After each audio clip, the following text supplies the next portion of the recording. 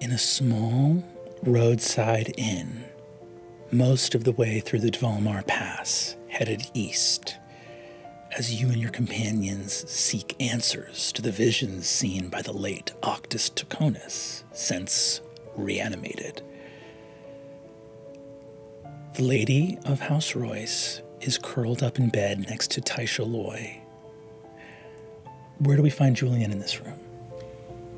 I think within these comparably tight quarters, Julien has a chair leaning against the door entry to the chamber and is sitting in it, kind of half resting, half conscious.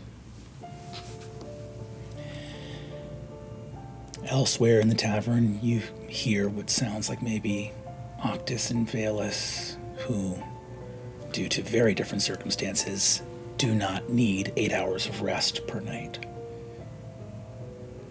Thaisha, you wake up slightly as you can feel Aranessa shivering next to you. I look down. Bad habit. I've absolutely bogarted this blanket, so I'm just gonna slowly kind of give it back. And I think without trying to do too much magic about it, she's just trying to use a little bit of arcane like warmth to her hands to try to like heat the blanket as she's tucking Aranessa in. Tucking Aranessa in, your hand passes over her ribs on the side of her chest, and you can feel her ribs slightly exposed and realize that you haven't seen Aranessa like drink water or eat in like a couple days. Her composure has been like through the roof. She's been very, very composed, but I think you realize that she's living in a degree of panic that she has not been able to like keep anything down or move through the world in any kind of like reasonable way. You see that she's like struggling, sick. I'm gonna kind of like pop my head up. Do you look up? And you're up.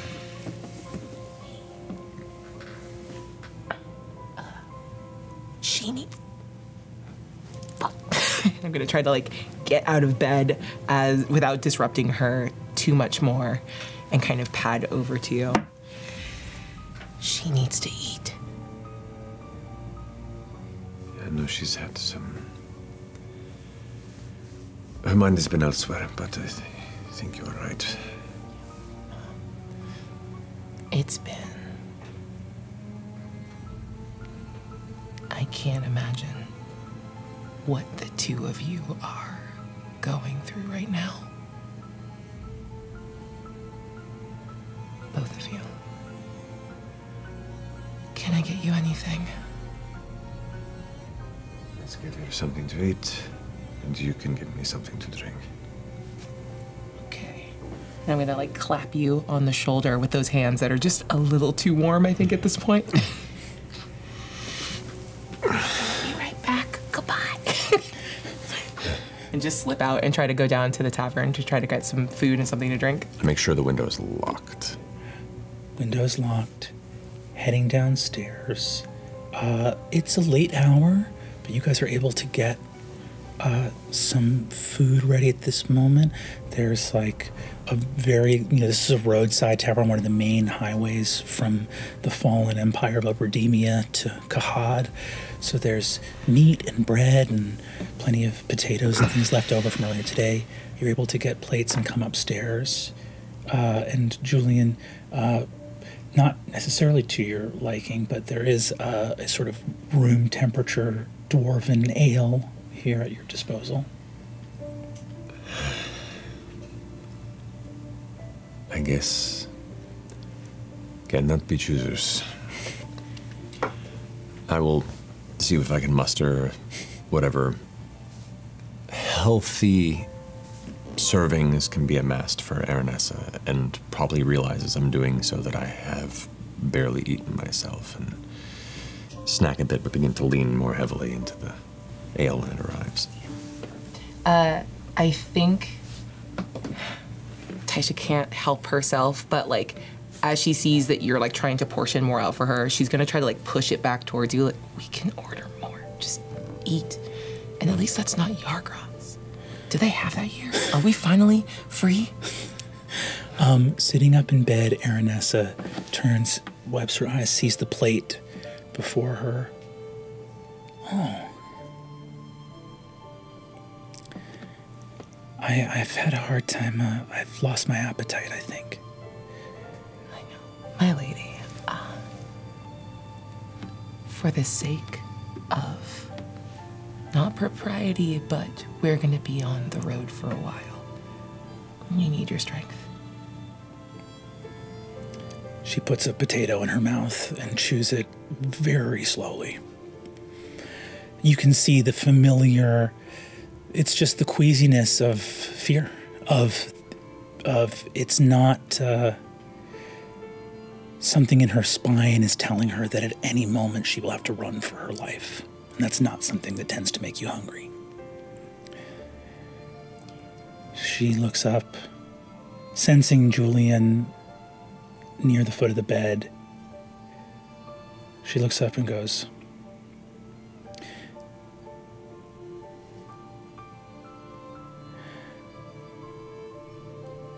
when the Royces die, we were told that, should we wish it, a golden boat would bear us across a bright river to Ferry.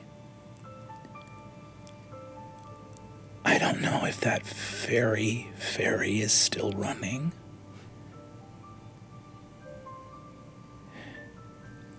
Forgive my religious ignorance. Do you think he's already been reborn?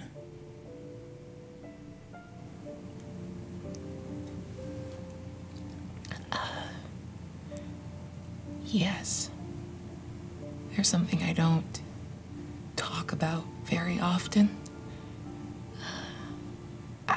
When I meet someone, usually I get a bit of an idea, an animal that they remind me of.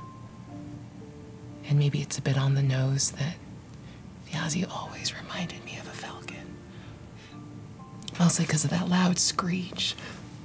He had a really specific laugh. Right? Yeah. And it was just such a long hop. When we first set on the road, I don't think we had been traveling for more than a couple hours. I heard that loud screech again.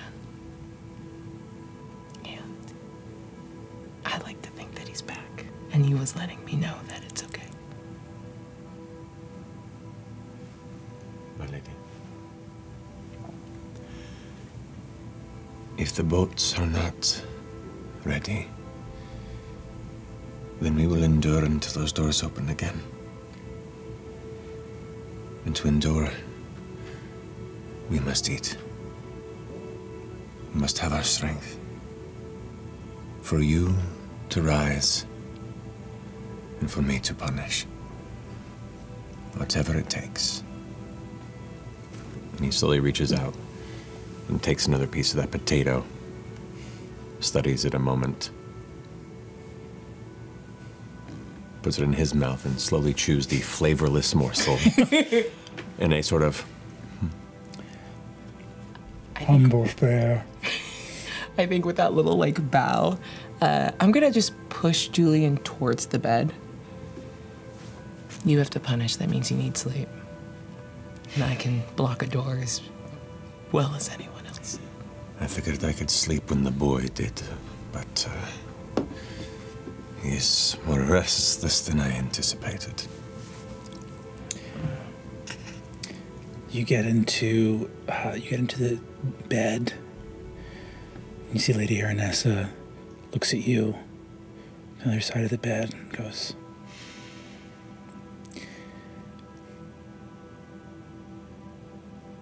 "They killed our family. And now we smell like potatoes." Not all of them.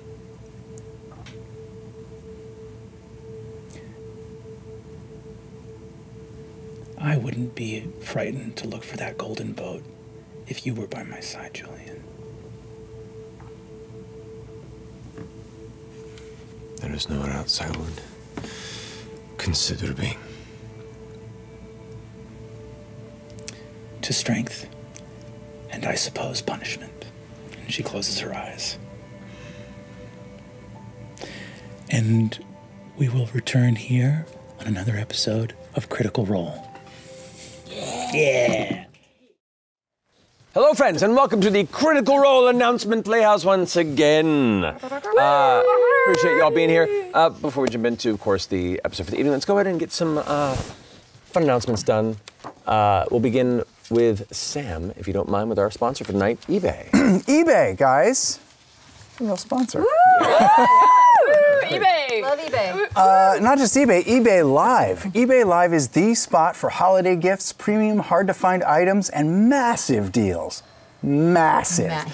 Just jump on the eBay app. I don't know where I'm holding this. I can read it right there. And hit that live button, and then let all the best finds find you. It's eBay, but live. Discover exclusive drops, special guests, and even real-time celebrity auctions. And speaking of celebrity auctions, Critical Role, not celebrities, Critical Role is actually going to be doing a charity auction with eBay Live next week on Wednesday, December 10th. Yeah!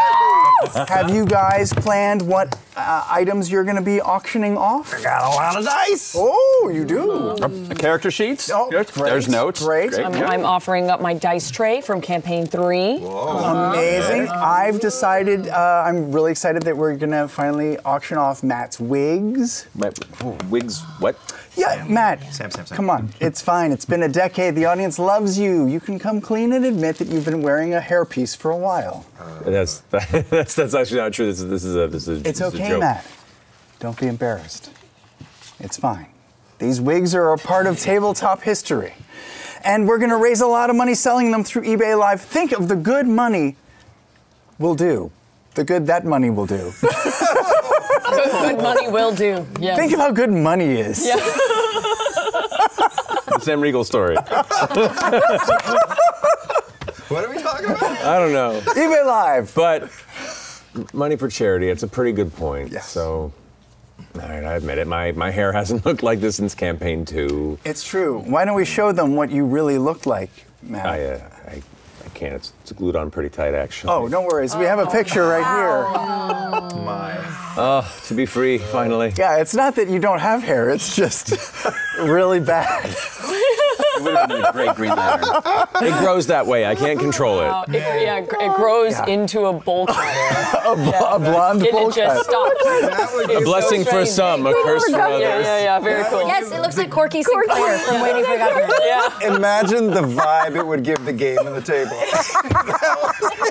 Wow. Doesn't I it would feel have nice? to dungeon master like this most of the time. Doesn't it feel nice to be done with the whole charade, Matt?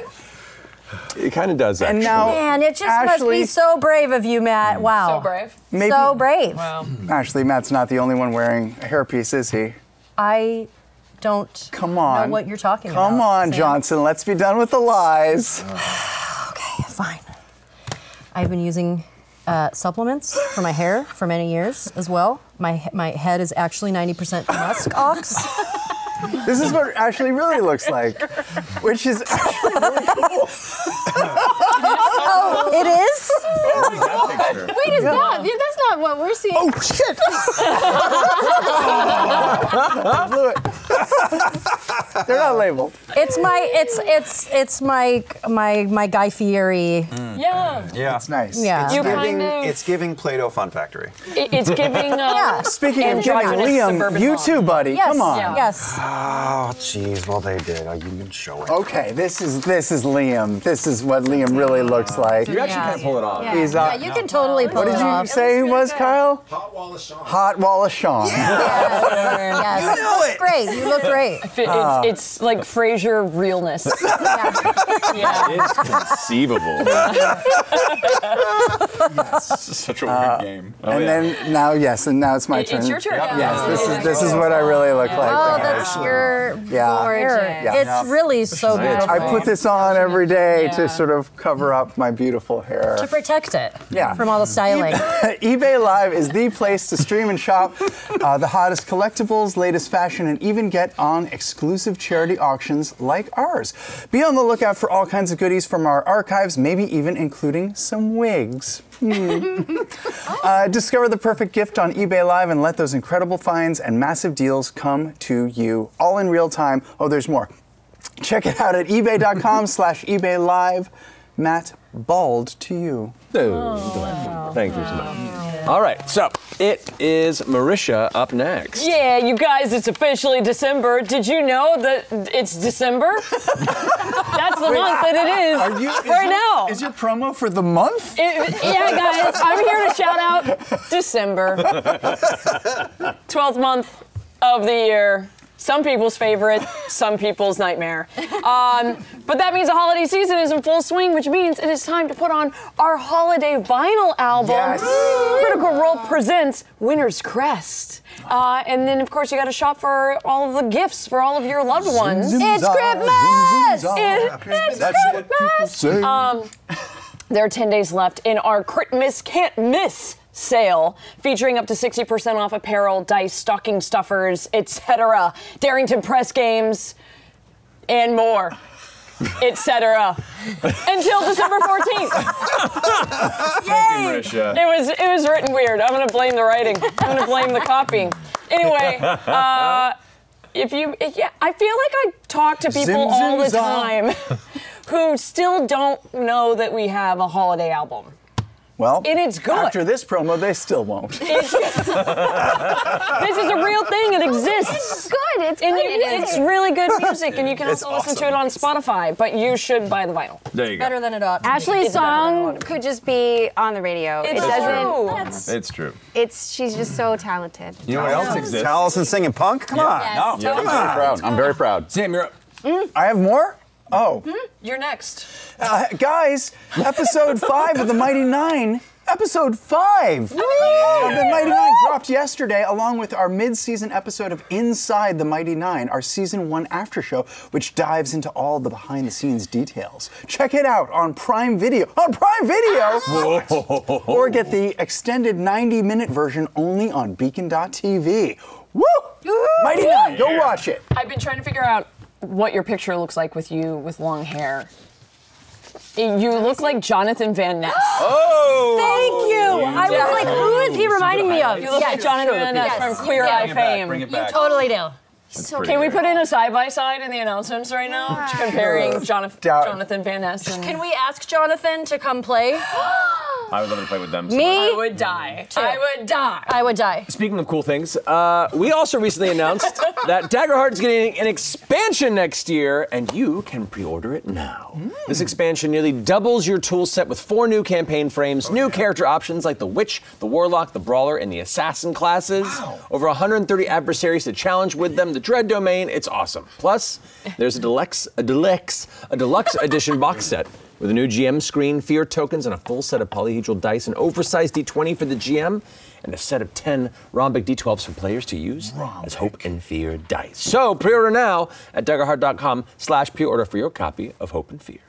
Oh man, I love assassins. I think that concludes our announcements. So let's go and get us back into the world. That's a lie.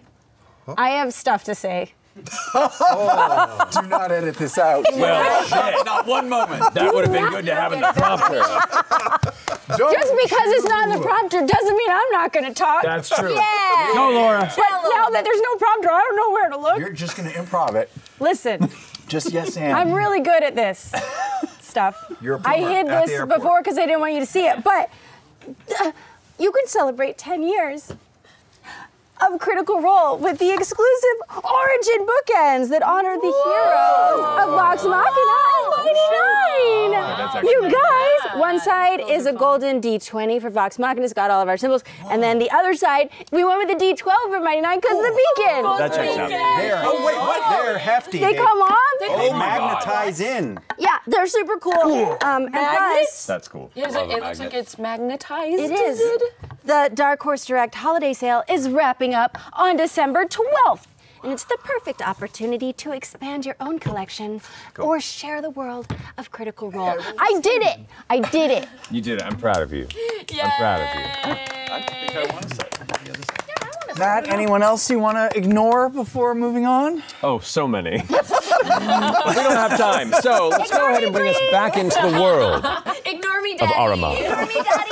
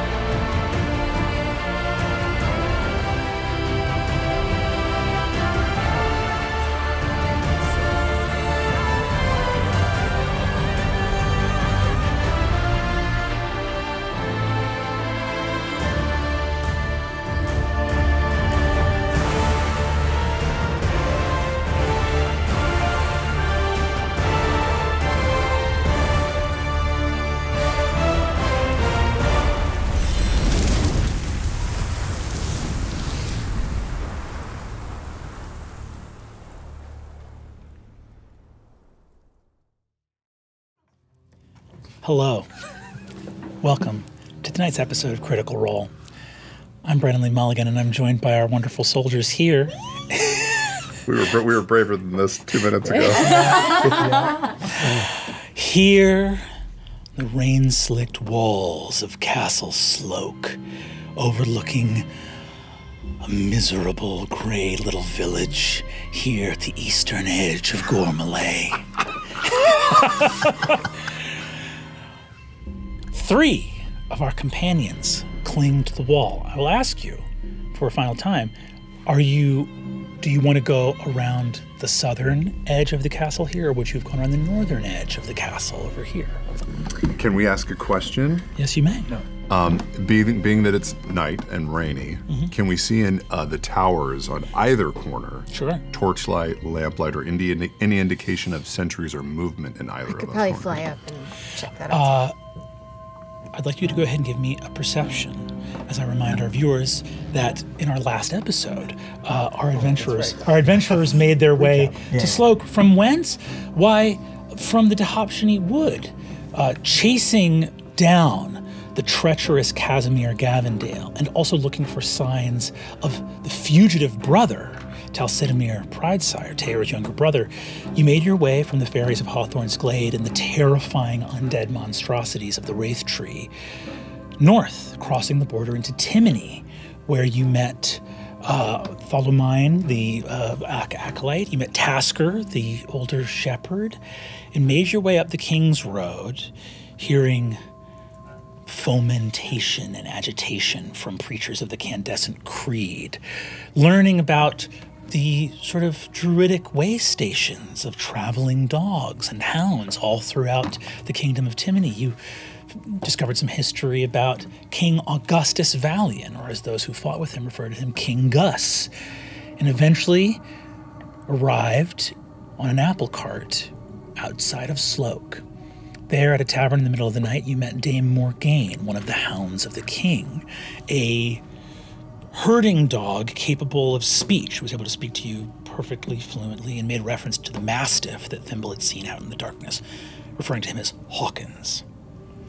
Making your way to Sloak, Thimble spied on the converging of the envoys of the House Taconis, seeing the Lord Docet and the Lady Univere, along with an unnamed knight of the House of Saramai, who delivered the deed of title to Casimir Gavendale, who you saw here screaming about the injustice done to him.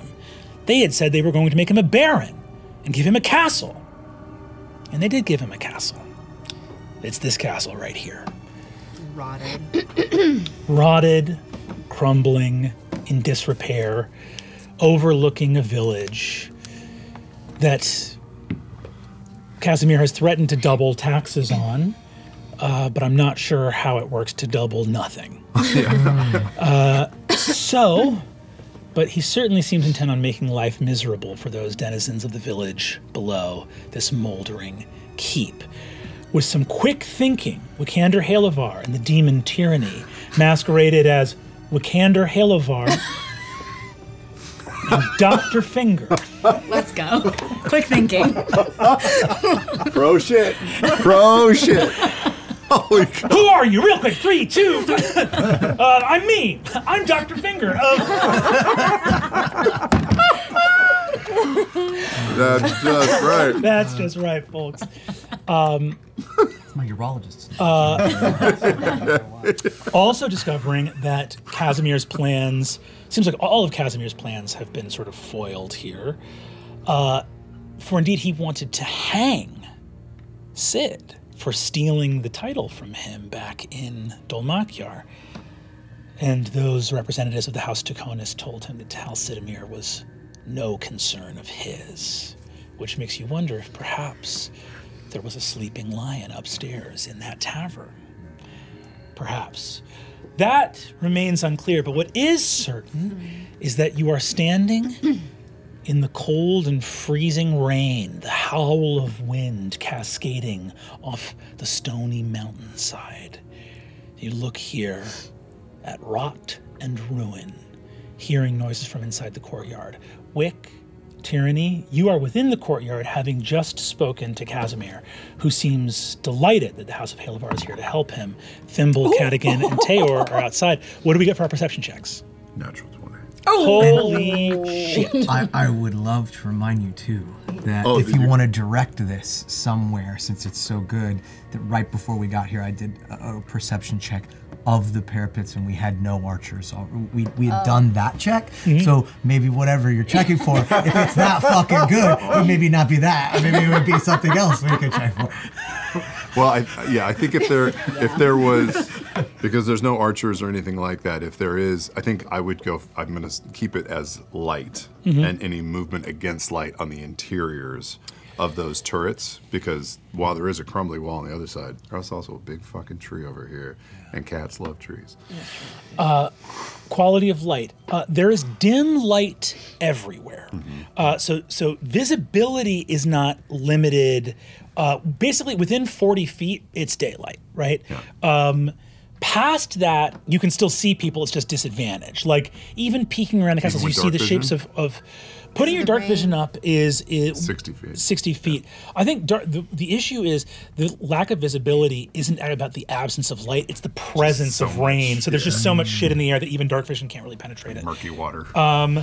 But I will say again, dim light gives no disadvantage on attack rolls or on combat. It's only disadvantage on perception checks. I'll allow this D20. I think with this D20, anything right within range of you can see. But we had that disadvantage check roll. Technically, I hated to rob you of a nat 20, but that should be with disadvantage as well. Do it again. Much worse. Much worse. 7. 7, gotcha. Anything beyond that 40 feet to you is a mystery. You don't know what the quality of light is like in the courtyard. You heard some yelling, but even that is sort of muffled by the rain. Within 40 feet, what I can tell you is this. Soldier's mentality. This is a dangerous place to fight. Right, fighting and driving rain.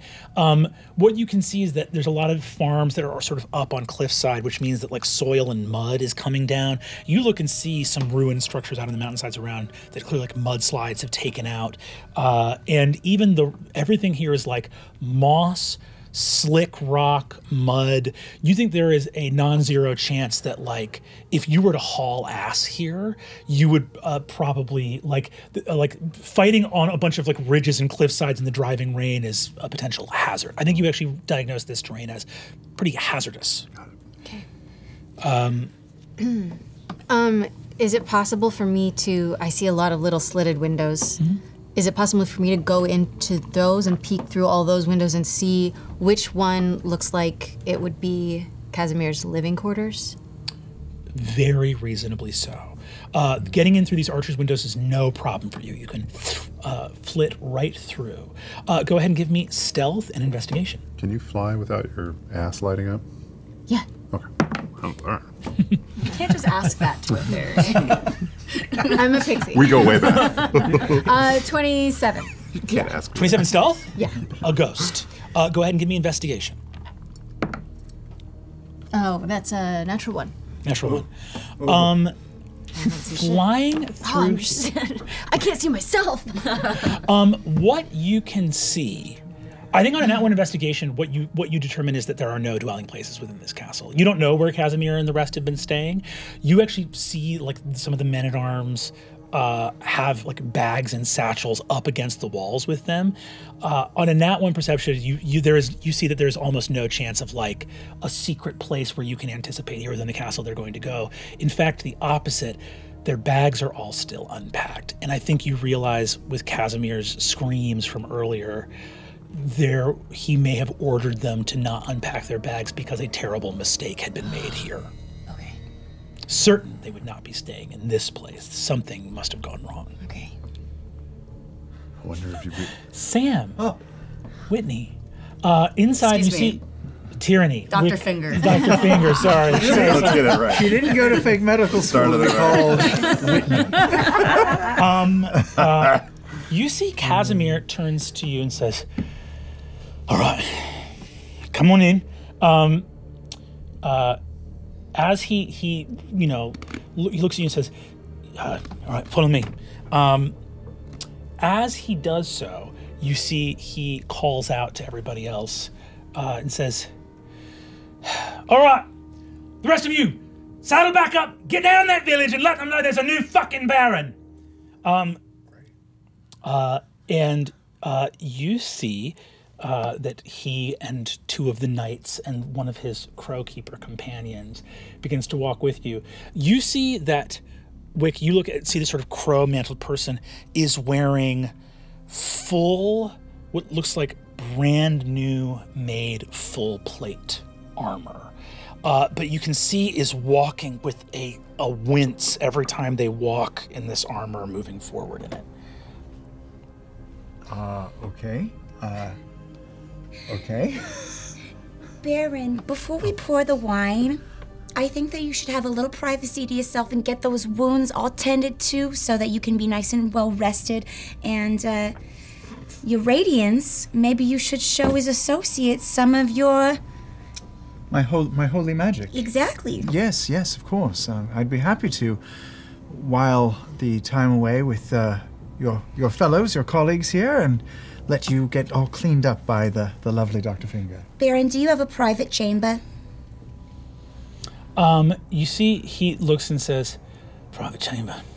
Well, I don't know how private a chamber can be when it's not got 4 fucking walls." You're so funny. Thank you. Strong. You see, he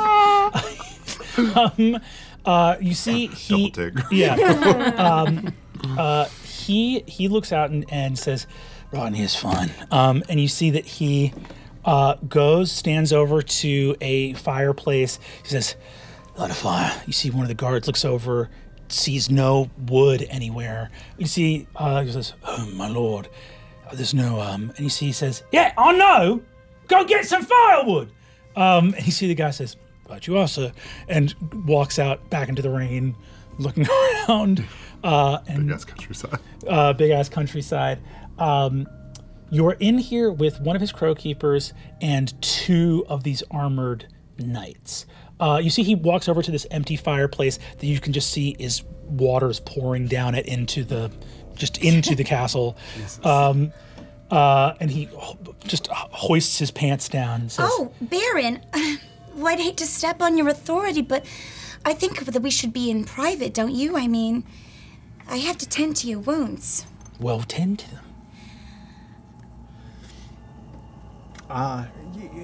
Go on, Dr. Finger. I don't mind people seeing what was done to me by those animals, monsters.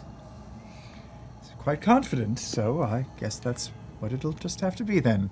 You two, knights and man in the crow costume. It's not a costume. I'm sorry? It's not a costume. Oh, uniform? Mantle. The symbol of the Baron of Sloak is the mantle of the crow's feathers, the most cunning of birds. You would do well to remember this.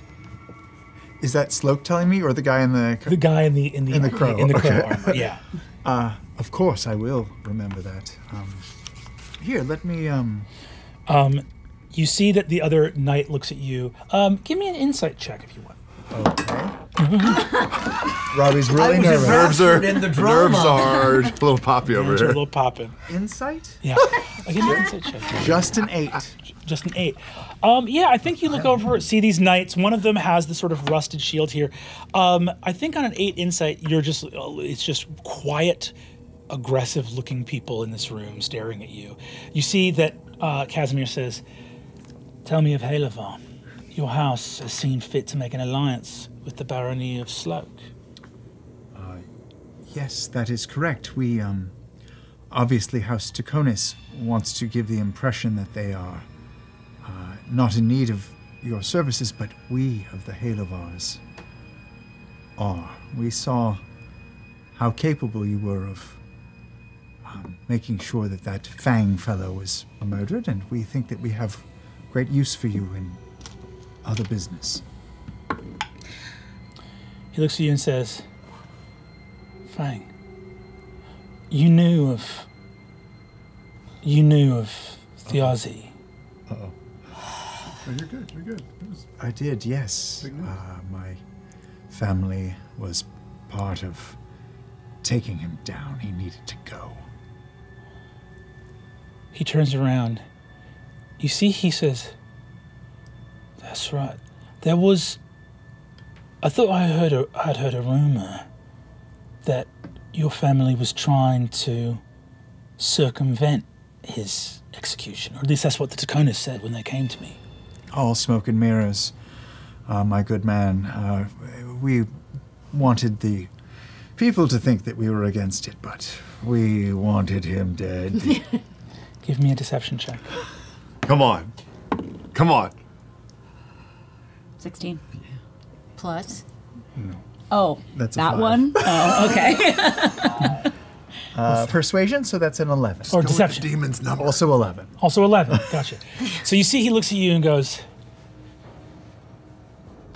"Yeah, well, it seems that the lords of the Sundered Houses do love to play games, so well done. Your deception worked. Everything I had heard down in Dolmarkiar was that you were trying to save Thiazi Fang's life, but I should have known better. Sundered Houses would never break ranks like that. Why do you work with the Taconis? Are you not of the faith? And they are, well, I don't know what faith they are of, but it's certainly not of the light." How's it going, Dr. Finger? You know, I would love to just get to work, but all of this, big, strong man talk is just really distracting to me. I would love to have a little privacy so that I can do my work. I am a doctor, so could we possibly I'm just gonna put you right. 4 inches. 4 inches. I'm just gonna tend to you. It's gonna be so fast. And then we've got all night to talk about everything that you big guys need to talk about. I do need you prone. Great. I'm going to need you to give me a persuasion check. It's going to be with disadvantage. Disadvantage? But look at those I'm a doctor. My- And did you see these titties? He's certainly, the only thing making this possible is that he saw. The rain obscures not even that. My eyes flash with light, and I restore balance to her. Okay. She She does not have disadvantage. And you've used this ability no, already. don't use it. Don't use it. Too late. Too late. It's used. Okay, gotcha. I have it 4 times. What was the lower of your rolls then? It was 12 plus 7. 12 plus 7. Okay, 19. You see he looks to you and says, "What is this you need me prone?" Well, so I can examine your wound, sir. He cocks an eyebrow, says, "Sure." He looks over to you and says, "Does Dr. Finger travel with you, or has she been brought here to attend to the needs of Castle Sloak?" Seems like an important question. She is the family doctor of the Halovars. Ah. She accompanies me. I says have maladies of my own. He looks and says, "I will." He says, "Fine. If you need privacy, then wait until the day's business is done, and we will have privacy." You see, he hikes his pants up, looks over it, and leans in and says, "Sir, please see that the doctor has all tools that she needs. Some alcohol or something else to help clean whatever implements she might have." He leans into you and whispers, "Doctor, is this a courtesan? I'm trying to pick up on what's being said, and this doesn't make any sense. Are you bringing up?" Is that something that you're interested in? You said she was a family doctor. Well, she helps the body in many ways. Am I hearing this? Yes, you are. What does... You see, he looks and says, "All right, give me a deception check." That's better. That's a 25. You see, he looks and says, "House of Faith indeed, I should have known. Well, let it never be said that those of the cloth don't get down with some hanky-panky from time and again. No one's that celibate." You see, he elbows you in the chest. You see, he says, he looks and says, "Dear doctor, your ministrations are dearly desired, and once we have some more privacy come sundown, they shall be yours." You see, he turns over to you and says, "Why the ruse about trying to save Thiosi?" Our faith requires that our flock know of our goodness and our inner kindness, and we spare the dying. We give those who have dimmed a second chance, and Thiosi was one of those people. So you wanted to give him a second chance? Outwardly, that's what we wanted the people to think, but obviously, no. Men like you and me have deeper concerns and stonier hearts. Stonier hearts. Outside, our dear friends, Kattigan and Tayor. Thimble has gone in to investigate the castle. You guys are outside with Wulfric right now. What are you doing? I think you begin to hear some noise coming from the gate at the front of the castle. What are you guys doing? What do you think? They gonna cock it up? I think it is almost assuredly. Right. Well, let's say we don't make a move until we hear the shit hit the fan. Where do we go from here? Each take a side. Split the party, great idea. It's always worked before. Let's do it. Divide and conquer. Yeah, I remember that trick. The old pincer move. Never pincered a castle, though. Fuck it, left or right? Left. Always did hang to the right a bit.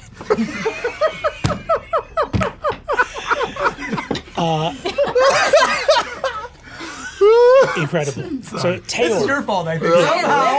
Somehow I'm absorbing your energy. Nice around the campfire, always leaning to the right. This is we have brought this energy here to this space. We're all nervous. So Tayor, because you are staying to the left, you will not have to make a stealth check. You're basically staying pinned down. Kattigan, you're going to circle back around to the other side.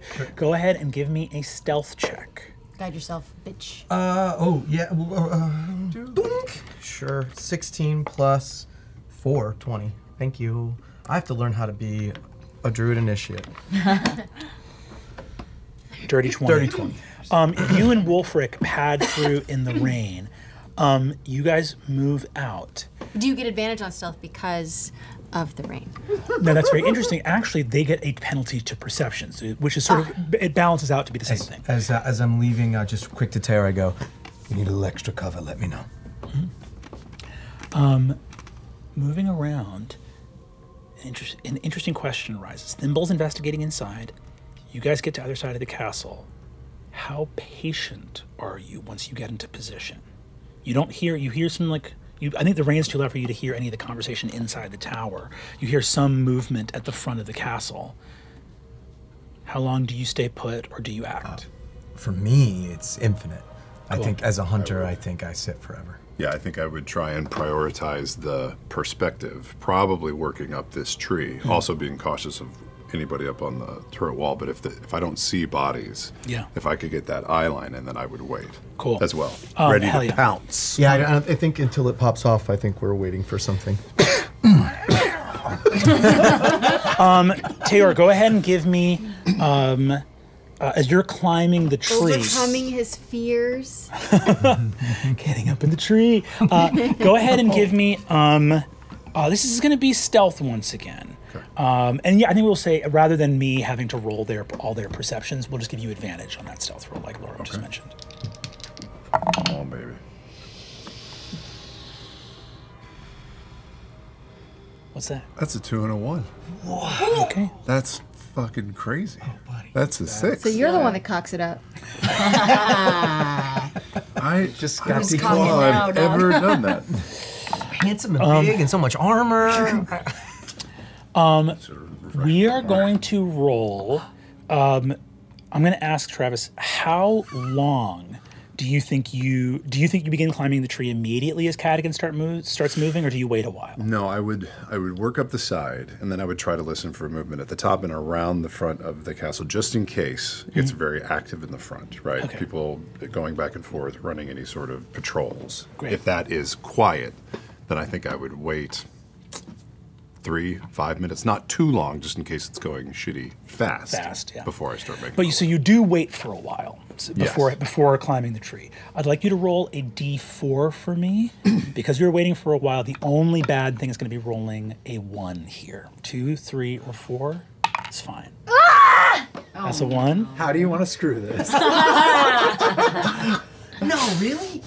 Oh, it is. I can see it from here. This is the Matrix. This is the breaking the vase. So, if you hadn't said anything, would I have still? But you said you didn't want to wait for it to get quiet. You wanted there to be noise out there, correct?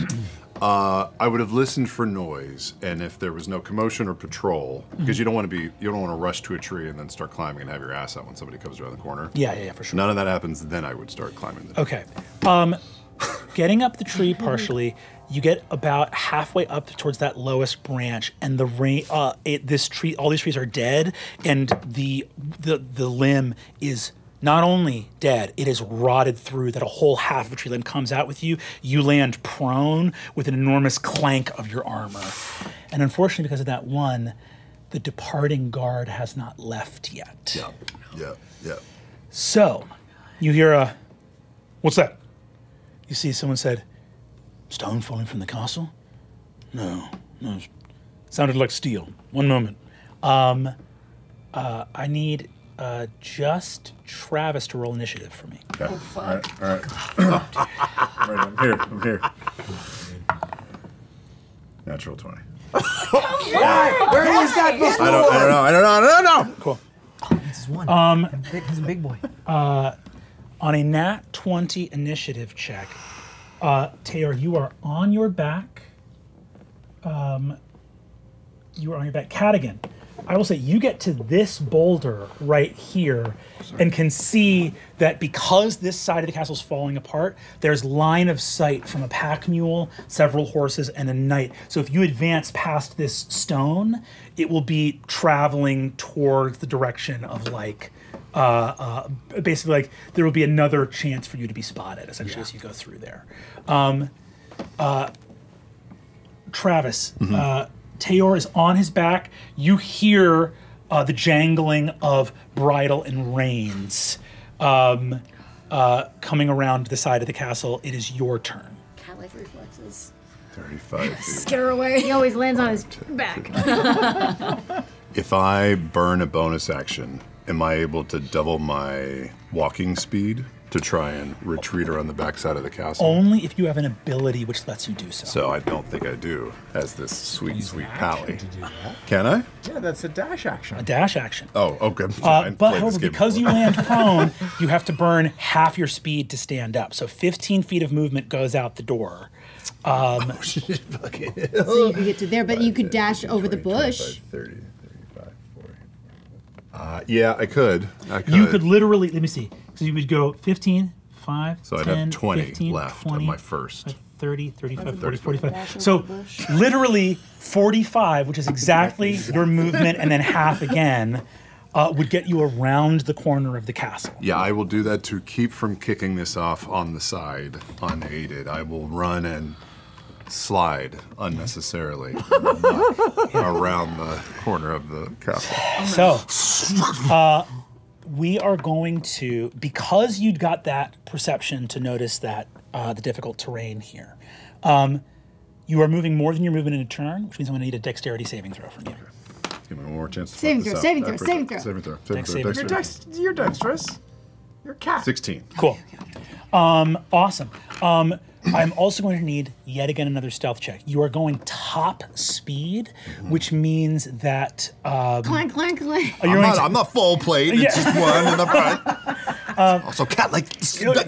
You're going top speed, but you do have the advantage. So, in other words, you have disadvantage and advantage. It's going to be a straight roll. Okay. There's tension, folks. 17. Okay. It's good. Okay. Tayor, blam! You are up on your feet, sprint around the corner of the castle. And that's what he looked like as he did it. Ever seen the cat when it's running on the tile floor? It's like, That's your weakness, trees. That is your turn. Haven't conquered it yet. Just in time as two mounted knights ride. Mounted horse? Yeah. Oh, yeah. good call. Yeah. Two mounted Hadn't knights. planned on that. As they move around the side, and you can hear them riding over there to investigate. I'm going to say, what was it? You just got a 17 stealth, right? Yeah. So we're going to make that the difficulty of a survival check as they attempt to track, essentially. God, please roll. Driving rain, each of them only gets a +1 to this sort of wisdom check here. They are going to be rolling with disadvantage. So they need both of these. There's two of them. They need both of these to be 16 or higher. Not very likely. And he has bare paws, so it could be just an animal. Could be an animal. 14. Already failed. Okay. That person has failed. Next night. Nat 20. Disadvantage. 9. Oh my god. Tayor, back against the castle, rain slicking down into your mane, going under your armor. You hear two voices around there. As we'll go ahead and I'll actually start to remove some of these pieces so we have a little bit more line of sight. How my white Thimble, fur is now. where are you? You have a 27 stealth. Where do you want to be in the castle? I don't know. I can't see inside of it. I've been trying to get out. But like, what tower do you think? I mean, would you be on the first, second, or third story? What is happening? I'm just trying to see. Here we go. I'll remove this here as well. Oh, could you see my strawberry song? Thank you. Okay.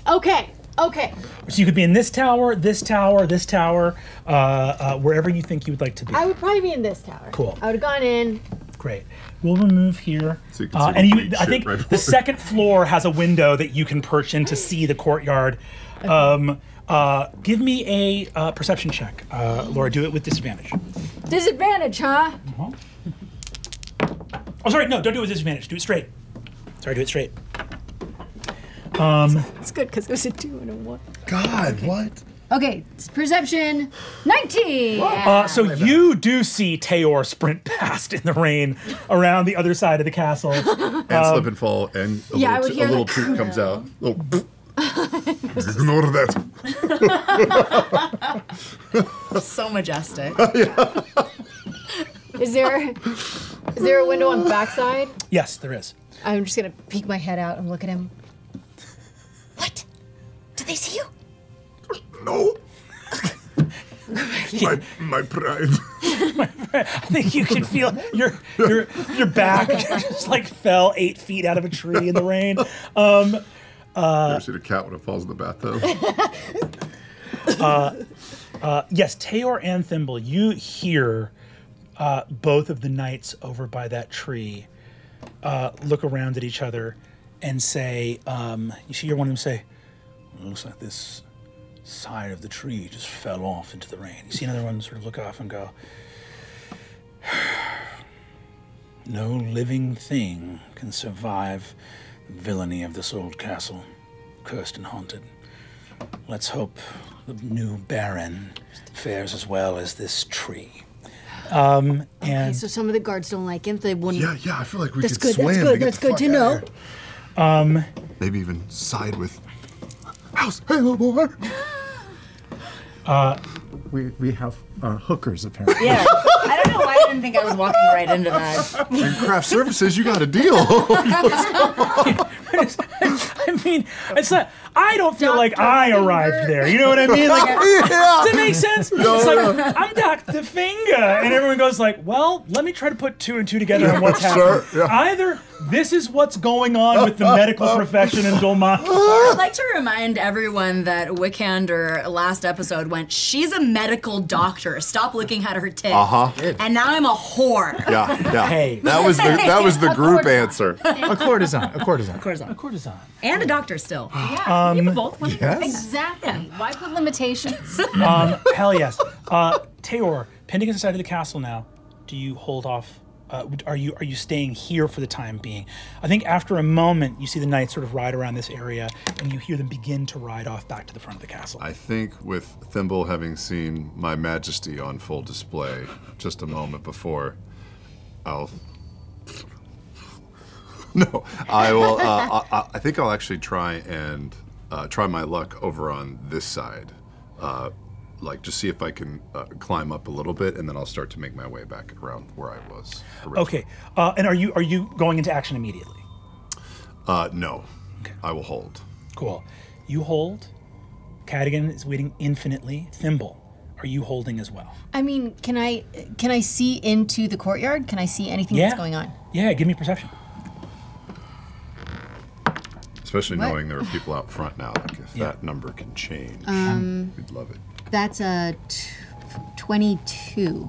Jesus. 23. No, 22. Hell yes.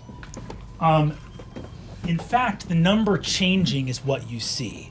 I think in this moment, the reason I keep asking about your guys, whether you are holding or not, is Thimble, you look in and see the processional train, like you look out through the gate and see that the same group that these two encountered going down the mountain is about to prepare to do exactly what they were doing, which is going back down the mountain to announce the Baron of Sloak to the villagers, which means 2 knights, 4 men-at-arms, and Sir Gully Breeches, which is who you encountered on the way down, are about to head out. Great. Do you hold? Yeah. Just preserve Sir Gully Breeches. That's all we. That's all we want, man. Is keep Gully. The big bad of No, he's a shithead. Let him germinate a little bit. We get to decide who the big Half bad is, of right? the men-at-arms and 2 of the knights. and a third of the knights are about to dip out. Correct. Okay. Tight. So, with all of that being said, And the 3 crows stay. 2. Yes, you see that. 3, 4, and 4. I will now show you, as that processional heads out, I will show you who is left in the castle and where they are in particular. So, Casimir here. He has 2 knights beside him. What? That plate armor? Is that Which one's Kaz? Kaz is the one in black in the middle. Okay. Right here. Another crow keeper over here. There's all in the room. Just this one little teeny room. No problem. With you two. Yeah. Yeah. We can just do our thing and kill them all. And well, you can kill them all. Listen, Tyranny's a virgin. I'm about to get laid for the first time ever. Oh no! Wow. Just Wait, a you're not about to general get laid, or question. you're not a virgin? I'm not Do we know about if to the get laid. door- We're about to do something else. Do we know if that door I've got- opens in or out or both ways? The door to the gate? Yeah, would we have seen them go in? to Into that that little room, room. Would yeah. we have seen them go in the room? Oh, yes. You saw them go in the room, for sure. The door helps. The door definitely helps. There's a guard outside the door too. It looks like it. You see some men-at-arms out here. Are these There's are still these a buddies? lot of people. Are these buddies out there are. front still castle guards, like castle, like The ones in-house outside castle the door, guards? are they staying? This little crew here. Everyone you see should now be placed on the board. They're playable. So everything you see is in play. I'll describe the layout to you. There's one knight tending to these horses and the pack mule out here.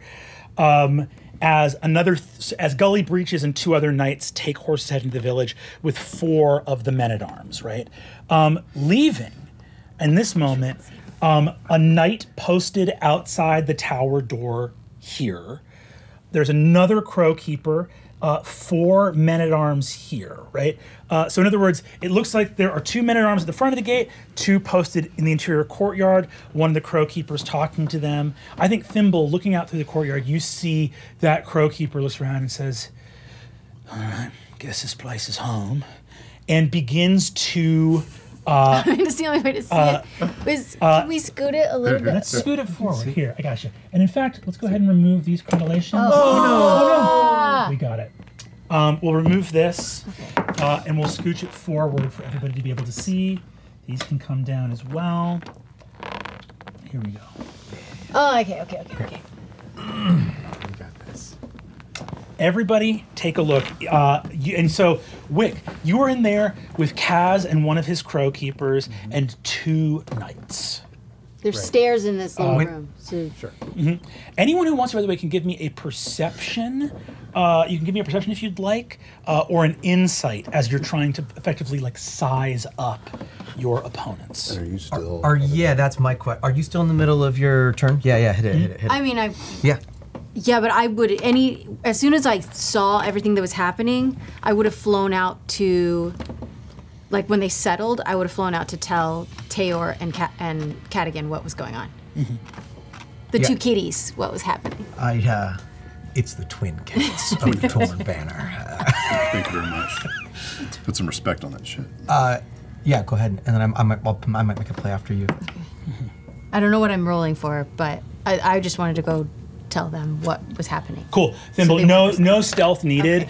Okay. At this point, you've made so many successful stealth checks that I think the run of the castle is yours, essentially. You dip down to Tayor, can find Kattigan posted in the other corner, and basically give the layout. What you see, Thimble, at the end of your turn is that last crow keeper looks at the footmen and goes, all right, let's take a look at home, and begins to walk into one of the other unoccupied towers to look like just to get a lay of the land, explore. Okay. You see that other crow keeper similar. You notice what Wick noticed, which is that he's walking beautiful new full plate armor, crow mantle, and is lurching uncomfortably in it. Does it look like he doesn't know how to wear it?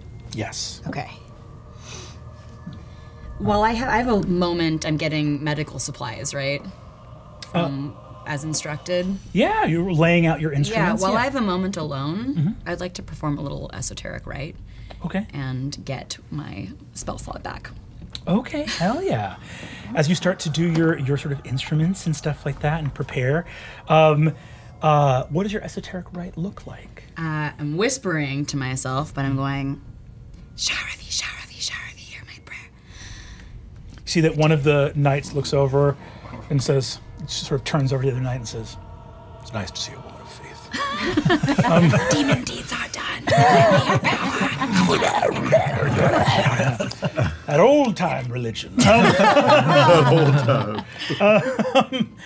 You see, so within that room, I think, Thimble, you're able to report all that, but you do see that now there is one of the crow keepers who's like sort of skulking around the castle and is going to be like sort of maybe patrolling. Okay. Wick, Tyranny, inside. You see Casimir looks and says, "So, tell me about what use I can be to House Halevar, and in turn, what use you might be to me." Well, oh boy. Thank you. Thank you. Thank you. What do you know of House Halevar and of our operations here in Timony? You see, he looks and says, "I know enough. I know that the Creed has been hard at work, helping out the Earls of Timony, as it were." We have. Yes. And that's what we need help with, even more. There is an Earl. Boy. There's an Earl. The Earl of Valo? Valo? There's an Earl, the Earl of Valo. Do you know him quite well, or have you met him yet? No, I can't say that. Well, you will be meeting him soon. We waited for audience in Ardrin, but the Earl was detained, busy, so he didn't make time to meet. Makes sense. I'm not I'm not one of his vassal barons, so I understand that once my business is up here, I will be expected at the court of Gormalay for his earlship there. Yes, of course. Well, that seems pretty important. What, do you smoke? Should we go out for a little smoke outside, possibly? Sort of miserable outside. Sure, I know, but I don't want to smell up your nice castle in here. The smell of tobacco would be welcome, all this mouldering rot. Right about that. I just farted.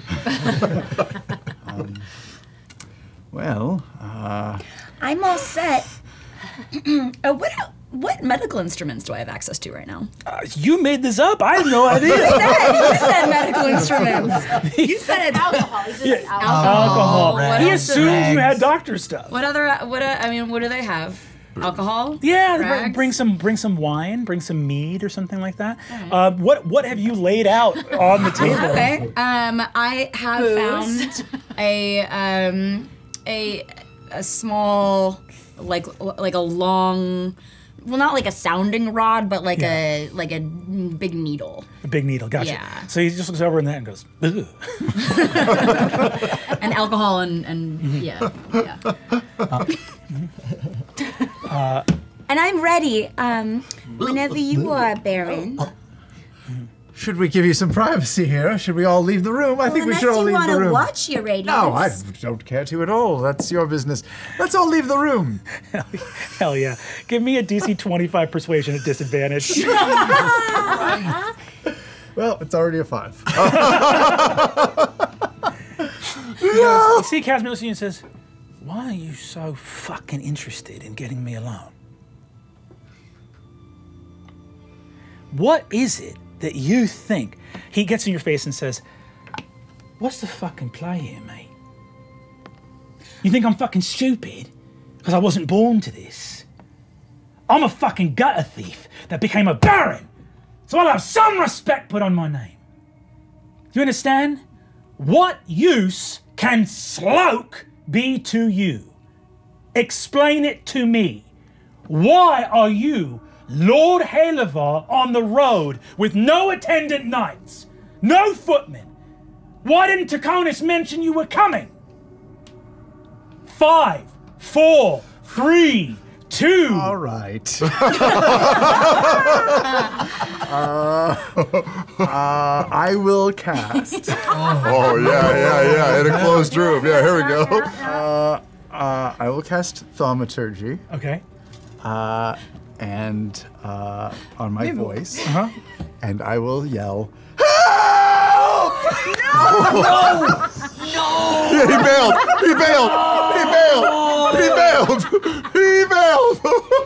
Of course he did. I don't know. Of course he did. Okay. Oh, I was so close. I was so close. I was gonna whisper poison spray into his ass. Why did you do it? Because he couldn't get alone. Yep. This is one way to do it. Okay. Going. You scream the tension. help at the top of your lungs. I think we are going to roll an initiative. Yes! I think we are. Yes! Before we do that, can I cast suggestion? I think that Sam has screamed help. Suggestion: if you roll well on an initiative, With the prior knowledge that he said that he has health issues. okay. I'm gonna do this. I'm gonna be super nice. I'm gonna be super nice. I want everyone to acknowledge with eye contact that I'm being super nice. Acknowledging. You are gonna roll with advantage on your initiative. Okay. All right, I'll take it. I'm not rolling with advantage. Okay. I'll see y'all in a couple minutes. Oh, jeez. Nat 20. Nice. Oh, Doctor. How about that? The doctor is in. Okay. You. Dr. Finger is in. Where? Okay. Kattigan, what do we get for initiative? 22. 22. Wick, what do we get? Dirty 20. Ooh, good rolls. May save all of you. Tyranny. Nat 20. Nat 20. That fucking Oh, rules. wait. Thimble, what'd you get? 22. For 22. So are you Oh, yeah. before or after Kattigan? Dex, right? Probably 4. I believe Kattigan got a 22 and Wick did. got a dirty 20. But you got a Plus 22. two. You got a 22. You got a But 20. I'll roll that nat 20. I'll say nat 20 for us. Beyond a 22 goes Beats first. everything else. Yeah, Okay. of course. So yeah. Thimble, what'd you get? 17. 17. And Taylor, what'd you get? 5. 5. Okay.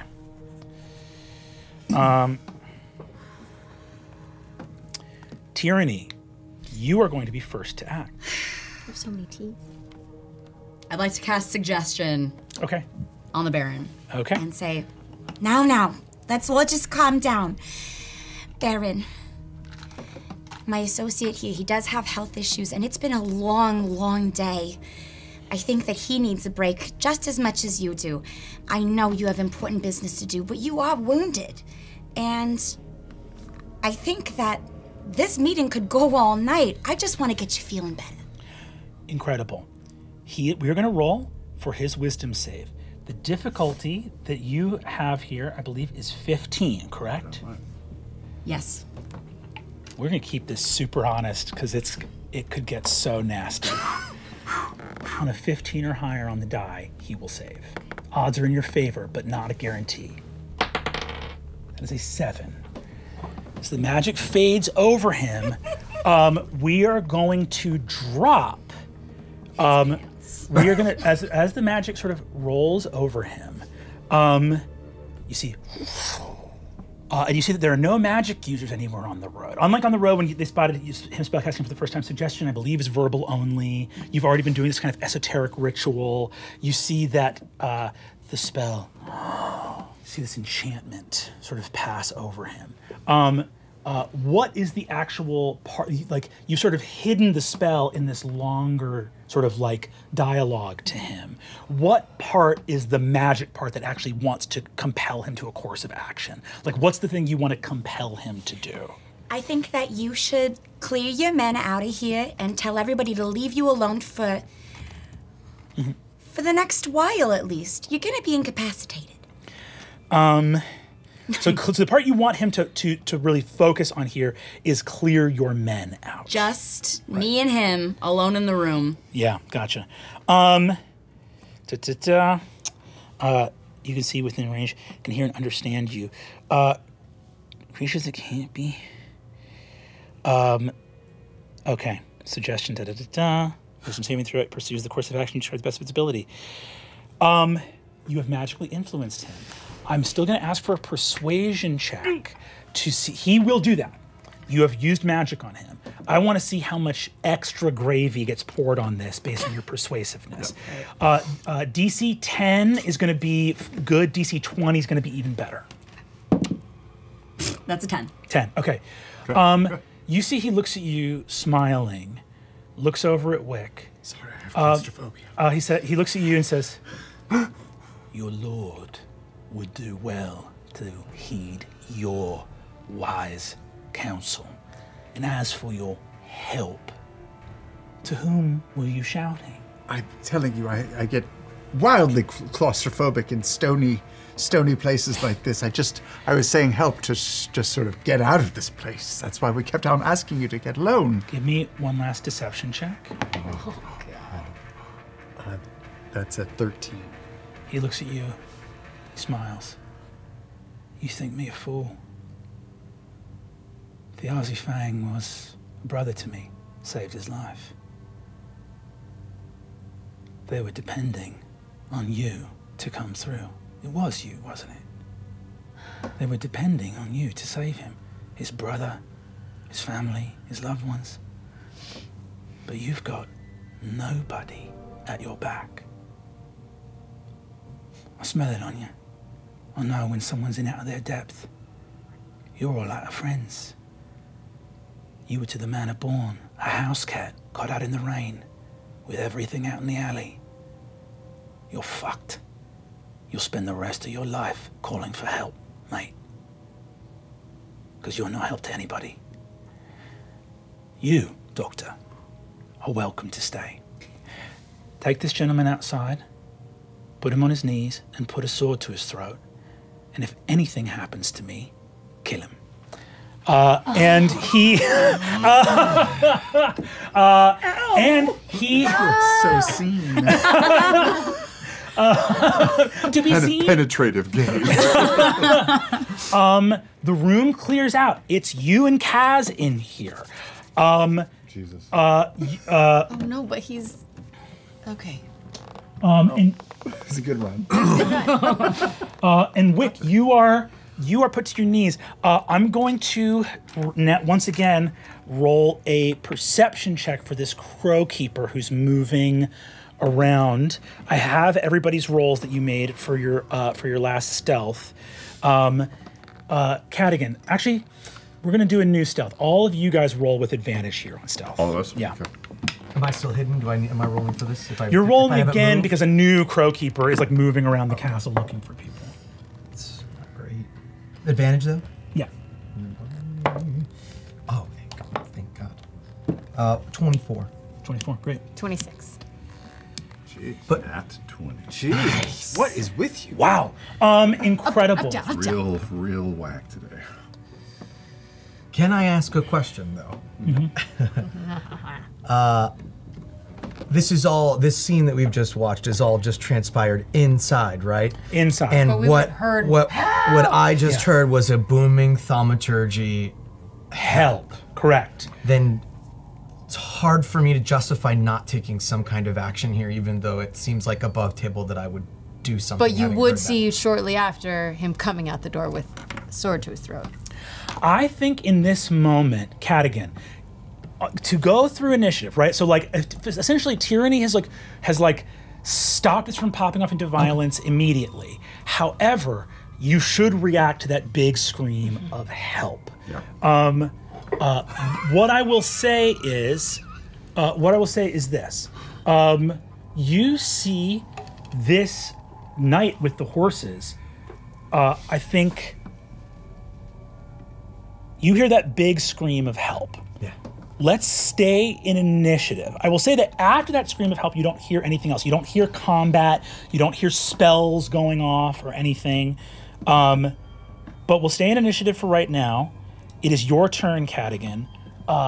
What would you do on your turn, seeing that this knight is about to sprint away from the horses into the castle? Yeah, I think this is all sort of he's been in hunter mode, but I feel like his soldier days are coming back to him, and he's thinking strategy in his head, and even though he's a little bit rusty. Yeah. And he hears that big help, and I think at first he wants to jump out and run out, and then he slows himself, and he looks at the space, he looks at the soldiers ahead of him, and he looks at Wulfric, and he's like, we need better numbers. He's gonna clip real quick Wulfric's armor off. Cool. And he's gonna say, draw him off, use the horses. I'm gonna use that movement 120 feet. I'm gonna cast fog cloud over this general area where the horses are. And then a second later, for my action, I'll use Wulfric's speed, and these guys will just see a completely nude wolf bound out of the fog and start to go after the horses, trying to lead them in front of here, just like a wolf attack. Hell yes. That fucking sick. As you're doing that, Wick, you're being led out of that door, realizing that you have called for help and that your friends may be coming to you, so you'll be able to act before Thimble and Tayor do. Is there anything you want to do, realizing that they may come charging in? Well, now that she's alone, I have no message spell. I have no way of indicating anything to them. Has the door closed? The door is about to close behind you. You still have thaumaturgy active. You could just, like, you know what I'm saying? Like, you have the thing that you did. Sure. Right? As you're considering what to do on your turn, fog cloud. Is it my turn now? Yes. Okay. It is about, because you got a 20. You got a dirty 20. There's a trait that I have with Wulfric and his build that's silent bond. Yeah. So even though those few words were spoken, I think there's this innate sense of hunting together for the last 7-8 years. Hell yeah. Where Wulfric understands my intent. Yeah. And the intent is to, spook these horses Hell and yeah. draw the soldiers out in front of these other two with the goal of being like, oh fuck, the horses are taking off. Like, that's the goal. Hell yeah. Go ahead, Robbie, give me a couple athletics checks actually on behalf of the horses. They just need, so it's just DC 10 for them to break the snap to get out of there. And they add +2, so you just are trying to roll an 8 or higher for each horse. Great, that's, man, that's such booty, dude. Oh wait, athletics, so I get to add, no, it's +2. +2. That's a 3, that horse sucks. Oh, that was a nat 1? That was a nat 1. A nat 1. Miserable failure. Okay, go ahead and roll another one. Okay. Wow, we're cooked here, gang. No, sorry, 17. Okay, No, we're 17, not, great. 19. And then roll one for the pack mule for me. I'm one for the pack mule. Him strong boy, 14. 14. You see that as Wulfric darts off, this horse, the fog, totally surrounding you. Wulfric leaps out of the woods. As this knight is turning to prepare to run, this far horse looks like a big, powerful destrier. Just insane, eyes wide, snaps the branch off and starts to run. The branch like rattling behind it, scraping its haunches because it just pulls part of the rotted tree. As Wulfric tears off after that, this guy's tied to the main trunk, can't pull it off. You see this pack mule rips off of his, sees Wulfric go past him, and the pack mule, who is fucking down, begins to chase after Wulfric to save the horse. Yes. They're mean. Yeah, they are. They are. You see this knight seeing them take off, sees the pack mule take off and goes, you see that she like fully armored, but you see that her armor, unlike these crow keepers, is like old rusted half plate. She goes, there goes our fucking food! And she says, hey, and starts to run inside to everybody else, being like, horses are gone, pack mule's gone. That is her turn. Yeah, food is gone. Who said food? That is going to be, I think on her turn, she immediately starts to undo this other horse to go chasing after the others. But she calls out, Tayor and Thimble, are you entering initiative or are you gonna hang tight? I would have tried to find a way to get into that tower the minute I heard help. So okay. I probably would have flown out from this window over here and gone into a window on this tower. Hell yeah. Give me, you just rolled stealth. What was your roll for stealth? 26 or something? 26. You dart in there, you can literally hear Casimir speaking. It's the first time you've like heard, since you saw him in the courtyard, but you're within a round's movement of him. He's down there with Tyranny. You're on the second, I'll say you're like right at the top of the steps right here. Tayor. I'm gonna come back around the corner. I'm gonna. Yeah. I'm not gonna let this tree beat me. Hell yeah. Try to climb this fucking tree one more time. Hell, here we go. Instead of going all the way around. Do you want to do it stealthily? No. No. Hell yeah. Shit's been falling off it. It's got termites in it. It's in the fucking rain. Okay. Go ahead and give me an athletics check if you'd be so kind. Yep. Hell yeah. So much better. That's What is cocked as that? fuck. Super cocked. 22. 22. Yes. Taylor, going up. I'm gonna say go ahead and actually no stealth check necessary. The horse is screaming, the perfect cover. And you can see as you're going up the tree to the castle wall over here, you can basically see that this knight has run in.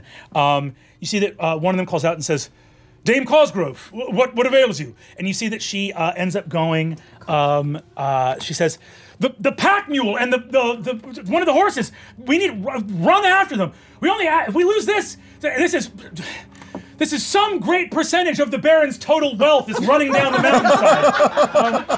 And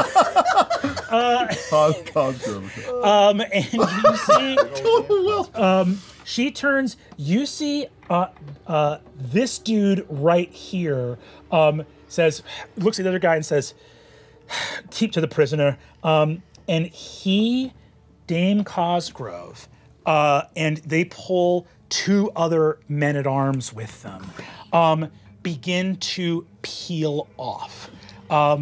As they do so, we're going to go back into, once again, like peeling people off. You guys are seeing that this is as much a social encounter as it is a battle encounter. Wick, you are fully prone. You've been thrown to the mud. This knight has a sword pointed with a fully readied action to just plunge this sword in between your rib blades. Are you doing anything on your turn?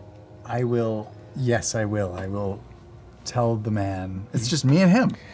There's some other. So these 2 men. So this leaves 1 guard here and 1 guard here. They are beginning to leave, but just like last time, how you act in the round or 2 it takes them to get out of here matters a great deal. Sure. I will say to the man who's holding me, I am a noble and there is no need to treat me this way. Let's all deal with this in a friendly manner, and I'll cast friends on him and ask him to just take a step back. Go ahead and roll persuasion for me. With advantage? Uh-huh. Okay. 23. He removes his sword from your ribs. You see that the crow keeper next to you, wearing full plate, says, "Why are you sparing him? Would you spare a common criminal? Or is this one just highborn?" And you see that rogue puts his boot on your head and begins to push down on the side of your head ever so slightly into the mud of the courtyard, such that to breathe. So you go into start to form a puddle, and like half of your mouth and one of your nostrils starts filling with muddy water as he just steps down and says, "Even if I die, I got to step on a Hillafah's head." You fucking hate me. Sure do. I'm a nice guy.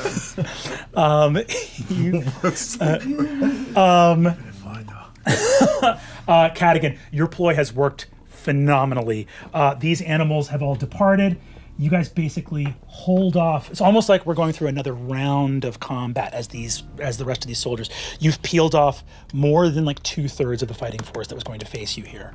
According to plan. According to plan. Inside, however, Casimir turns to you, Tyranny, and just going,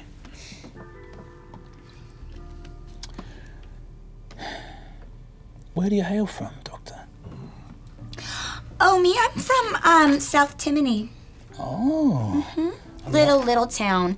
You never heard of it because you're a big baron. And anyways, my parents, they just scrounged up all the money that they could afford to get me to be a doctor. And then I got this great job with the Halovars. They really are something great.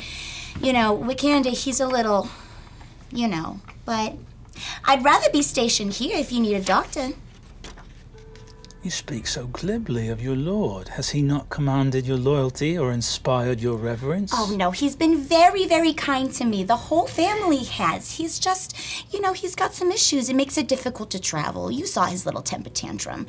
But he's great, he really is. And I do think that he could be your friend. Is it okay if I call you Casimir? My name is, Jezebel. Jezebel Finger. Jezebel.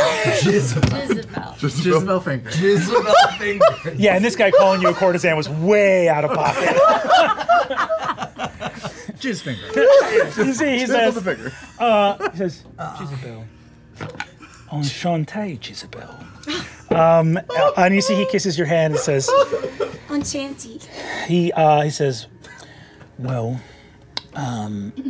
perhaps, yeah, if you could take a look at my injury. I don't think it's actually that severe. This mostly, you know. Oh, no, but we need you in top form. I mean, the Halovars really are so excited to work with you. I mean, everyone... Doctor. I mean, I shouldn't. Doctor, you don't have to lie. Not on his behalf. I shouldn't say out of turn. I'm so sorry. You're traveling with him. He has no guards. He's not here on behalf of his family. I know that. Listen. I want to work with you. You're a doctor. You're an accomplished woman. That fool out in the mud outside, I know a rat. He's a rat. He might not think he is. He might think that he's someone special, but he's a fucking rat. He's not a rat. He's not a rat. He's trying his best. You might be right about some things, and again, I don't want to speak out of turn, but he is aligned. Now please, drop your drawers. I promise it's nothing I've never seen before. All right. You see he drops his drawers, and Casimir Gavendale, Thimble, you can see from the darkness, you see the badly lacerated ass of the man who killed your true best friend. He puts the ass in lacerated. Is he laying down on the ground? Or is he just bending over? I think he is... Prone. I think he actually says, all right. And you see that he takes off his cloak, lays it on the ground, and lays down on top of it. Can I do a quick check to see if I see Thimble? Because you're at the window? Give me perception. Which I have really good stats on. We all do. 11. You do not see Thimble. Okay. I'm gonna start just dressing these wounds. We're gonna get you right as rain in no time. Tell me about yourself. I like to talk while I work, and I'm dressing the rags with alcohol, and I am just dabbing at them. Mm-hmm. And I have an above table question. Yeah. Which is that if I do cast poison spray into his ass, will he will he know that he's being attacked, or can I say it's just you'll feel a pinch? Any significant damage to cause hit point damage will be well beyond the boundaries of what will feel of disinfectant. It would be similar. It would be similar to being like. You're gonna feel a little bit of pressure. Blam! The ass is on fire.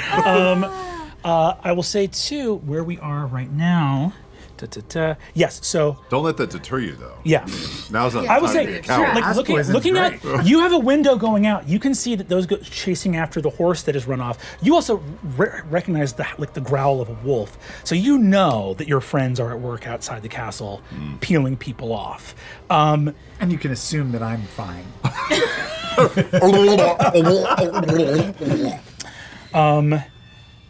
Taor, you get to the top of the wall. As you do, I'm gonna see the distance in feet you are from anyone in the courtyard. Okay. He doesn't have line of sight, and you're beyond 40 feet for him. So you were moving fast up the tree, which is disadvantage, but the rain is giving you advantage, so give me a straight stealth check. Okay. That's a 21. Damn. So, big cat, fucking armored cloak. You are standing on top of the wall and can see Wick down beneath you, everybody else here. What you do not see is, there's a crow keeper skulking around in the castle somewhere, inside one of the towers maybe. But that's where you land at this moment. Kattigan, fog. Wulfric takes off. Yeah, once he clears out that section, I'm gonna. And his gear is down there where we were. Yeah. I just want to scale the nearest parapet to be to get into the courtyard. Hell yeah! Go ahead and give me athletics. Okay, let's do it. Which is you? Yeah. 8, but thankfully I can add 8, 16. Ooh, baby! Keep him strong. Kattigan, you are up and over the tree. Yeah. Kattigan and Tayor, twin cats. You guys come over the wall. In my mind, I like to imagine it being insane. Yes, that's okay. Yes. Just through cool. the rain, the rain dripping off the eyebrow. Yeah, a little weird.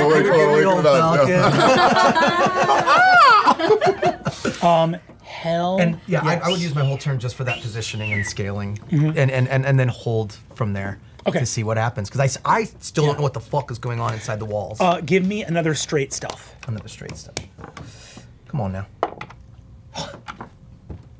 Just strip the coolness away. We got the descriptions out of the way first. We got them out of the way first. I don't have any help because my wolf is gone. That was a nap 1. Wow. All good. So here's what's gonna happen.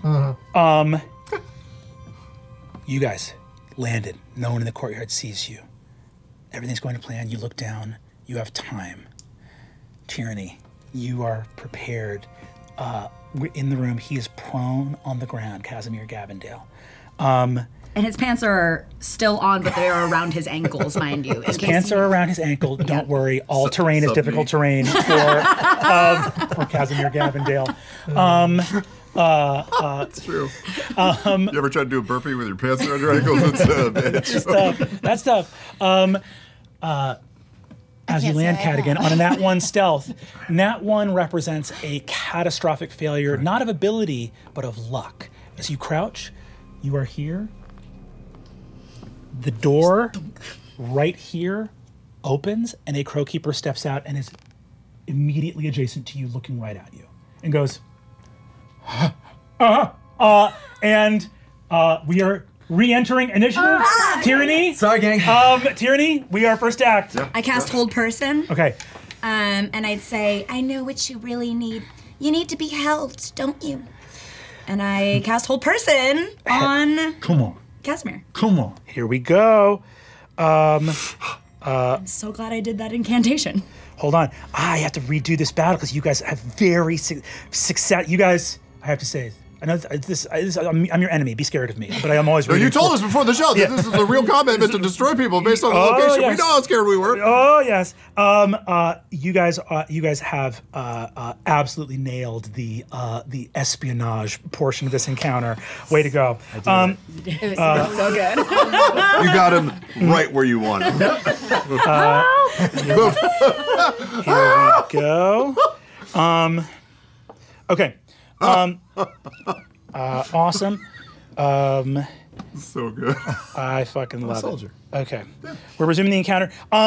Tyranny, you are casting Hold Person on Casimir Gavendale. Yeah, I just want to hold him a little bit. Once again, this is very momentous. So I'm going to say 15 or higher in front of the board. That is an 8. Yes. You see he roots to the spot as Hold Person takes effect. Isn't that better? Unbelievable. Any bonus action from you or any movement from you? I would like to. There's guards outside the door. I guess I don't know where they are. Yeah. I would like to. However, with him held, there is no noise. There's no sound of conflict coming from inside the room just yet. Is any something in his mouth?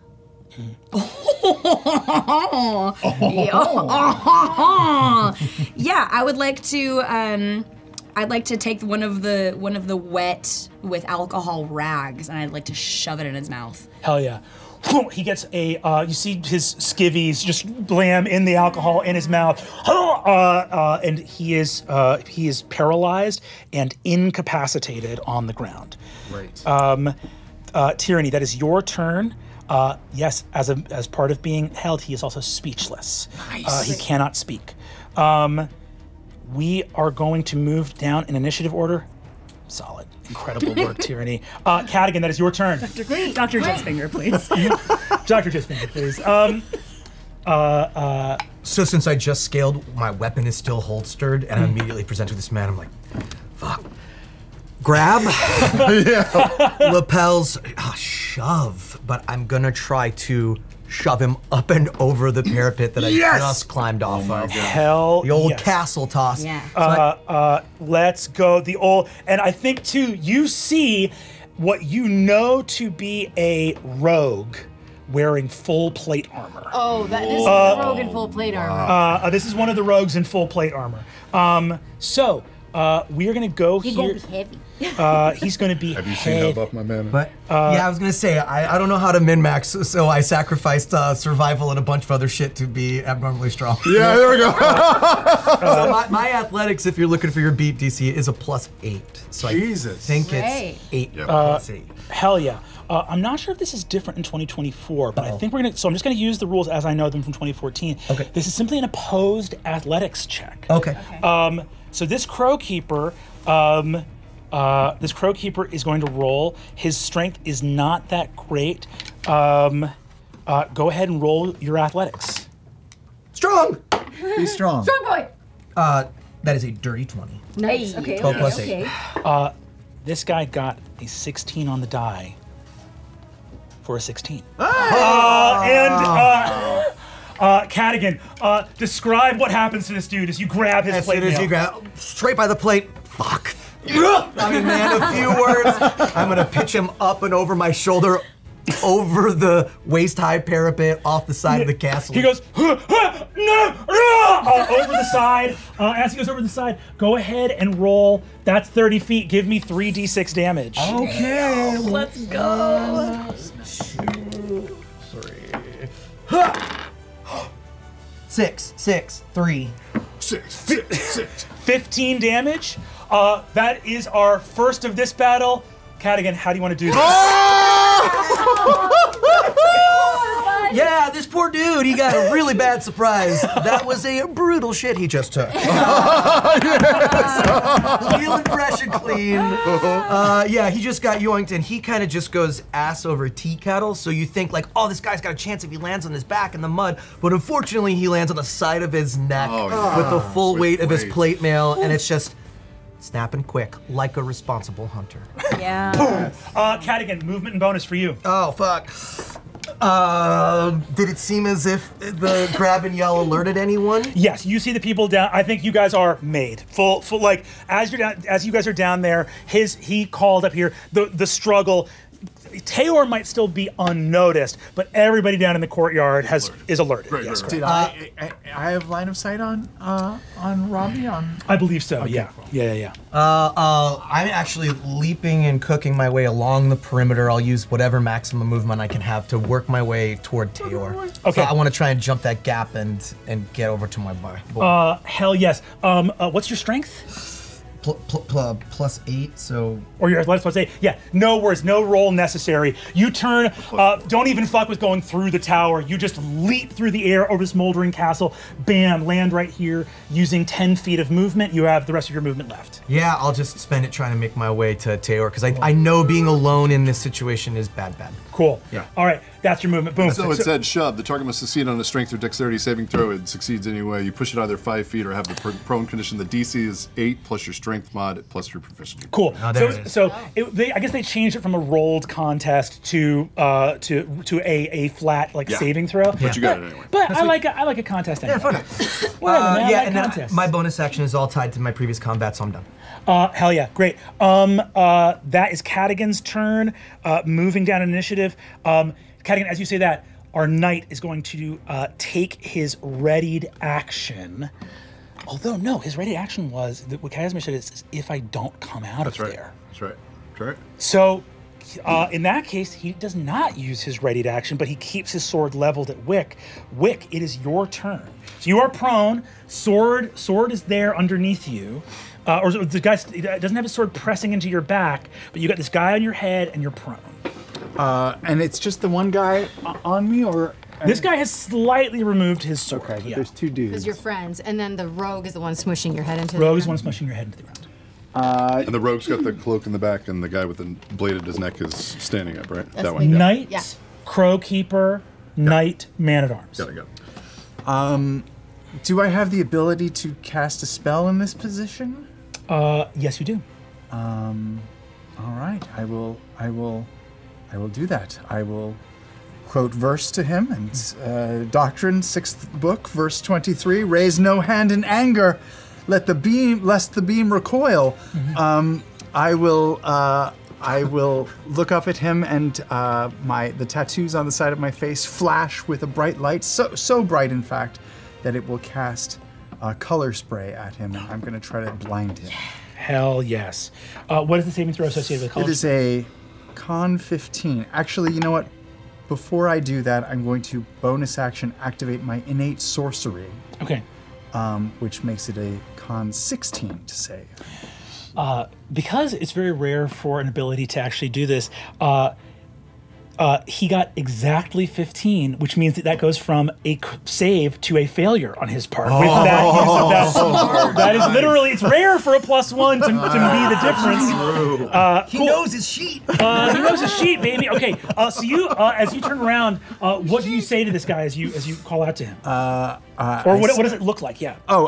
First, my the tattoos on the side of my face and neck light up, and that light sort of spreads across the skin of my face to my eyes, and my eyes sort of shine out a colorful beam of light straight into his face. Hell yeah. Blinding.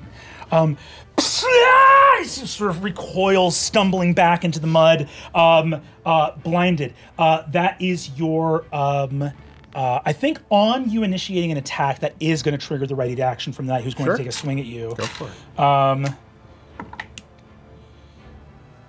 That does not hit. So you roll out of the way as this knight's sword sing into the mud right where you were standing. That is his reaction, but you have the rest of your turn. So you've used an action, you have your movement left.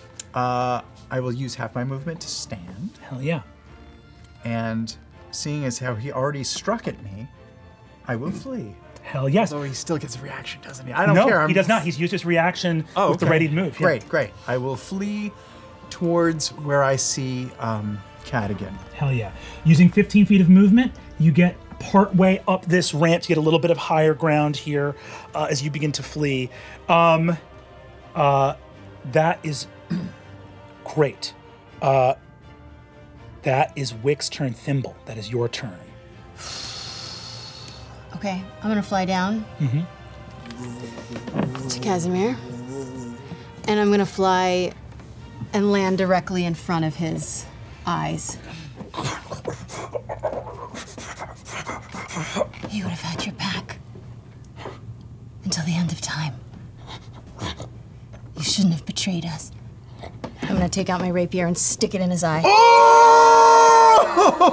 Go ahead. This will be, because I believe he's incapacitated right now, you will be making this attack with advantage. Ooh. Okay. That is 21. 20. 21 is a hit. Okay. Whoa. Okay. 21 is a hit. Go ahead. But because you're attacking with advantage, you will be rolling sneak attack on this as well. Clockwork. Oh, that's right. Great. Okay. Rogue shit. Okay. Okay. I'm sorry. I'm freaking out. This is your first rogue thing. Yeah. Oh. Whoa. 16 points of damage on that first hit. No, wait, 16 plus 5, so 21 points. Jesus, 21. Looking at you, even paralyzed, his face in horror. You see just the flush of his skin contains this boiling rage underneath. And paralyzed as he is speechless, but you do hear the whine of an attempt to scream with vocal cords that will not move. As your sword bursts in gore and viscera as you eliminate one of his eyes. That is your first attack. Take your second attack. Yeah, my second attack with the toy sword. Hell yeah. I'm gonna go to his throat and slit across his throat. Hell yeah. Go ahead, give me your attack roll. And that's still at advantage. That is correct. Okay. Okay, that's 19 plus 8. That is a hit. Go ahead and roll damage. That is not a sneak attack, though, Not a since sneak I attack. already You've got used it. yours for the round, yep. Okay, so that is another 10 points of slashing. Whoo! Thimble. Wait, what is this? Plus 2d6? Oh, the plus 2d6. Force damage. Plus 2d6 force damage. Only to incorporeal foes, though. Got it. I understand. Cool. You reach down and open a seam in his neck that blood begins to gush out of. You see you have injured him, but Casimir, you remember, I mean, much like a lot of you guys, Casimir's seen war before. Yeah. So you see, he's here as you start to go to your grim butcher's work of exacting your vengeance in this moment.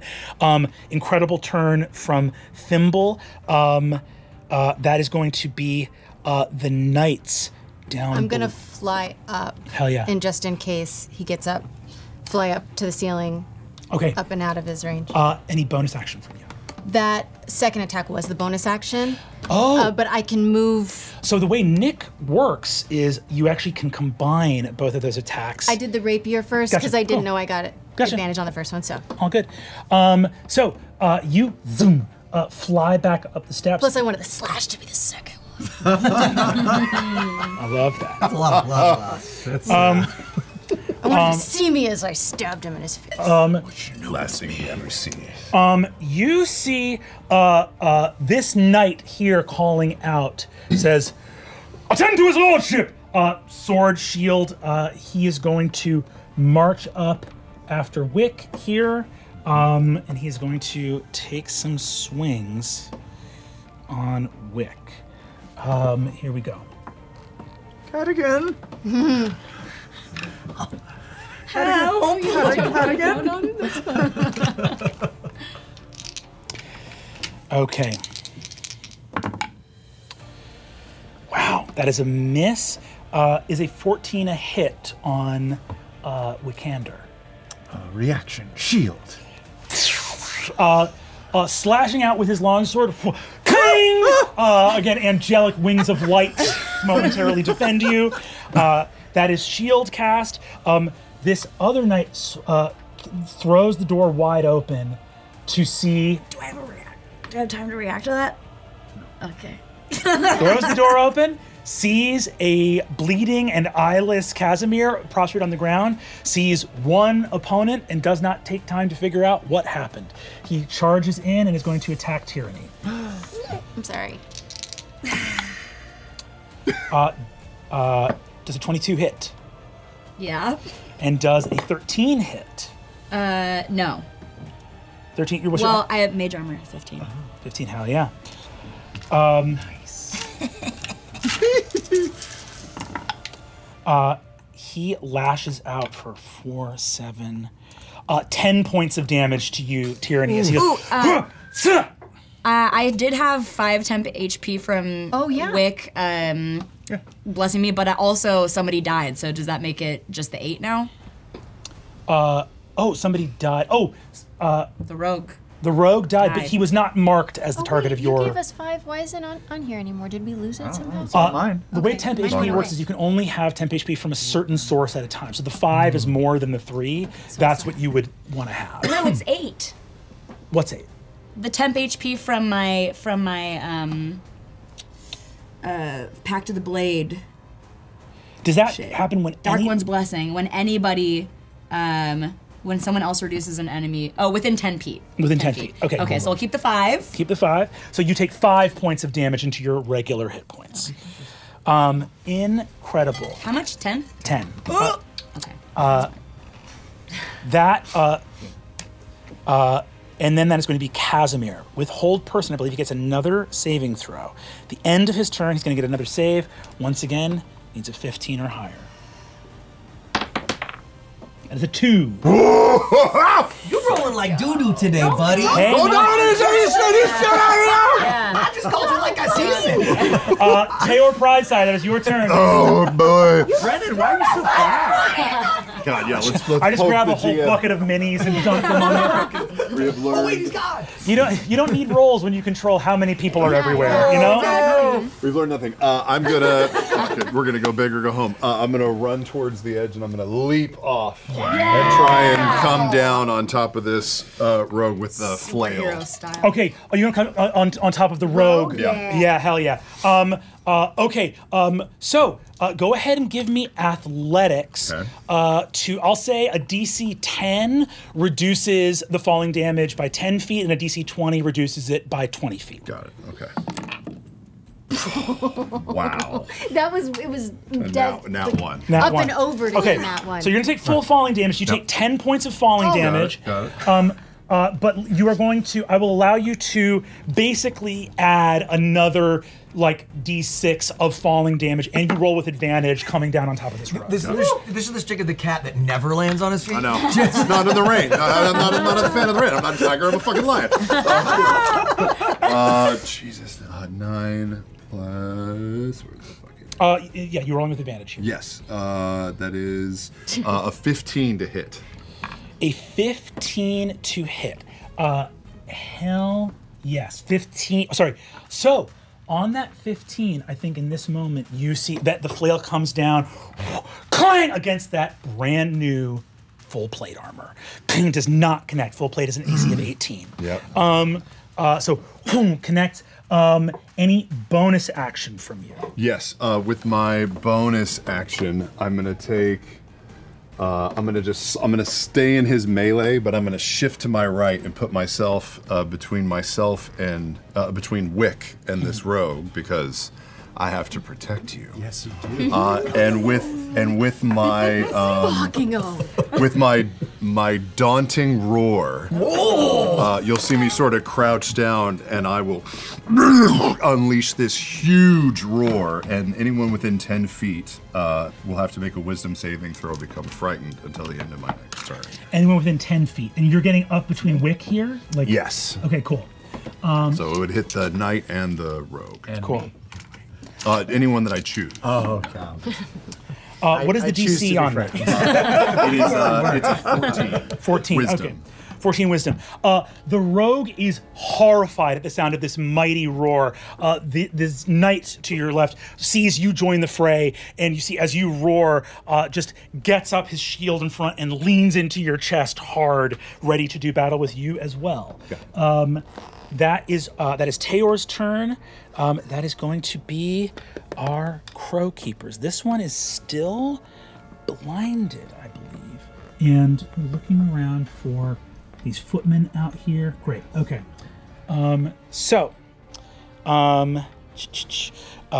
We are going to move out in that. Oh, I remember where the other one is. He got thrown off the castle. Sorry. So where are my buddies? This guy is going to. Yeah. Okay. He's going to take a swing with disadvantage, blinded by the spell. And does a 12 hit Tayor? It does not. Takes a swing, wildly blinded by the light, cannot see. The footmen are going to engage. This one's going to run up here. This guy's going to go 5, 10, 15, 20, 25, 30.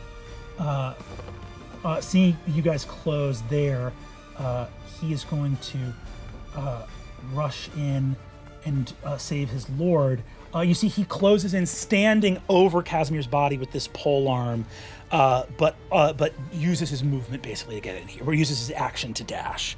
That is going to go back to Tyranny, top of the order. It's you. Okay, does Casimir lose his paralysis after this turn? No, I He believe. just continues to be paralyzed? I am going to need a concentration. Oh, that's right. Okay. Saving throw from you because of the damage. You took only 5 points of damage, so it's just a difficulty 10 Constitution saving. I took 10, didn't I? But you only took 5 points of actual hit point damage. Yeah. Nice. Okay. And I think it would be the same. 8. Oh, balls. So unfortunately, balls.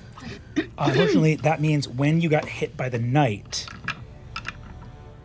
which unfortunately means that Casimir would have gotten his turn. Oh shit. Yes. We will send him down. So it's just Tayor and the Crow Keepers that have taken their turn. So Casimir, on his turn, is going to use half his movement to stand, which he does. And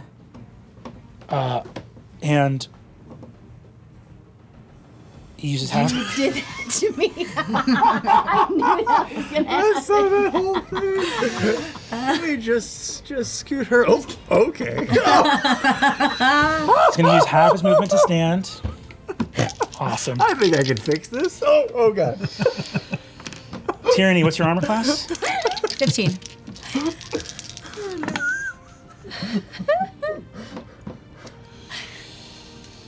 Oh, no. He is going to land. His pants are down. His pants are down. He is going to land 3 And he's exhausted. from. You said in the last game that he was exhausted because he hadn't taken rest for a few days. I did say that. That's true. That is true. So he is going to lash out at you, Tyranny, and he's going to deal. He deals 7, 13. He deals 17 points of damage to you, and 3 poison damage. In addition to the 17? In addition to the 17. So 20 total? Wait. Oh. You're resistant. Oh, I'm resistant to poison. That's still Still one. Take 1 more point. Okay, so 18. 18. As he turns around and says, "Well, Dr. Finger," and slashes across your throat as Did one he roll hand. with disadvantage? Because he only has 1 eyeball. Oh, it's true. Because you have no mechanical ability to create a one-eyeballed person, we are going to not punish him for the sick flavor of your turn. Never use poetry against me again. Lawyer versus lawyer. You see that he slashes out at you, slashing across your neck and sort of across your collarbone, and is then going to bonus action disengage, use his object interaction to hike his pants up and go, "Thimble!" He says, "We need to talk, sister!" And he's going to dart up the staircase. Always running up. And you see the knight next to him goes like, "My lord!" As he goes after Thimble. Did you, and you flew up there, so no hide check from you. He sees you up in that room. Which actually... Oh, what's back there? The egg. These extra uppers. Oh, yeah. So we're just going to keep this off to one side here to effectively be That's awesome. where Okay. So cool. So Casimir and Thimble are both right here. Okay. Yeah.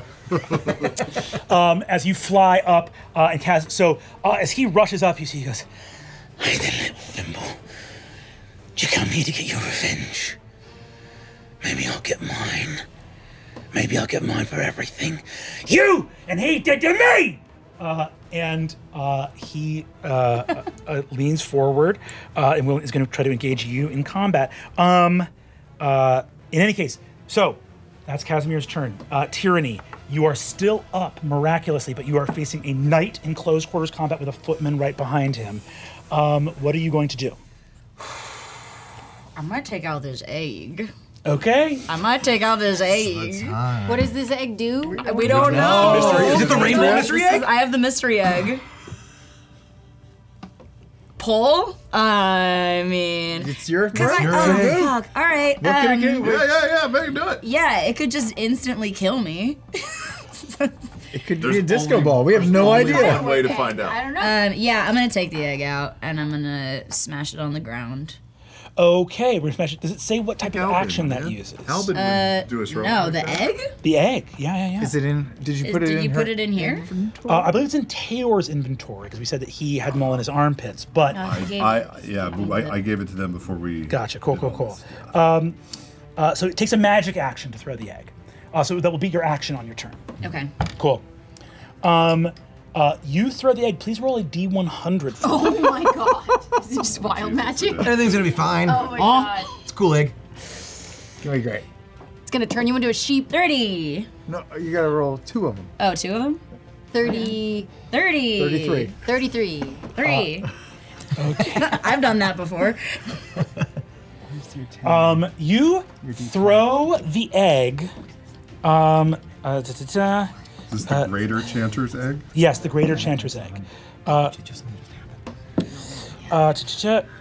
Within 30 feet of yourself. Tyranny, you take a beautiful little rainbow egg. It feels so heavy and pleasant to the touch. As you throw it down, it cracks apart, revealing it was totally hollow the entire time, except not super hollow because there's something wriggling in there. Oh, it's bigger than the egg, and a massive squid explodes into being. Oh, it's so on brand! It's perfect! You summoned Eldritch Horror! Oh, nice job! You see that the knight in front of you goes, Doctor! The squid is here in the room. Fantastic. That's your action. Any bonus action or movement on your turn? I would like if I try to run past them, they get to attack me, right? Yes, they do. Oh fuck. Okay. Does she know what this creature is or can do after throwing the egg, or no, not yet? No, you don't know shit about this. This squid explodes into being. I assume he's mine because I birthed him. Sure. How's that window? Could that fit a little tiny demon? You can give me acrobatics to try and get through. Okay, will that give them a reaction? Yes, they will have a reaction on you attempting to escape in this moment. Can I ask a question? What our rules are in this campaign on healing potions? Is it bonus action? Is it at will? I don't think we talked about that. I think we're going rules as written, and I believe the rules as written actually in 2024 are that they are that drinking a potion is a bonus action. I know there was a change in it in 2024. I was just curious. I will consult the book. Bonus action. Bonus action. Bonus action. I will So if we have that as a possibility, okay. Yeah. FML. So you have used your action, bonus action, and movement. What would you like to do? I don't want to die. Yeah. If you think it's too risky to give them the attacks of opportunity, you can stay put. You don't. In other words, just because you have actions to use doesn't mean that you are required to. But then I'm gonna be in a room with this octopus, with squid. Sorry. Yeah, well, he might be nice. All right, I would like to. I would like to back slowly and against one of the tendrils of the octopus and just kind of pat his arm and be like, "Fear me!" Give me a dexterity saving throw. Yep. 7. You fall through an illusory octopus. Oh. You go, fear me! Right? And just eat it on the ground. However, you are now you have total concealment as you are inside the mirage of an octopus. It just sucked you in. Dr. Finger! You see, the footman goes, my lord! The squid's eaten. The squid has eaten Dr. This tonally is not what this is about. Do you understand? This room is a different genre It's insanity. than what's happening everywhere else. I think up above in this climactic encounter between Casimir and Thimble, that both of you watch a squid's head clipped through the floor like a fucking video game. Just a weird purple wet sort of knob rumming through the floor. Okay, so We'll deal with this later. We'll do this later. So I will say this. You actually do move behind the squid, and because you were concealed by it, they do not get a tax opportunity on you. Great. Incredible. As this thing leaps into being. Okay. That's amazing. Dr. Fingers. You never know what you're going to get. Kattigan. Fingers. I knew you'd find a way to turn this into a hentai somehow. Yeah. I knew you would. Kattigan, that is your turn, man. Oh yeah, Kattigan just goes, I wonder how things are going in there. No, just kidding. Yeah, I'm gonna go ahead and unsheath my weapon, and I want to throw a bolt, just a regular old wooden bolt, at. It's hard to see. How many foes are down there? 2, 3? Let's go ahead. I can remove some of these crenellations here too to help you. No, it's all right. Cool. Cool. How many baddies are down there? You have one footman, one crowkeeper blinded, and one knight. All of them uninjured. But they're kind of like bunched up, right? Because That they're is all correct. engaging. All right, I'm gonna aim for the middle guy. Okay, cool. Yeah, so I'm gonna knock an atlatl bolt, and from my elevated position, just huck that down at the guy in the middle. Roll with advantage. Okay. Pretty good, but 17 plus 6. 23, that's a hit. Okay, great. So I'm gonna wing that at him. That's 1d8. It's a 5, but this seems important. I'm gonna use Savage Attacker to re-roll my. Yes. Also, are you doing any bonus? Because I know some of your bonus actions help damage happen in an attack, right? Yeah, so I've got one queued up. I just want to. Cool. Oh, in the attack, no, I'm not going to use Hunter's Mark because I'm going to use my other one. I rolled a 5 both times. 5 plus floor is 9 on that damage, and when it sticks into the guy in the middle, you kind of see that bolt was hand-hewed out of a piece of bramble. So there's little knocks from pieces. So for my bonus action, I'm gonna cast Hail of Thorns. Yeah. Which you know. So then in addition to that damage, everybody within 5 feet has to make a dex save or takes a d10. Hell yeah. Okay, so you are doing the guy that is going to hit everybody, including your allies. Ooh, is it within 5 feet? Within 5 feet. Oh no. Now, this guy would hit only the other crowkeeper and spare all your allies here. And you can use the same attack roll and same damage if you'd like. Yeah, I don't want to hurt my homies, but I feel like that's change the. Yeah, I didn't know that they were in danger of that. Yeah, you got Wick, Tayor within 5 feet. The only person you can hit and do a 5-foot spread from him is this guy here who would catch the rogue and not Tayor. Okay, I'll still use it, and if I'm going to damage that one other guy. Yeah. Cool. So the first attack roll was 9. Yeah. And then the second one was a D10 if they fail. Okay, so he's going to make a. So you do 9 damage to that footman. And then Hail of Thorns means him and people within 5 feet of him have to make a dex save? As you hit a creature, the spell creates a rain of thorns that sprouts. The target of the attack and each creature within 5 feet make a dex save. The footmen fail. They both fail their dex save. You see that the rogue is blinded by the color spray. So go ahead and roll damage for both of them. Is that a 9 or 6? That's 9. 9 damage. Hell yes. Piercing. Done deal. With the actual hit of the bolt, the footman running up with the spear, he has his spear lowered at Tayor there. The bolt through the throat and explodes into brambles and just rips his head partially off of his neck, dead. And 9 damage. That crowkeeper, stumbling, blinded in armor, is bloodied. Looking about as bad as could be. That's your action and bonus action. Hell yes. So this last crowkeeper out there is badly hurt.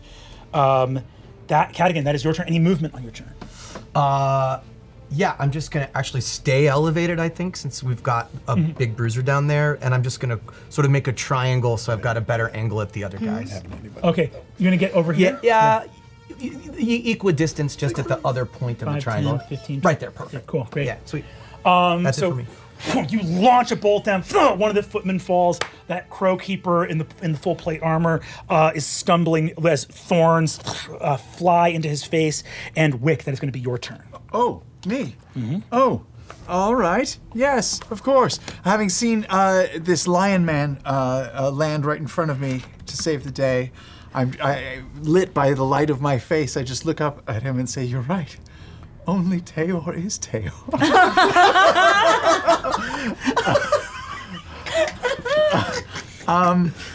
And I think I heard my aspirant call out in pain, and then get eaten by a squid. Yeah. So I will go to her, Dr. Finger's aid, and I will run across the room towards the door. Great. You have an opponent here who is in combat with you and can see. I will start by misty stepping 30 feet. Whoa, shit! Oh, Okay. misty step? Oh, shit. Cool. Okay.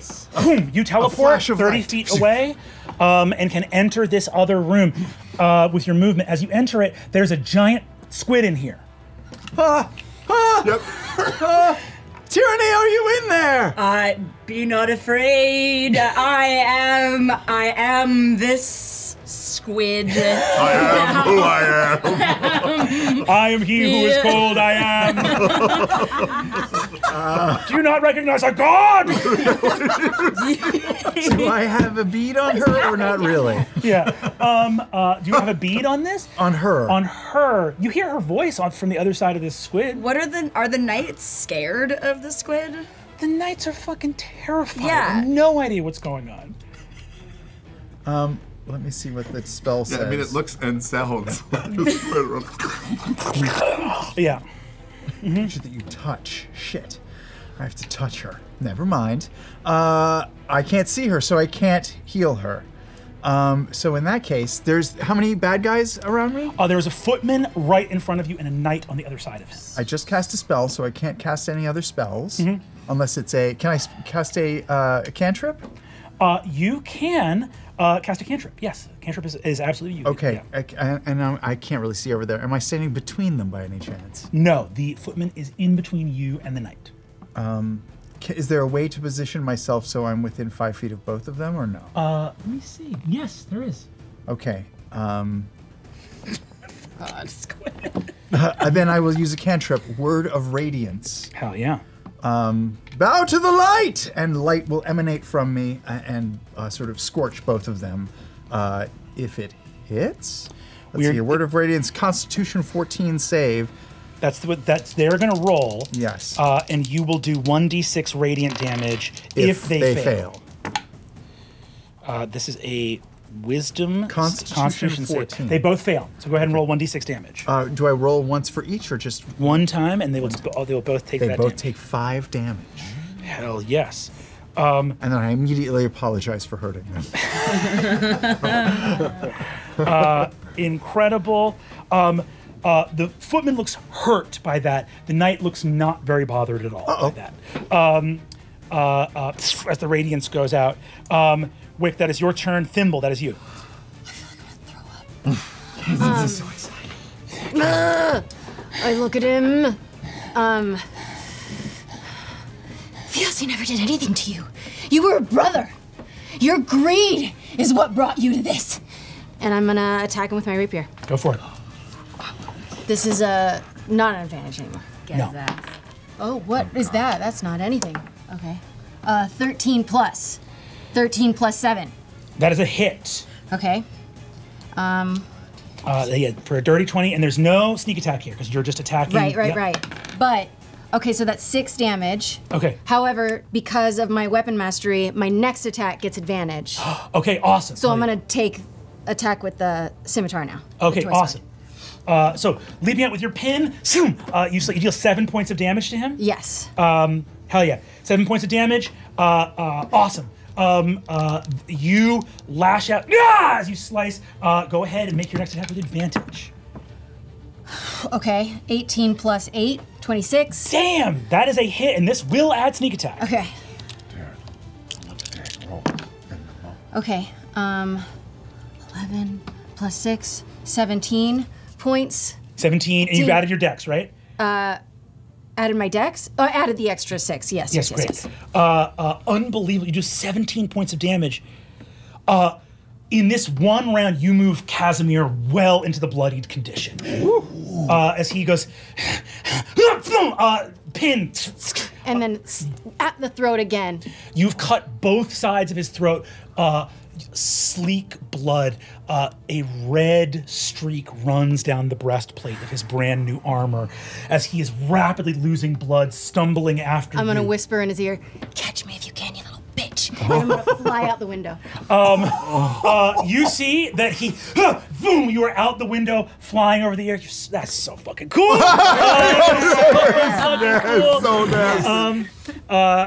You see. That's fancy footwork, so we can't get an attack of opportunity. I know, you're a swashbuckler rogue, so there is no attack of opportunity. Will anyone ever hit you? Well, like, well, no, we see this is the this is impervious to that bar fight. Okay, that is Thimble. It is now our knight's turn. This knight is going to turn to face Tayor down below. I cannot roll for shit tonight. That is two misses. Suck at D&D. You suck, dude. And now I'm going to roll against you with a knight. What is your armor class, Wick? 12. Oh. That is a hit and a crit. Oh. Okay. Okay. I accept. We will roll. We will roll the hit first. Laura, come back. I feel like the second she left. Yeah. She doesn't really care about me. It's okay. She's having her own 13 plus 3 for 16 points of damage to Wick. Yikes.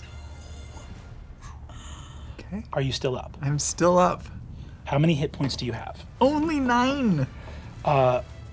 Wick, I'm going to tell you right now that there is it is very statistically unlikely. It is statistically unlikely, but it is possible that enough damage will be dealt to you in this one blow to kill you. I can't shield against this, can I? A shield. You can shield if you'd like. Is this? I don't have to announce what I rolled on the dice, but you can consider. He could have. Is this a desperate measure? And that has to wait till your turn. Yeah.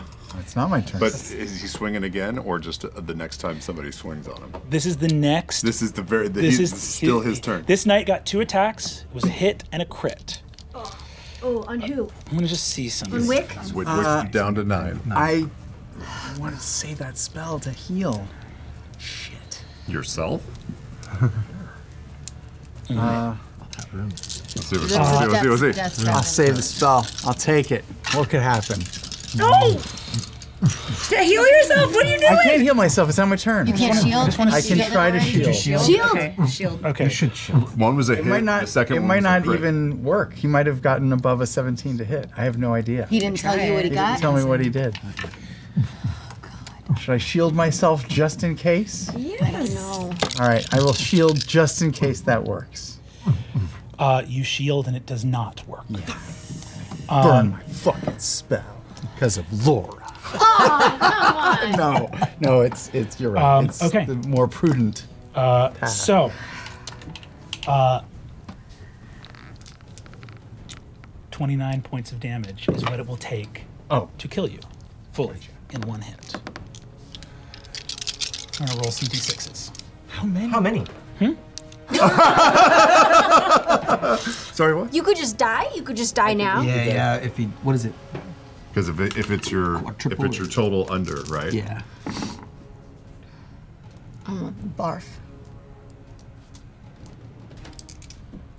He has the protection of the life. It's doing math.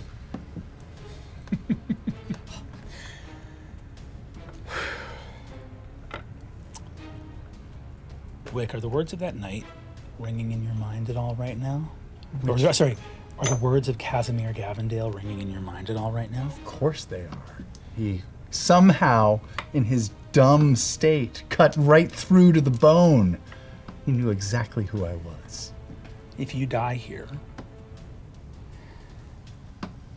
Is it fair to say you will have died without any member of your family knowing that you were here or having your back?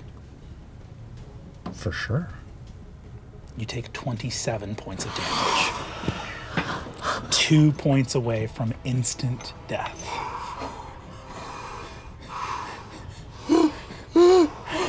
That's why you laughed. Oh. As he turns around, you see that he looks at this massive squid, goes, huh! Moves through it, sees that it's illusory, rams you through unthinkingly through the chest, twists to make sure you drop, grabs your head as you're going unconscious and throws you to the ground to begin thundering up the steps through the illusory tentacles to join Casimir on the second story. Well, nobody's in there but Casimir. Yeah, I might actually. Wick, you drop to the ground 2 damage away. Very close. Don't worry, the light. It's okay, I'm a doctor. Is there a doctor in the Can you remember when you guys were going to charge the castle with everybody in there? Yeah. Remember that time when Brennan became the GM and killed almost 2 characters in the first 10 episodes? No worries. I got it. Now we're going to roll for Tayor. What? Yeah. What? What? I'm gonna. Oh no! I missed twice. I rolled like dog shit. That's right. Sorry, got a little bloodthirsty. Casimir. I got one rogue that's frightening me, but the knight is not. Okay.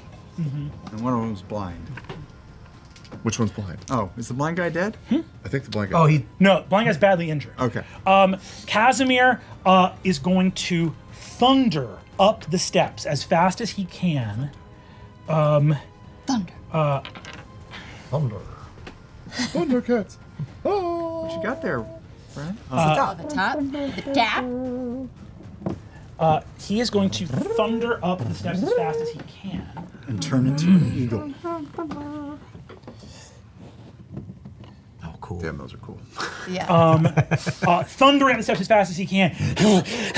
Blood clanking in this armor. See, he rushes to the side, pulls out a heavy crossbow, and says, "Tag, you're it for twang!" And is going to shoot a crossbow at you twice. Brennan, are you mad at us? We were making fun of his dice rolls. I was not. That was you. Oh yeah. We. Is there a mouse in your pocket? Okay. Does that have? No, there's no way. He has to use his cunning action, so he's not going to be able to attack from advantage, which means no sneak attack. Okay. But he is going to take 2 attacks on you. Does a 15 hit? 15 does not hit. He misses one, hits with the other attack at a 24, and is going to deal 7 points of damage to you with a crossbow. You can tell that would have been a lot nastier if you had not taken a... Basically, if you had gotten advantage on that of any kind, but you see, boom, fires a bolt that just skates past you at a glancing blow. That's a big wound, as a glancing blow of a crossbow bolt. Yeah, it's just the tip of an arrow as you're alighting. You're dodging raindrops in the dismal air, and as you do so, we're actually going to move back. I think this battle's mostly happening outside now. You see, boom! The arrow that passes through you is about twice as tall as you are, so it's almost like a ballista bolt for you, just boom, rocketing past. Tayor, that is you, my man. Good gravy. Slow motion. Yes, can I? That guy's still fretting. And the rogue didn't. Did this guy take any action on his? Because he's before me, I think. Yes, he swung and missed. Or he's right after you. Oh, he's right after me. Yeah. Got it. I am going to. Yes, I'm going to send a guiding bolt towards the knight that is right up on me. But actually, I'll do it. No, if I move away, it'll trigger a reaction. So I'll send guiding bolt at the knight. Hell yeah, make an attack roll. Amazing. 24 to hit. 24 is a hit, my friend. Go ahead and roll damage. 4d6, 5, 9, 14. 14 points of damage. Hell yes. And the next attack on him has advantage. Hell yeah. So you see this knight sort of, you see he's pushing into you with the shield. You can immediately tell these knights are seasoned warriors. This guy's armor is rusted. He is the knight of a poor barony, but he is old enough to have either seen combat in the Falcon's Rebellion or maybe even the War of Axe and Vine. Your flail, he just gets his shield right up under your arm. So like he's just driving back with you to not give you the extension, but he doesn't know that you're a spellcaster, and you get a paw right up under his armor, and boom, the entire courtyard fills with light as he takes 14 points of damage. You look at him and see a as he has suffered spell injury before and is not afraid. He is going to continue to push into you. Bonus action or movement? Yeah, with my bonus action, I'm going to use Shield of Faith on myself to give myself a +2 bonus save. I believe that's 2 leveled spells in the same round. Is it? Oh, I you know think what? so. You might be right. It does say bonus action, but I think you're right. Yes. Okay. Then I will. That'll be my turn, knowing I can't make it to Wick in my speed. Yeah. Hell yeah. You stay close with this knight, taking him off the board for any of your other allies. That is going to be the Crow Keeper next to you, who rolls with disadvantage and misses wildly, just swinging there in the muck and the rain. Our last footman is going to, I think, charge up to rejoin the knight chasing after the injured Casimir Gavendale. And that is going to go back to the top of the order with Tyranny, who is now in a room with a fake squid and a dying Wickander Halophon. Okay, I am going to grab Wick and drag him inside the squid. Okay. On your turn, you see the squid begins to just swiping at nobody. As Great. I'm gonna grab him by his fucking cloak. I'm gonna say, if you die right now, I'm gonna fucking kill myself. Jesus! Back to the pit. Back to the pit. So you better not.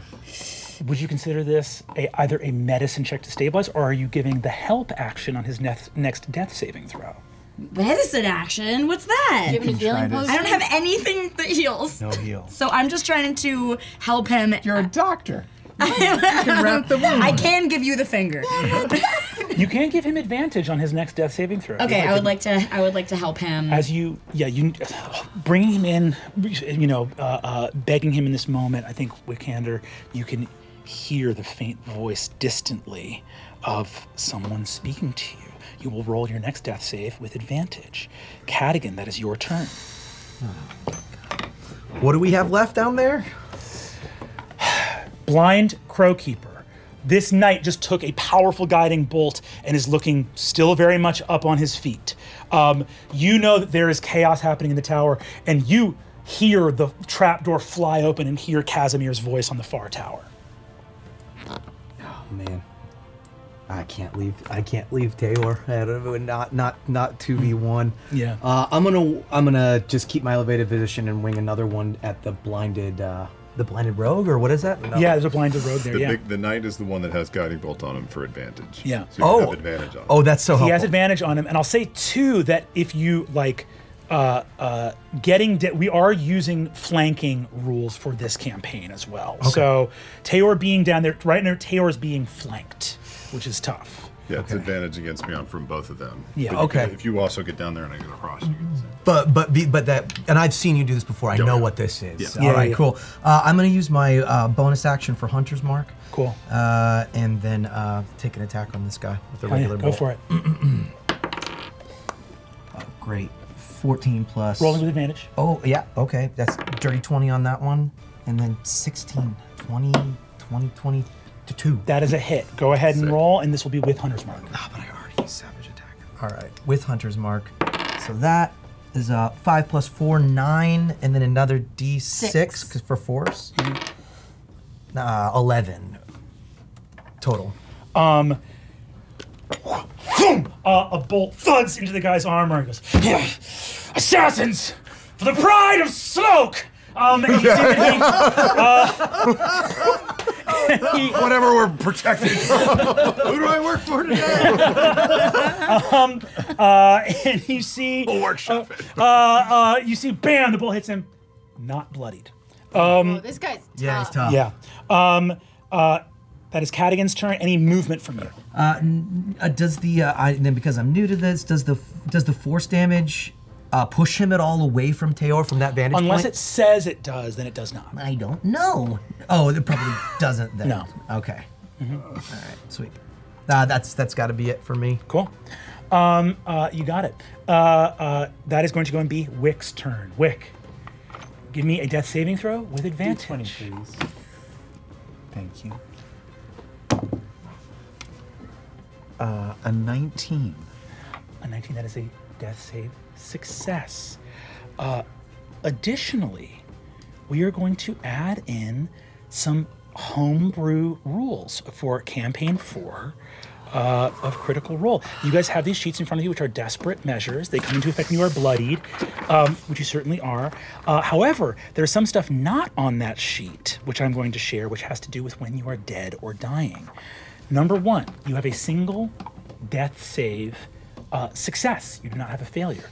If you so choose, at the end of your, you may, on a turn, there are some moves that you can take while you're dying to keep you sort of in the combat while you're dying, while stuff is happening. You can choose to give a character in initiative with you a dot of heroic inspiration, which means that they can do a re-roll on their turn. Or you may also, if you so choose, if you have no death save failures, you may choose to stabilize. Okay.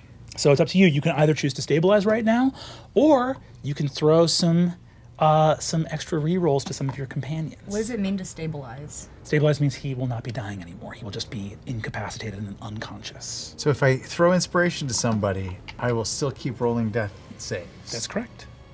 Oh boy. But someone gets a little inspiration. That's very cool. That's pretty cool. It's fun. And it can be to anyone in my party or just someone close by to me? I think it's got to be someone within line of sight to you, I'll say. So you can give it to Tyranny, or you can... Anyone have any healing abilities? Yeah, but you're like engaged. Very far away too. Taylor, you got heals, right? I have some heals, yeah. He is. Can I... Would Kattigan be within line of sight? No. Tayor might be through the door. I think Tayor through the door is. I will give Tayor inspiration. You? Or whatever that is. Looking out and dying here as Tyranny commands you to hold on to life, you instead look out.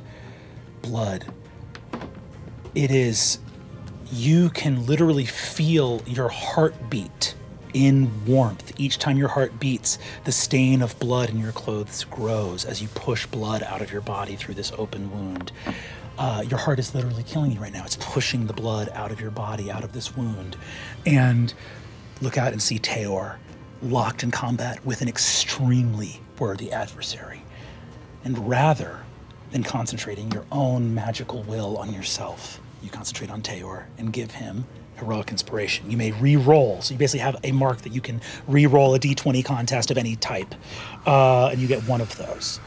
That is your Does turn. that make you fail a save, or that just... keep rolling. It's just a thing you can do on your turn, so that when people are dead, they can still do some stuff. That's really cool. They're still doing some stuff. Still could die. Thimble, that's your turn. You are flying in the rain high above the ground, overlooking the castle walls with Casimir and a heavy crossbow staring you down. He looks at you and says, "What did you do to me? You talked me into this rebellion? You talked me into this life? Where was the glorious dawn? How long was I supposed to wait to hear a falcon's cry again?" If you don't actually know that a better day is coming, it's wrong to tell people to wait. You never did have patience. I'm gonna fly at him and...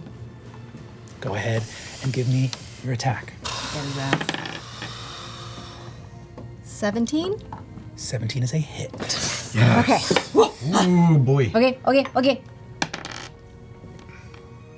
Okay, wait, what is that? That's only 3. 3 plus 5 is 8 points of damage. 8 points of damage. That's your first attack. With the rapier, next attack at advantage. Okay, that's an 18. No, that's still 17. 17 is a hit. Okay, so then I get sneak attack on that one.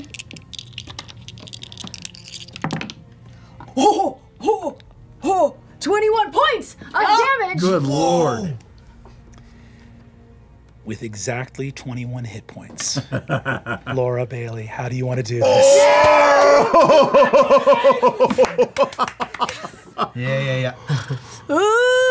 I'm gonna. So I've gotten both sides of his neck with slashes, and I'm gonna come through on the third flight through, and get the middle, connecting the two, and cut him straight across the front of the neck, and look at him in front of the one good eye and say, "Can you hear it now?"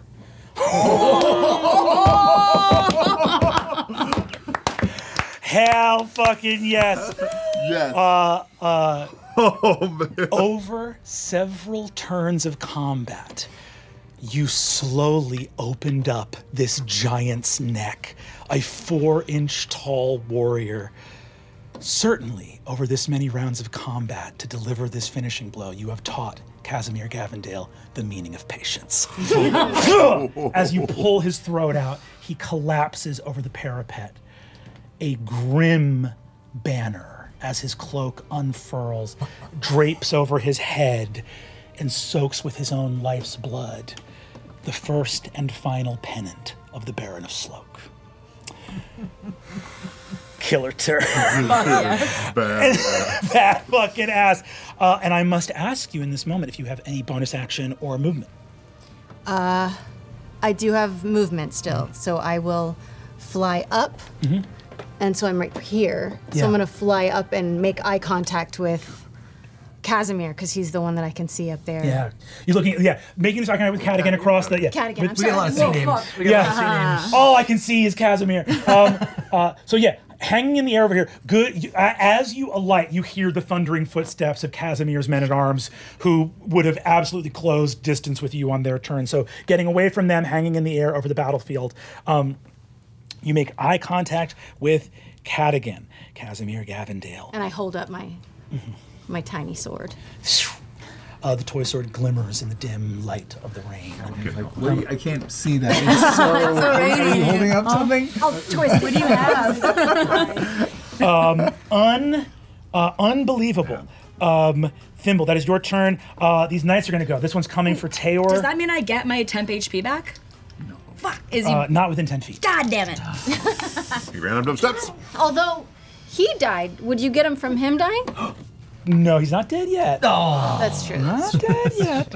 I could does die an if that will 18 hit help Tayor? That is my AC. Cool. This guy launches forward for 12 points of damage as he gets the bolt in the neck. He looks up at you and says, "Why don't you come down and dance?" As he slashes out for the damage to you, thundering into that side. And within this next guy, up to the roof, this knight comes to see Casimir. And I think you look around as he sees, slumped over the battlement, cloak over his head. You see he just walks over and starts to perform a medicine check to basically see if this is... See if he's toast. Yeah. Tayor, that's your turn. Oh boy. Okay. I'm gonna try something. Probably stupid since we're in the middle of this fight. I'm gonna look at this big ass beefy knight that's in front of me and seeing. I wouldn't see Thimble fly up into the air, right? Unless that light is a. Yeah. I would have flared up brighter after that kill. Yes. I think you see with that victorious, like this glimmering toy sword in the air, that it appears that your work here in the castle what you came here to do has been done. Got it. I'll take the flail, and I think I'm in this fighting position across from the knight, and I'll sort of rise up, almost relaxed, and I'll hold up the mace in front of him, and I will say, "We have no quarrel with the king. However, the crows must die." And I will swing underhanded into the rogue next to me, like not just ignoring the knight and just trying to uppercut this guy with the flail. Yes, go ahead and give me attack with advantage. He's blinded. Yeah, that's 19 to hit. Go ahead and roll damage. Amazing. I have the inspiration, but I don't need it at this moment. Where the fuck is the 8? There it is. 7. Amazing. +2, that's 11 points. And if he's still up, it would drop him prone. You see not a chance. Boom! You catch this stumbling guy who's been slashing at you wildly with this knife. You catch him under the chin, and he leaves the ground in full plate before he boom, hits the deck and is no more. Which is the last of the Crow Keepers in initiative right now. And with my bonus action, I would sort of just like whack all the blood off of the flail into the mud and use my cape to clean it off. And I would look up at him and say, "Whatever they have on them, you may keep.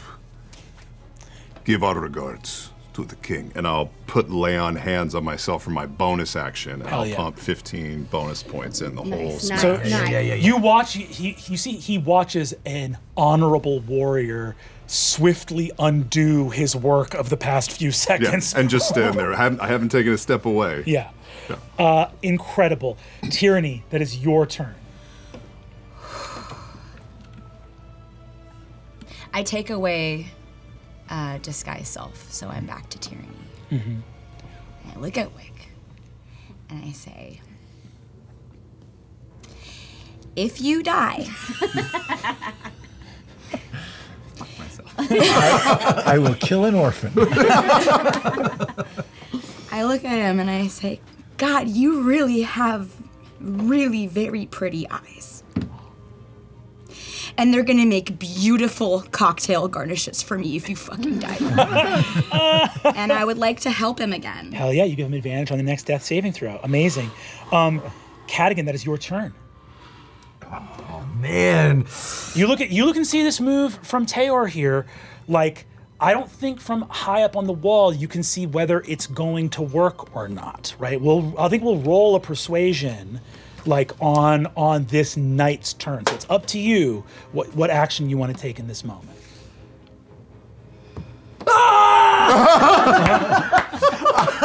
I don't do well with insults. Yeah. I just dive off of the parapet to try to land on top of this guy. Hell yeah, dude. First of all, give me acrobatics or athletics to make the jump. Yeah. Same thing, DC 10 takes away 10 feet, DC 20 takes away 20. Okay, I'll sheath my weapon right before I jump. Mm-hmm.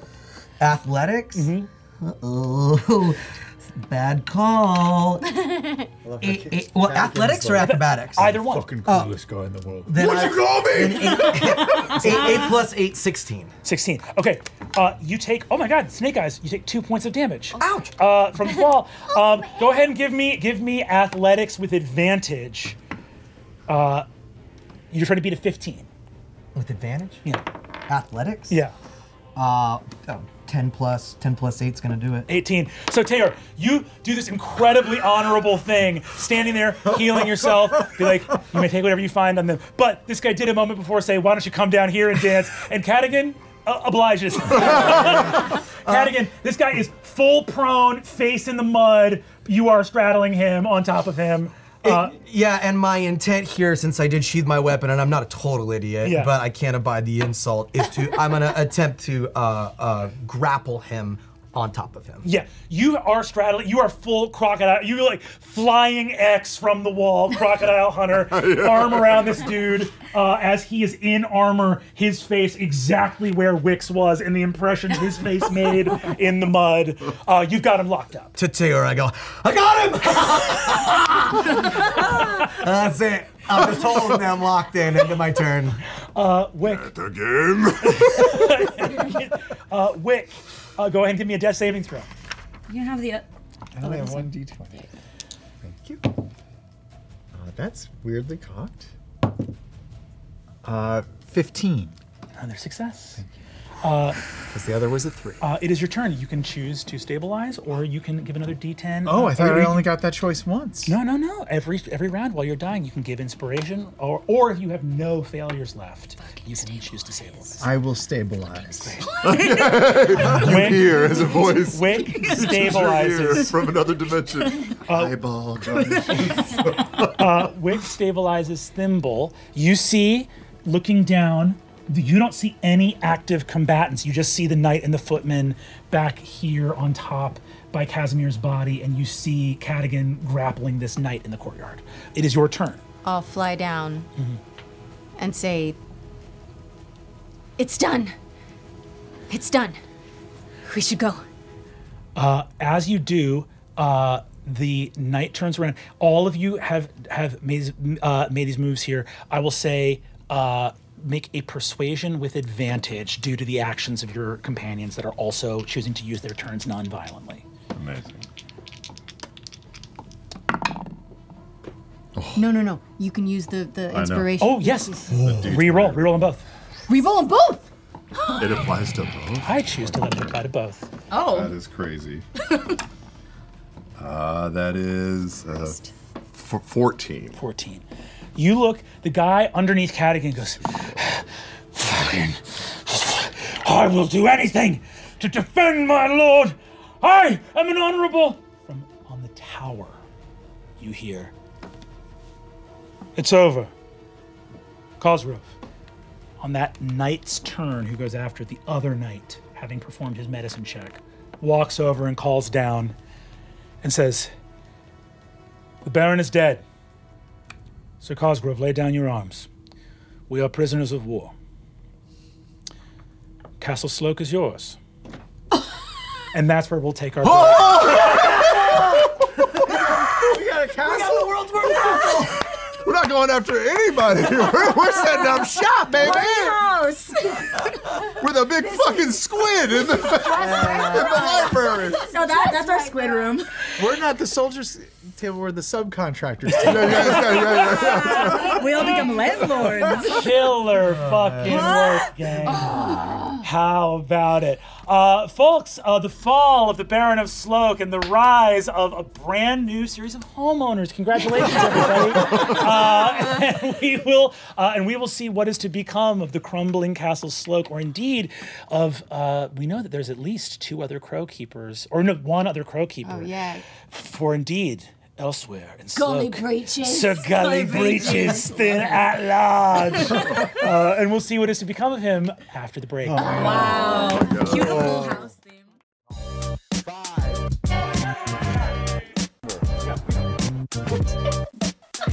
Sorry, I had to tell him.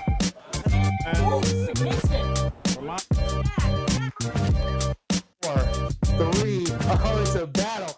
Have you ever gotten into a live bidding war with a stranger online? Honestly, I've never felt more alive. eBay Live is more than just shopping. It's an experience. It's a chance to win something big. Like a new card for my binder, or a new game for my collection. One more couldn't hurt. With live box breaks, you never know what you're gonna pull, and everyone can join in the excitement together. Each stream is basically like its own little community, and interacting with the host and the other viewers live really adds to the fun. Not to mention, I've seen people win some crazy stuff in giveaways, like sealed boxes of cards and graded slabs. Oh my goodness. Join the thrill. See what's live now. Hey folks! World of Warcraft Midnight is finally giving us an answer to the question that we all ask every day. What if I could have a house, but not like a real house, but more like a sort of digital video game house, like in specifically World of Warcraft? Housing in Midnight says you can! For 2 decades, players have walked the lands of Azeroth as digital nomads, adventurers with no place to call home beyond whatever inn has the closest repair vendor. Don't go to Goldshire. Well, that ends now. Player housing in Midnight is everything you've wanted from housing in an MMO. Endless customization, a wide range of aesthetic themes, neighborhoods to share with friends, and tons of ways to reflect your personal journey through World of Warcraft. It's also everything you've wanted from housing in real life, a home you can actually afford to buy. Thank you, Blizzard, for sponsoring this episode, and with that, their team has provided us the trailer to show you Midnight's housing in its full glory, which will start now.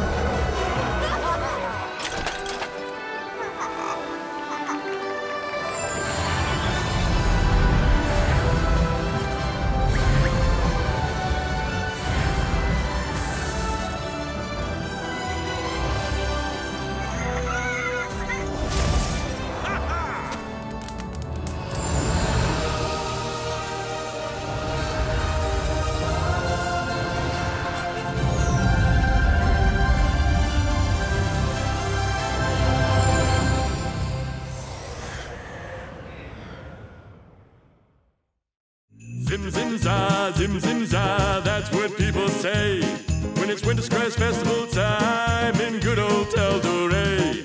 Zim zim za, that's what people say when it's Winter's Crest Festival time in good old Eldoré.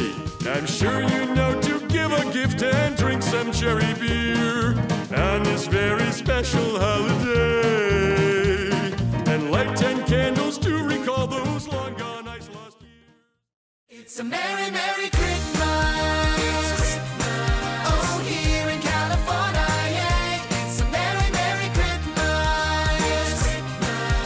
Around the table playing games.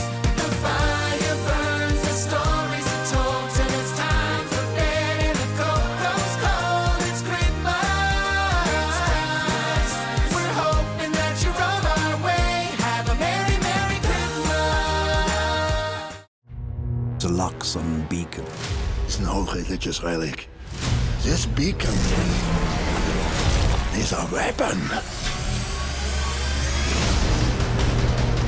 Some kind of arcane weapon has crossed our border. War is coming, and you're our only hope of stopping it. You got the wrong people. We've got a homeless wizard, an inebriated goblin, Bottoms up! a shipwrecked sailor, a cocky ringmaster, a temperamental monk, and chaos incarnate. Do you want to be my bitch? Face it, we're nobodies. That's what makes you so dangerous. They'll never see you coming.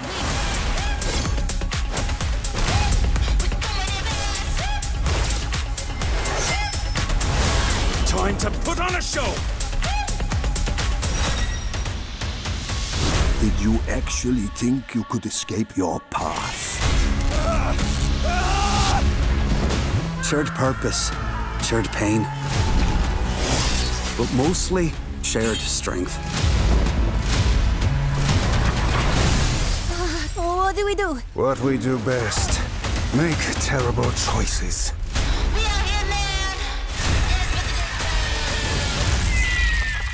I'm out.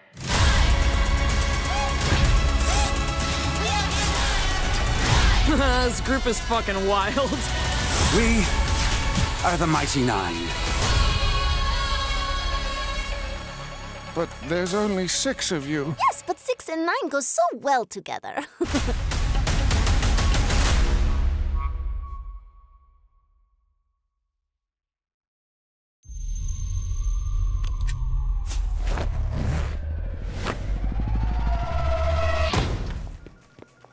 Take your clothes off.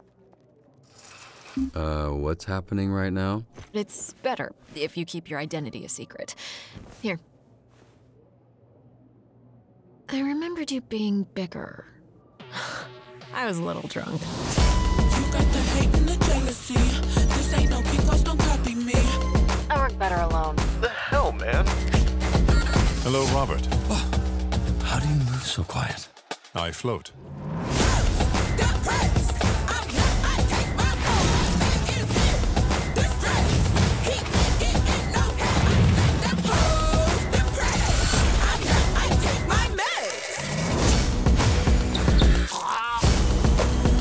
What the fuck?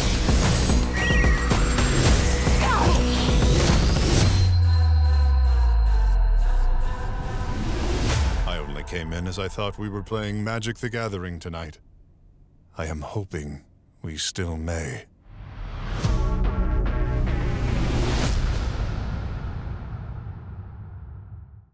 Hey there, it's Laura Bailey with all my friends to show off what you can nab in the Critical Role shop. What if I just filled my entire room with these? Make a hell of a fashion statement with this baby right here. It's small, practical, and perfect. Just like me. Oh man, that looks f***ing cool. You know what we say, take a chance, roll the dice. I think I'll get it. And you should too! I'll take 3. For science, obviously. Oh, this is fine. I deserve nice things. You know you want it. Go on and get it at the Critical Role shop. Na. Welcome to Weird Kids. I have never related so much to a character than I do Bilbo Baggins. A little more Gandalf-y. Yeah, you're more Gandalf-y. You need your party. Parties are great, although people are exhausting. We were about to die salute. That is spicy. Oh God, why did I put another one in my mouth? She's cursed. I remember that forever on some level. Sorry.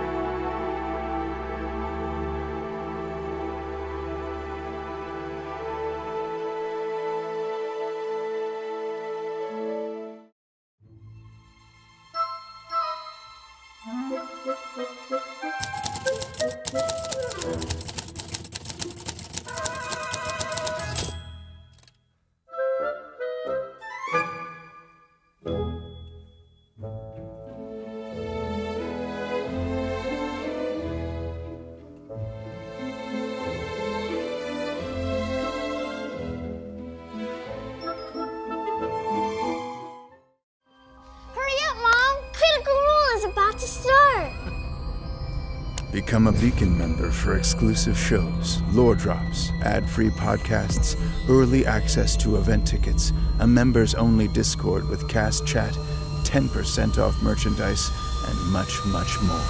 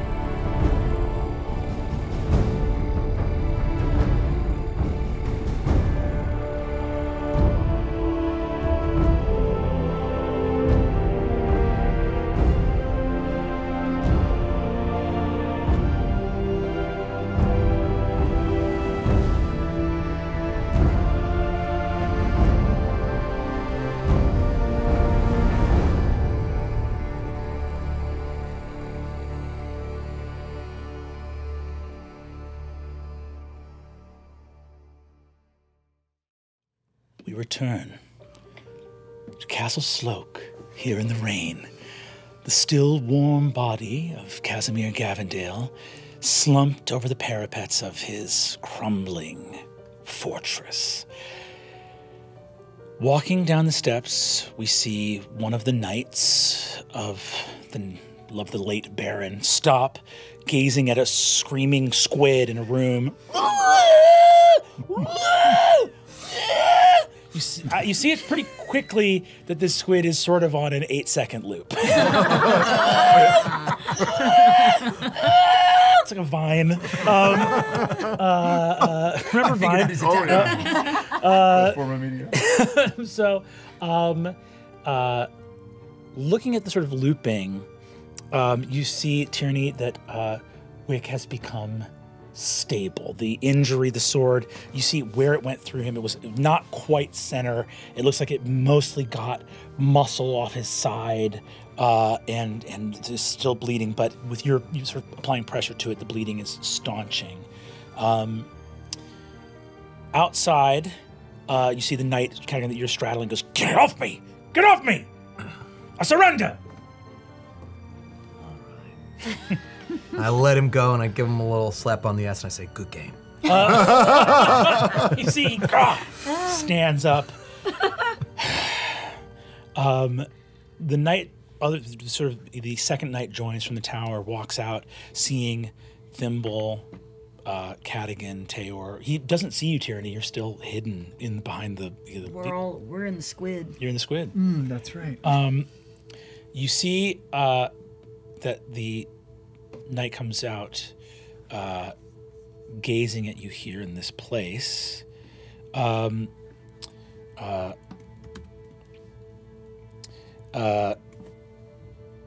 of shrugging, says, "The castle is yours. I assume you are servants of the Lord Halovar. I did not see where he went."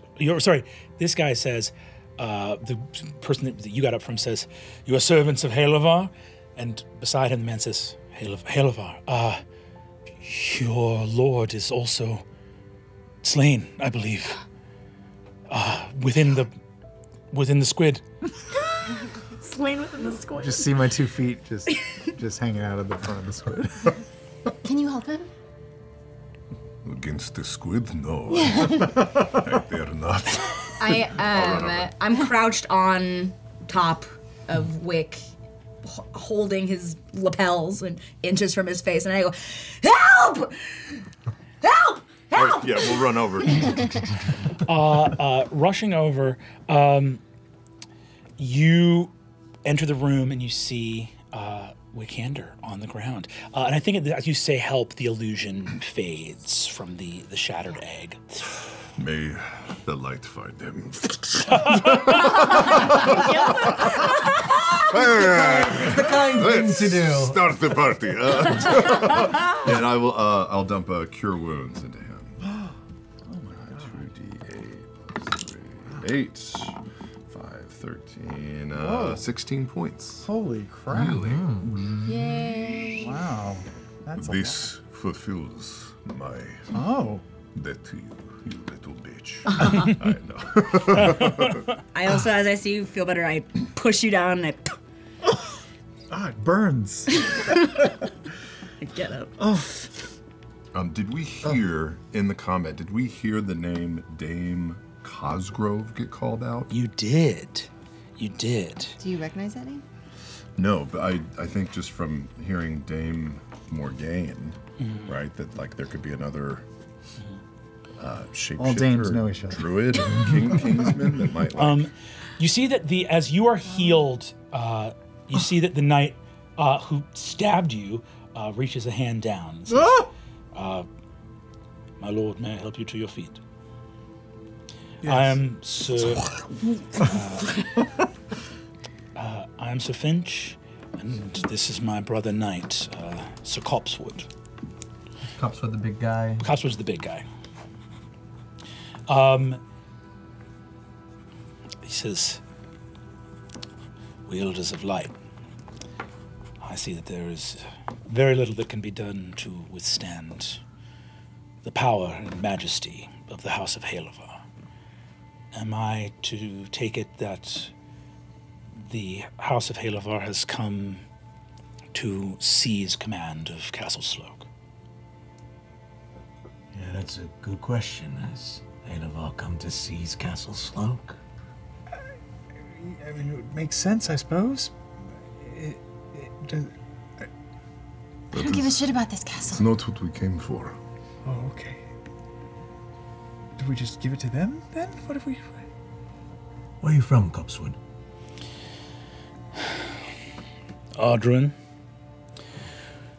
down in Vale.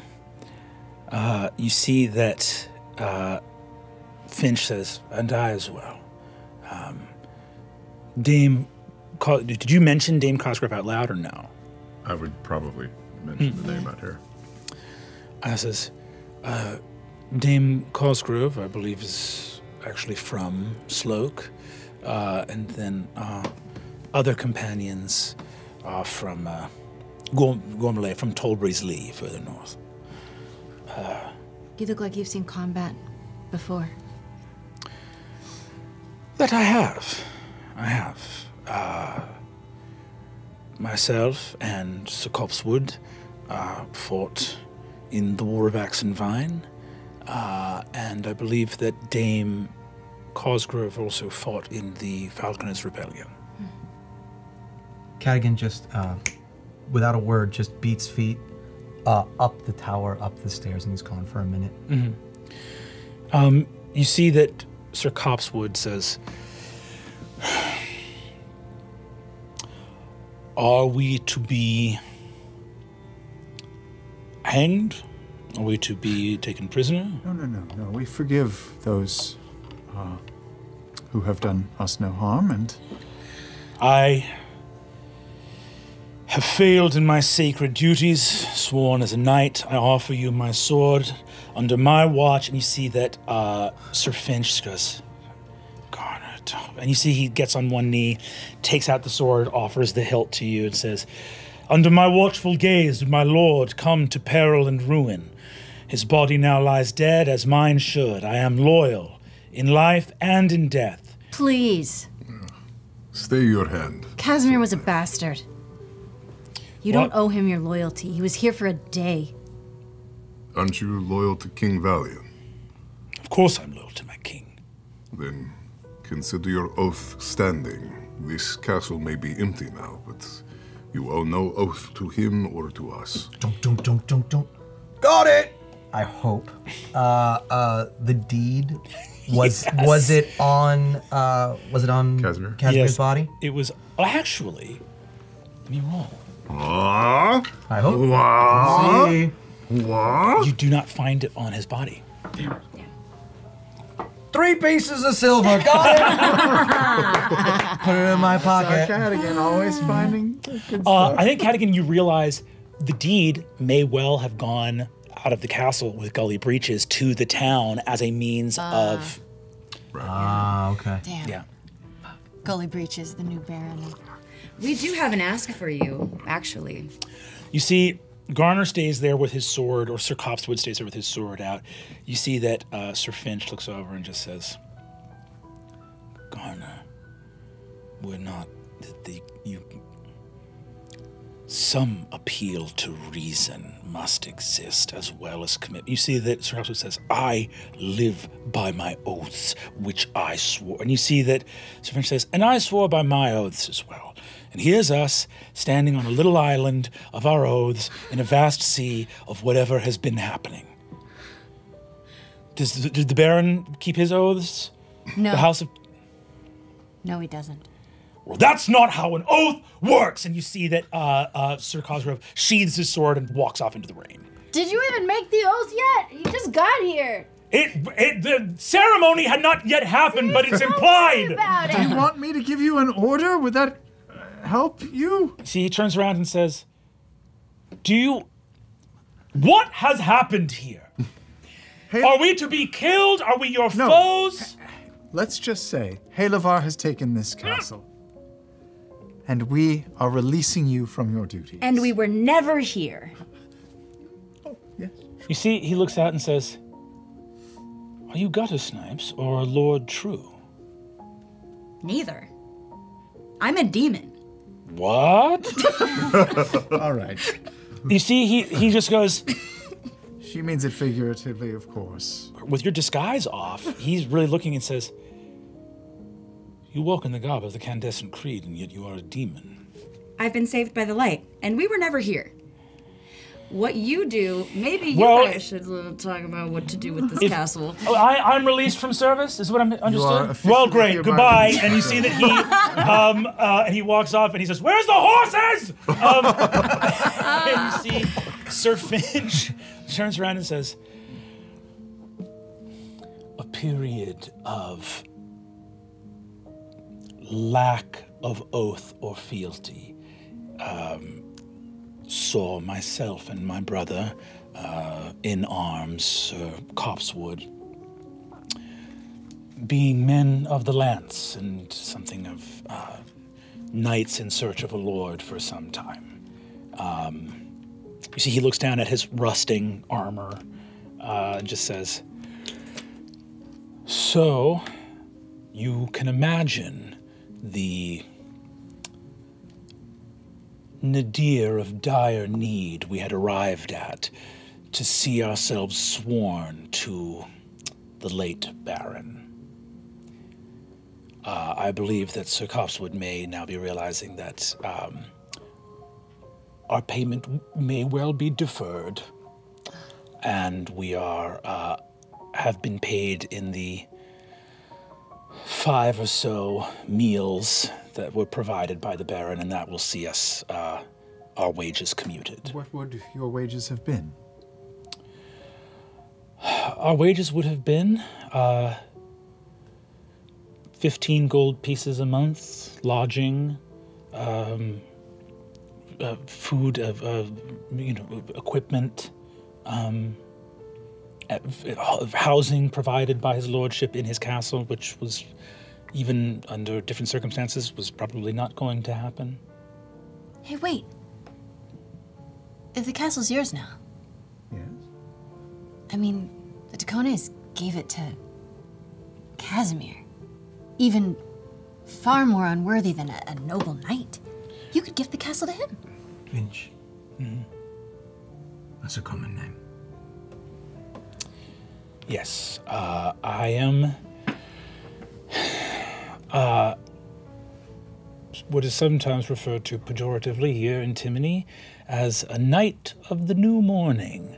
My father was granted knighthood by King Augustus Valian.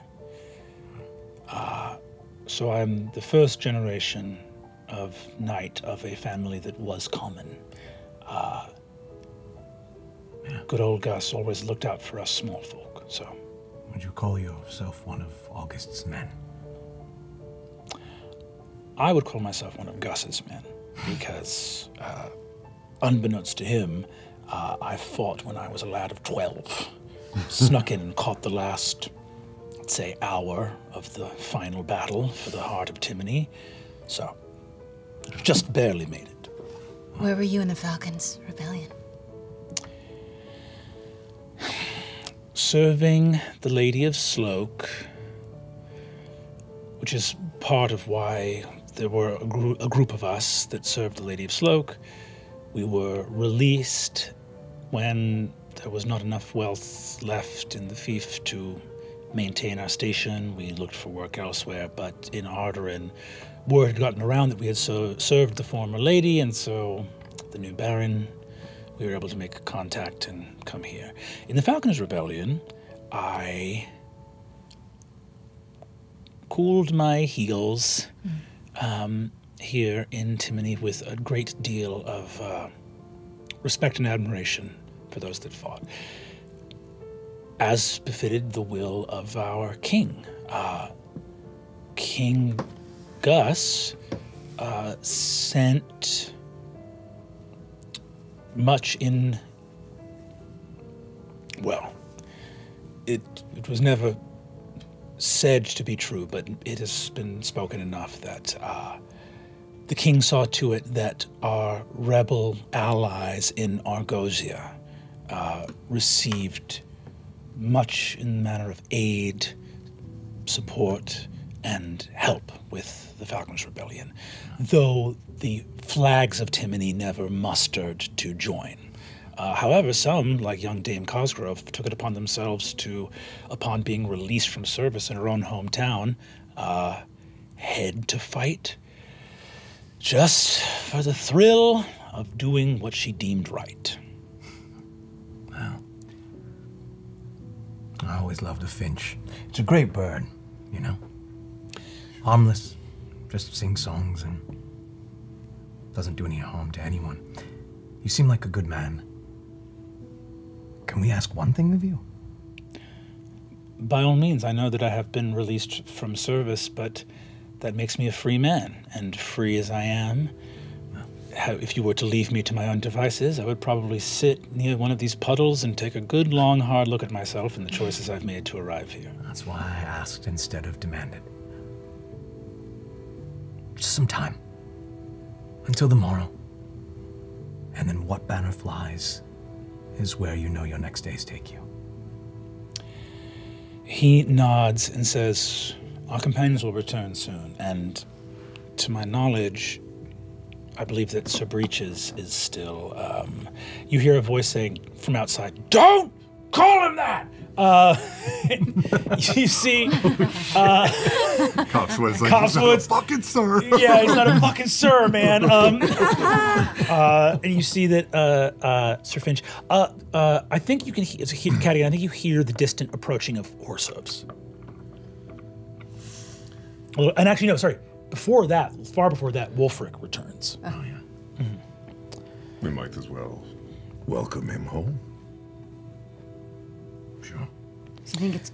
I'm gonna fly and make sure that those horf pussies. Those horfs? Horfs. Those hoofbeats are Gully Breeches and not Dame Morgaine, who said she was coming to the castle. Yes.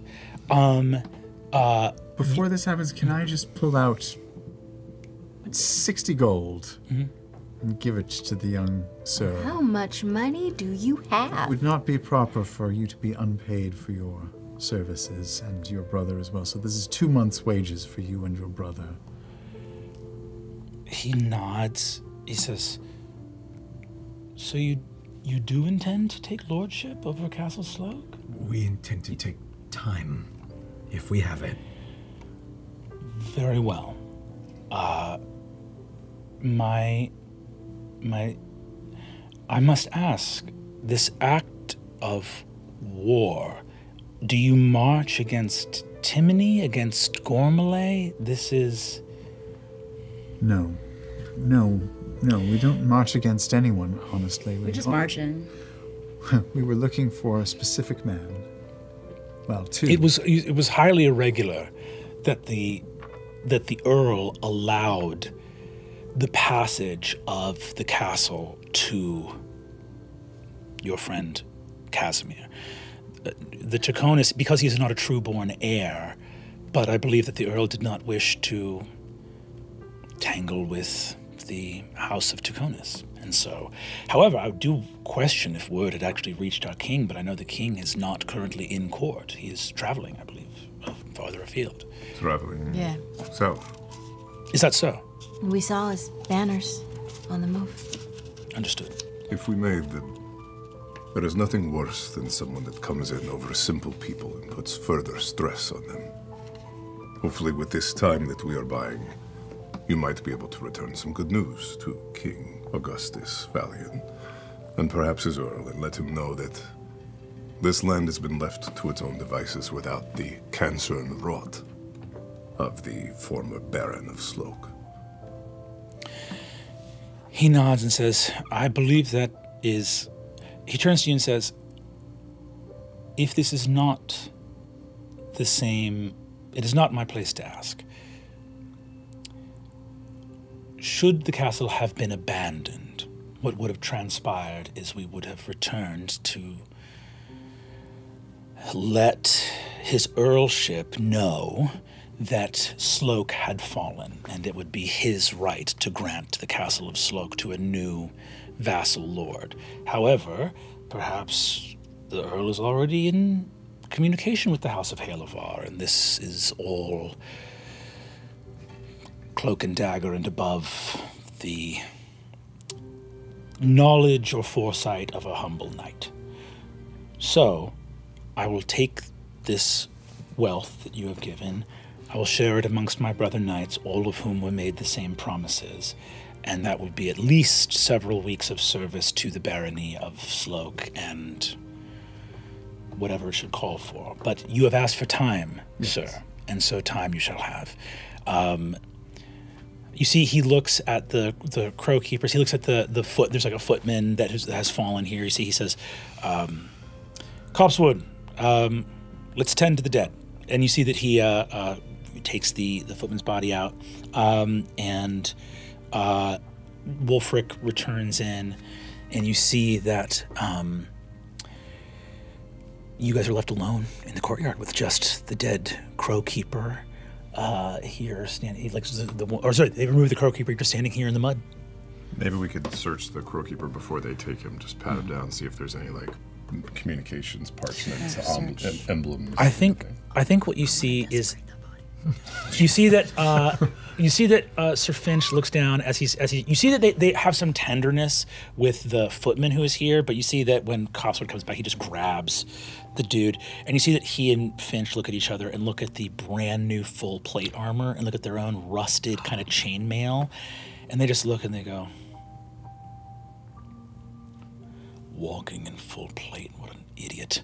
And then and starts to like drag it off and just goes like, you can see he looks over and says, you see, actually, yeah, that's what you see, that he looks to you as Copsewood sort of speaks ill of the dead here, and he says, "Do you want to know how long a lord could retain my services for one suit of full plate mail?" Is this a riddle? No. Oh. Well, for what it goes in Ardarin, about 100 months. And they start dragging. This guy's wearing years of salary on his body, and they couldn't fucking walk in it. And he just starts dragging the armor off to the outside the castle. I hope it fits. So we're alone. You are alone. Why did you yell help?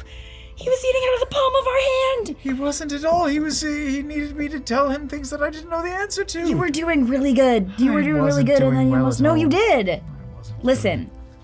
I'm terrible at this. You're not. I am. I'm terrible at this. Hey, don't let what he said get to you. It's In true. fact, it's not true. It's not true. I don't know what your family thinks, but you have friends here, and listen, I really wish I could make you feel better. It seems like that's a really like a you thing, working that out. I really, really, really, really, really want to go upstairs and eat this guy's fingers. Can we go check him out? We should probably figure out what we're doing first. That shrill cry was from you. Yes. I had Who else thought would it that be? Within the walls, you had made your enemies squeal with such squeamishness. Thank you for humoring me, Taylor, but I think you know that that's not true. Everywhere we've gone so far, my name is met with hate, and my faith is met with confusion, and my face is met with contempt. Nobody likes me. You say I'm surrounded by friends, but... I'm your friend. You should take care You're honor-bound to be with me forever. And so it's 3 years, actually, but Taylor... no, I'd be here anyways. What do I give a shit about the House of Halovar? I'm not here. I'm here to help you, and I don't like my family either. We're here. I mean, it seems like you guys have Taylor noble took an aspirations. oath to me to protect me for some reason, and You saved my life, and I have partially repaid that. But you should take it's like care you've totally... in how you speak about yourself. Otherwise, you will believe it. I saw you from the top of that castle wall go after her. You threw yourself into the room with that squid. The fake squid? Yeah, that's true. And you did defend my honor as Dr. Finger. You did. When someone receives heroic inspiration from someone in this new mechanic, do they feel it? Are they aware that this is happening? Would Taylor have known I think so. Instead of dying, he chose to give you some sort of magical feat? I appreciate this tyranny. I do. However, I need to make some changes, and I need to make some decisions. And something that Thimble said to me rings true. You said you should try to take down your family from the inside or something like that? Yeah. I mean, it seems like my name is awful. It is. So I think I need to figure out how far the rot has spread within my family and shine a disinfecting light on it. I don't know how to do that or even where to begin. But something must change, and I must be the one to do it. However, that's you're right, that is a me problem. No. For the rest of you, what about your brother? And what about this other Breaches person? Does he matter to you or not? We will go after my brother, Sir Gully Breaches. Oh, Gully Breaches. Not I don't Sir. give a shit about Sorry, him. Cogswood. Cogswood. We will go after Sid, but I think it is fair to say that we should expect him back from the village, and we should receive him. For the Crow's Keepers are a rot. Well, the ones that went with him, at least. Look, you're the only person in your family that actually believes something. And I have no reason to believe anything at all. Except that I'm here and I'm with you. And you. So you're gonna be putting a lot of heat on yourself if you want to take down your whole family, but I'm here. Will you help me, be better at this stuff? Fuck yeah. I mean, you're doing great. Just don't yell help. That's pretty. I feel like we can all agree that that's pretty. Unless, you know, you're about to die, in which case you should. And I think you were. It was very effective in activating the rest of us. What do we do now?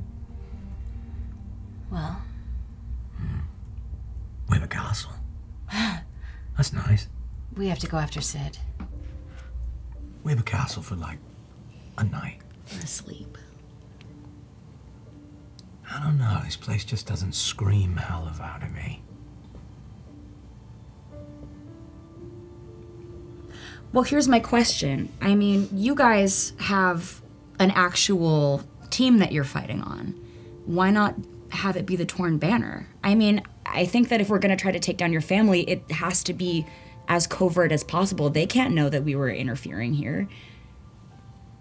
Unless you want to just go for it. That's probably not wise. I like this idea. And perhaps not the Torn Banner, but some sort of imagery that is a bit more suggestive. Oh, shit. I'm gonna go back upstairs again.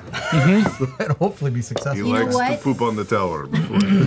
Casimir had a cape. Casimir had a cape on, right? That's what I'm going. That's what I'm going for. Hell yeah. We gotta search his body too. Yeah. While I'm up there, I rip his bloody cape off and I bring it downstairs. Looks like a banner to me. I'm gonna throw it in the middle, and then I'm just gonna stroll out and go back and get Wulfric's armor. So I'm out of this conversation for a minute. Does it have a symbol or anything on it, or is it just a cape?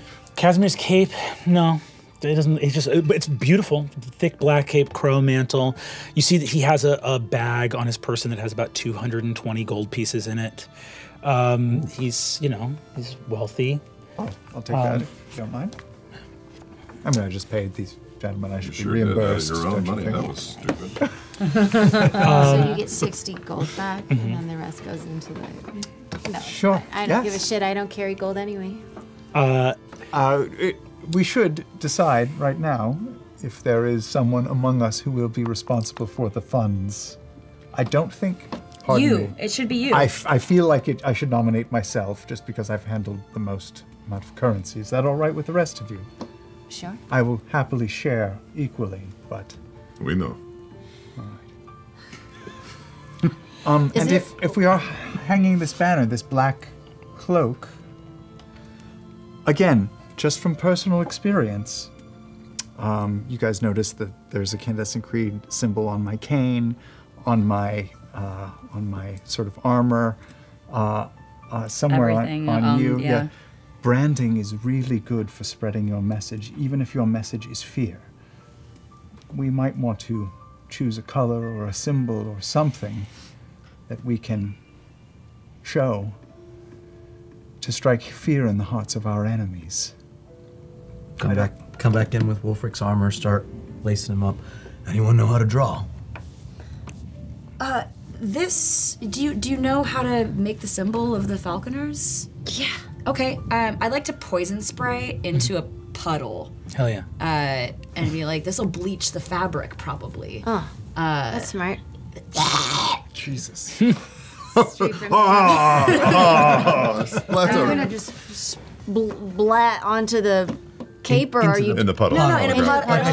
Oh, and then we draw it. You can Okay, draw it. Yeah. here. If you wanna, somebody else wants to hold it, I can walk in front of it and like make the shape of the falcon to like give you the lines. Yeah, to give the lines to match. And we'll each hold a corner and spread it out. Well, while you do that, I'm gonna go upstairs and I'm gonna desecrate that body. Okay, Wick, then that's you helping. You're gonna draw while I took handwriting classes. Great. What are you we start making? to create A falcon. You're starting to create a falcon's crest on this cloak, on this wealthy cloak. As you do, you see the two knights outside finish. You see that the rocky, horrifying ground of Sloak. You see they're just struggling to build even a shallow grave in this in the landscape here, and they sort of stop. As they do, you see returning on horseback, two other knights and two footmen approach, and you see that the woman in the front sort of raises the visor on her rain-soaked helm, looking out. This was the woman that ran off. This is the one that said, "The food's gone. The food's gone." She comes back, looks out, and goes, "Brother knights, what?" Leaps off the horse, and you see that they turn and say, "The castle has fallen, Dame Cosgrove." She says, "It's Taconis. They came back," and he says, No, Hailafar." And she just sort of looks there stunned, like a sort of long strand of hair like runs in between, like from her, like down the side of her nose, just going. She goes, "The Hailafars and the Taconises are fighting over Castle Sloak?"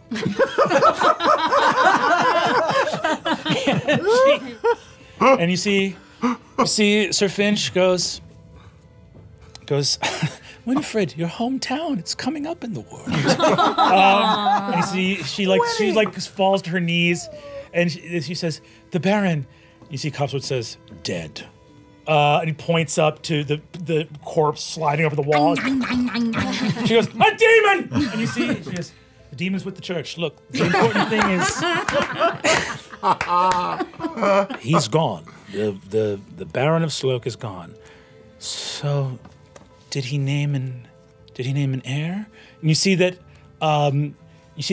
Copswood sighs and turns over to Finch and just goes, "I don't know. How long were he and Dr. Finger in there? Maybe an heir's on the way." And then you see that Sir Finch says, "I think not. I think it will fall to his lordship, the Earl of Gormley." And I think, you see her, anyone who's like looking at the front gate sees at that, she like puts her face in her hands like that is terrible news. She goes, she looks out and you see another knight sort of tops up with her, sort of big, broad-shouldered guy who doesn't even look like he's necessarily from Timony. A lot of these guys kind of look similar to each other. He comes out and says, "So then this is over. Do we think we are going to be paid?" And you see that Winifred turns and goes, "Not now." She walks in and just addresses all of you and says, and you see that she remembers something, drops to one knee, unsheaths her sword, offers it hilt first to... This again. "I've sworn my oath to..." Yes, we are familiar with the oaths. Your oath now only will last a few days. We just need time and just a moment to be at peace. She nods and says, "Very well. Is any of this set to impact the people of the village below? A moment. Yeah. Wick. I know we want to release them of their duties, but if the Earl is a negative influence on this place, perhaps it could be claimed by House Halovar. They will not come to check on it, and they will be free of any oppressive forces. Plus, we could leave our flag behind and confuse the fuck out of everyone. That's fine with me. If my family found out, I guess they would... Well, they wouldn't know what was going on, would they? They would just be confused and maybe scared?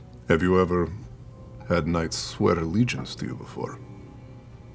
Oh, only you. Get ready. You've been hiding for a long time. Maybe the world's ready for Baron Wick. Oh, no. Did you just become a baron? Oh, that'll scare the shit out of your family. It's technically a step down from my current position in the family, but I'll take it. You've been hiding for a long time. You want to keep hiding your whole life? Show them. Show them we've been here, and then we fuck off. Scare them a little bit. I come down. Is there gristle in my teeth? Actually, no. You did a good job. Thank you. What's going on? Is this? The Baron here is going to take the castle in the name of Halavar after all. Fantastic. Oh, confuse some people, and also kill two birds with a single stone. All right. Sure, then. The Baron Halavar? As you guys see, the knights continue to give you space, sort of congregating out there. I think from the tower, Tyranny, you can see that the envoy that went down to go give the village the news is on their way back up. Okay, I inform them. Is this Gilly Breach? This is Gully Breaches. Oh, what do we do? What do we do? Is this another fight? Tell your knights to take care of him. Oh. Yeah, I think he's got the deed. This is how you make it official. Right. Hey, you got this. Good sirs. And Dame. Good sirs. Your first order of business shall be to inform Sir Gully Breaches that he is now under the command of House Halavar, and that he must return the deed to us forthwith. Or suffer a gruesome punishment. You see, so the entire garrison of Castle Sloak, all 15 of them have now gathered back here. You see some men at arms, other things like that. You see, dismounting from the horse, Gully Breaches walks into the castle. You see that at the front, Dame Cosgrove looks out and says, "Sir Breaches, there is," and he says, "Enough out of you!" And walks through the gate, sees all of you, and says, "Who the fuck? Where's Dr. Finger? Who's? What's going on? Who are all these people?" A lot has happened since you My left. lord! Strangers in the castle! If you are addressing my lord, you are addressing me now, I guess. Yeah. Right? Is that right? Yes. You're addressing me now. I am now the lord of this house, and you shall... You ain't Casimir Gavendale? Casimir Gavendale is no more. One of his fingers is dangling from the lower lip of my friend here. Oh, you said I didn't have anything in my teeth. Well, I didn't. I wanted to be polite. Finch, a little back up here. See, Sir Finch looks at Sir Gully Breaches and says, "The Baron of Sloak is dead. His reign, though short-lived, will be memorable in the history of Gormley. I know he was your friend, and I share some sorrow for your loss." And you see that that Sir Gully looks around, says, you all, it was a conspiracy. You all, see, Sir Copswood says, "We fought harder than you would have been able to survive, Breaches. And you see that Gully says, it's mad. So there's no laws here. You're all criminals and assassins. We will not tolerate any more insolence from you, and I will cast thaumaturgy to make all of the torches in the place I also flare. cast thaumaturgy to make everything bigger. I also cast thaumaturgy. Oh, shit! Yeah. Guys, I got thaumaturgy. Go ahead. Give me group intimidation. Skadoosh. I believe thaumaturgy 14. so much 14 gives you advantage. Yeah, it does. Oh, you advantage. Oh, thank God. Oh, wait. Also? Advantage for me? as well? 19. 19. Do you have thaumaturgy? 15. Amazing. Yeah. 15, hell yeah. It is 16. Hell yeah. Gully looks and says, huh, all right. Well, you've got no quarrel with me. You've got no quarrel with me. You've got no quarrel with me, my lord. My lord. You see, he says, so we then should talk about how may I serve you?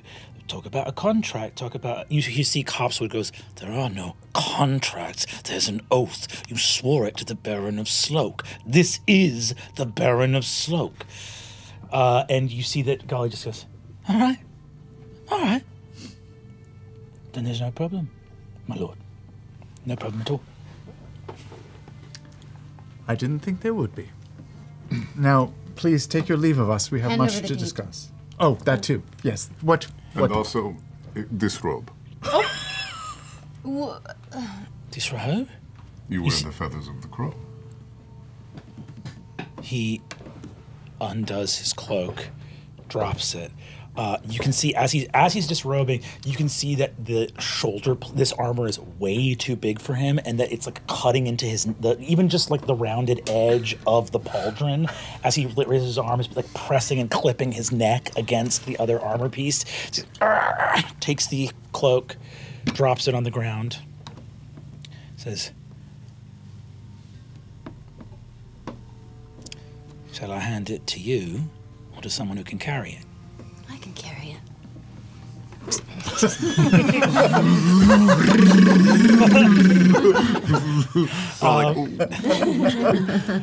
Mage hand. I can carry it. Listen. The mage hand was to hold you up. Oh, yeah. Make you look cool. Your appearance offends the standards of the Baron. See to it that those feathers are removed going forward. You watch as he falls to his knees and says, "It is an honor to serve a lord of the House of Halavar. If anything, my position has actually gone up in the world. So, you'll have no quarrel with me, my lord. I'm here to serve as a proud knight." You see, he glances up at the knights all around him. Thank you very much. You're dismissed for now. He nods. And you can see, looks around, and you see that Finch can't help himself and helps him up to his feet because he can't stand up in the armor under his own power. Helps him up. And he turns and walks out of the castle. Great job, Your Radiance. Doesn't feel great. It doesn't feel great, but this is what hard people do when they want something, right? You sold It it. doesn't feel great to let him walk out of here. Well, no, I mean, he still serves us. And I It's think, just out of I think with the room. disrobe, he leaves the armor. Oh, so he turns walking out of the armor. Does Taylor clarify what he meant? Yeah. You see, he turns around and says, You can leave all that behind. This is mine. It's paid for. I'm a knight. The Lord knighted me. Casimir knighted me. Back in Dalmacia. Casimir is dead. I think your new Baron would say that you have to earn that which you wear. Especially since you vacated the protection of the former Baron. Wouldn't you agree? Oh, you said it perfectly. He turns and looks and says, Soteo.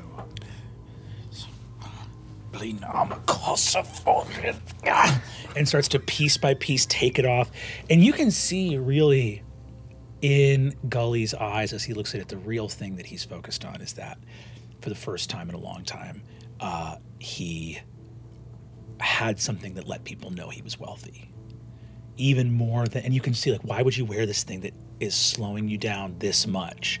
And it literally is, people will know. They'll know something about me.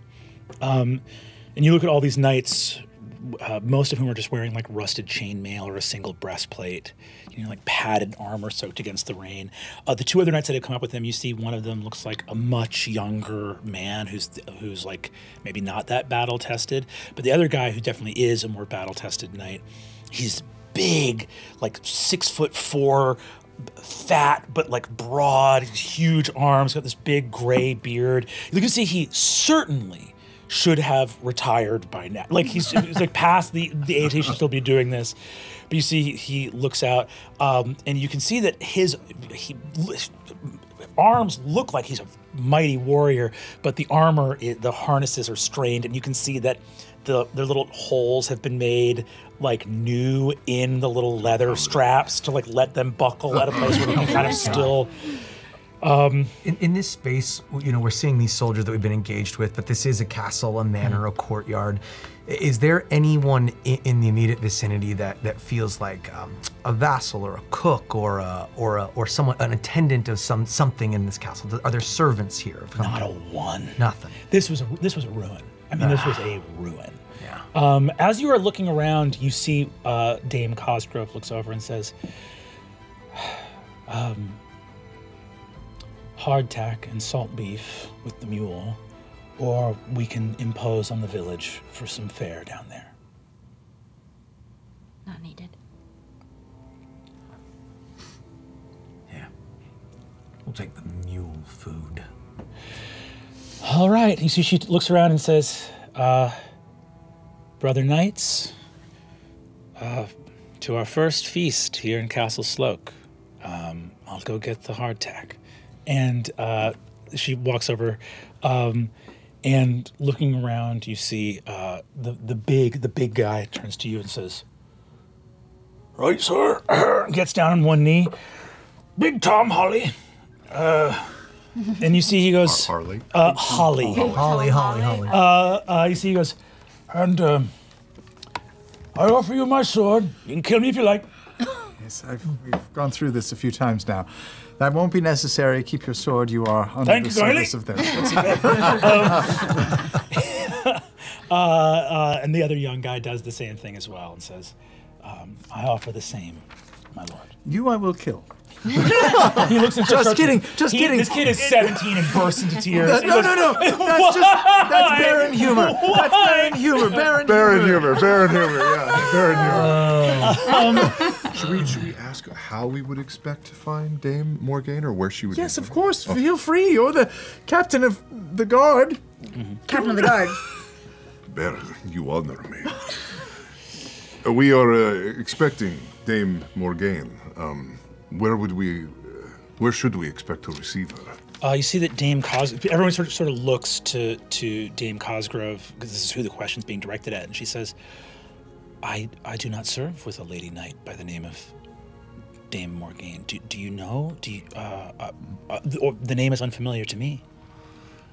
We met her a bit earlier, and she said she served at the pleasure of the king. She is a royal knight. Oh my. No, we very rarely, Sloak has never yet had the honor of a visit from royalty. Wow. If a royal knight were to come this way, where would they expect to stay? I assume in the village, since the ruin is not hospitable enough. There are no rooms for let because it is not possible to come through Sloak on your way to anywhere unless your destination is the top of that cliff. But was she going what here, about, or was she going to Gorm? But there is. She says what that. about dogs? Do you ever have dogs come through? Yeah, well, yes, some herding dogs and some. There are some, you know, the Sloak does have some healthy herds of sheep and even some goats. You see that she looks out and says, is Dame Morgaine a hound of the king? One of the king's hounds, yeah. You have met a hound of the king. Yes, we have. Is that rare? Is that rare? You see that she says, oh, yes. And then you see that. We're VIPs. You see that Sir Finch says, rare, depending. Certainly in Timmins Rock, everyone will have seen a hound of the king. But here in Sloak, he says there are only some 5 or more hounds of the king. Not many by any stretch of the imagination. You see that Big Tom goes and says, they're right, they're brave and few, the hounds of the king. Mighty warriors. Well, unless she was accompanying them, she was keeping eyes on them, and they've already come and gone, right? So she's not coming here. She's probably tracking their movement. She said she had business here, though. I don't know. Maybe Maybe she not. said she had business in the town. Maybe. She didn't specifically say this castle, did she? She was following them as they came, and they already left, right? Give me insight with advantage as Taor brings this up. Do I know what I'm talking about? Nope. 15. I think as you realize that the assumption that Dame Morgaine was traveling with the Draconis, you realize Dame Morgaine was just sleeping in front of the fire like a dog. And you realize too that Hawkins, that what you saw, the Mastiff, he, for as mighty as he may be, is utterly conspicuous. I mean, that's like a lord's dog. But you see, Dame Morgaine, she had that sort of mottled, multicolored kind of calico pattern to her fur. She just looked like a country dog. I mean, she had those blue spots, but you don't know how rare that breed of dog is. So you realize that it's the odds that she was tracking the Draconis as the most unremarkable, just another dog running around in Timony. Following behind them. That strikes you as maybe being a possible answer. But she did say that she had business in the town. Dame Cosgrove looks at you and says, well, it would be an honor. It would be a true honor to meet a hound of the king. You know a lot about Sloak. Dame, were you born here? You raised here? Is this your home? My father was the last knight of the Order of the Howling Rain. And I am the last knight of the Order of the Howling Rain. And you stayed, even though this place is, well... It's home. Yeah, it's home. Other than this manor, are there any other places in the village that... Well, yes. Well. So to answer your question, there are not rooms for let, but on rare occasion, there is a public house in the village, Brawla's, which Brawla Dossaber is she's everything for us. She knows her letters, so she writes letters on behalf of the villagers that need to send them. She cooks meals. She is also something of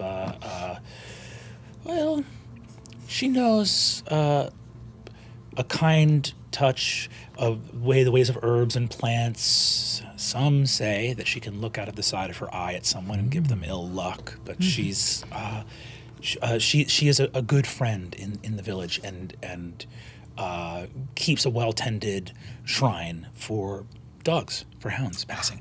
And we actually, Sloak is actually in a, things are looking up. Before, we had back when the Lady Sloak was alive, we had actually been chosen by a young dwarven mason who is here with a small team building the bridge in town, which will help because we won't have to go up the hill, which is dangerous to get cattle across the creek. So when that's done, that will be... That's great. It will be wonderful for the town. And that's the dame telling you all this information about, like, all this stuff. Mm-hmm. Yeah. I think Kattigan's taking all this in and hearing about Cosgrove giving the history and being a local. And he's just going to break aside for 1 second and sort of walk by Wick. While they're sort of sidebarring about, stuff about the town. And he's just gonna lean into his ear, just you and I. And I'm gonna say, hey, bud. You and I haven't said fuck all to each other, have we? No, I've sort of picked up that you're a man of few words. Yeah, you're right. All this political intrigue bullshit's a little bit above my head. But I'm gonna tell you one thing. You wanna be a good man. Yes, of course. You got a little bit of power in your hand. And the only way you can really make a difference is with a little bit of power. You got a chance here. I know you don't want this fucking place. And I know we got bigger fish to fry. Why don't you just give it back to him? Baron Cosgrove has a nice ring to it. I'll slap him in the ribs and then walk out of here. I'm still hurt. You see that, Kattigan, as you walk away, I think you look at Dame Cosgrove here. She's still got her visor up with the sort of hair hanging in her face. And you see that as the knights begin to move into one of the only non-crumbling towers and sort of sit up. She takes her hair off, or takes her helm off. You see sort of rain-slicked hair. And I think, Kattigan walking back in, you see a broad-shouldered, capable, beautiful young woman who starts getting stuff off the pack mule and putting it out, and the other men come around and start helping her get everything here. You see that Sir Finch is talking to the men-at-arms who are around, and you see that he actually goes and is getting that bag of 60 gold pieces and commuting their wages to them. And you see, he says, this should be enough to make your way back to the King's Way and strike some passage back to Arderin. I am sorry that this did not prove to be what it might have been, and I wish you well. But he looks around at the castle and says, you are not bound by oath as we are, and so you can make a quick getaway from what actually was promising to be quite a miserable time. And you see that the men in arms all kind of nod, and one of them goes like, thanks, bruv, and best of luck. I'm so sorry that you have honor. And then walks off. And then they take off. And all these with the pole arms, who these guys are not veterans of any, they're just, as they walk out, they're like, John, thank you. Pleasure. Fucking deep feet. You, for the rest of you, you see that, as she's getting the hardtack out, she says, it will only be, I think, a few hours before nightfall, but if you, the place you were asking for in town is Brawlers, which we will either have to sleep here in the cold castle or rely on. You see that she sort of nods and then says, or it's about we don't have enough horses, so it's about a 2.5 hour walk to my home, which everyone's welcome to. It will be tight. It'll be pretty tight. And I don't have enough blankets, but everyone's welcome. It's like we should go to this public house, yes? Yep. Check it out? Absolutely. Put some coin into the village. Sure. Yes. With the staff, or? It's up to you. I don't. How is it up to me? Well, you're the one with all the money. You're the one with the money. You're the one that owns the place now. Yeah. I just want it to be us. I don't Then want let's just people tagging along with leave. us. It's weird. I've got things to keep him occupied. You can dismiss them. It's your right. If we give this place to them, Kattigan's gone. If we give this place to them, won't the king be like, why did you take this castle? You're just random people. Here are your options. We either are super public and say the CC owns this place, and you can let people just, we won't be back to check in or make people do stuff. They can just live We independently. do that as long as we can, and then just let the money run out. Or you give it to them, and then we have been seen here, and then your family is going to go. Why did you take this place back and give it to the people? And then you're gonna have to answer that. You're gonna need to learn how to lie to your family. I am not supposed to. Aren't you on the run from your family? Yes. We don't know. They haven't come for us yet. I'm pretty sure they're pretty mad at me already. We'll need to answer to them eventually, but the question is, do you want to be, how covert do you want to be about it? Because we have been seen here. We can either say, hey, the CC was never here, and they'll probably listen, or you can stick your flag in the hole. I've never done anything like this before. I'm talking about usurping members of my family. Is that done? You're fighters and scoundrels. No offense. Do you do it best covertly, or do you make a big bold statement and say, I'm coming for you and I'm gonna take you down? What? No, none of that. We don't need to tell your family that you're going to take them down. Just that if the CC is here, then your story is that you're spreading the word and taking over, even if that's not true. You don't need to say "fuck you, mom and dad." I mean, they're gonna know if a castle springs up with their name on it and they didn't order it done. They're gonna know. They won't care about Sloak. Nobody cares about Sloak. That's true. Well, then Nobody let's just even leave. knows about Sloak. Came back from the piss. Nobody cares about Sloak but the people of Sloak. They may know that Casimir was supposed to have Sloak and no longer has it, and that might pique their interest for Maybe. a moment, but only a moment. Casimir was a piece of shit. Nobody cared about Casimir. Yeah. Well, then let's just leave here. It's very wet. Okay, and it smells bad. If that's the case, then you need to make sure that every single person that saw us is on the level and that we were never here. Because otherwise your family will assume that that was you that gave Sloak back to the people. Unless you want that. No, we can try, but I just don't. So many people saw us here. I don't think it's going to happen. Does it make you uncomfortable to be subversive? Especially if your family are liars. Well, I'm not a liar. This is true, from what I have seen. But does it make you uncomfortable? Yes. Then you will have to decide if you are going to play the game that they are playing, or if you will do your own thing. Has no one ever been truly grateful to you before? You say you're a servant of the light and you want to do well for others. You've never helped someone out of the goodness of your heart and felt real gratitude. Of course, we've helped many people. Do you know the difference between fear and gratitude? That's a good question. I thought I did. But everyone we've met along this journey so far has just been scared of me or my family. So I can't tell anymore. Well, right now the castle's yours. And the choice is yours. Well, then let's just do a good thing that we know is good. And whether they're grateful or not, and whether they keep our secret or not, that's up to them. Yes, Your Radiance. Yes, Baron. Fuck yeah. I'll work on you.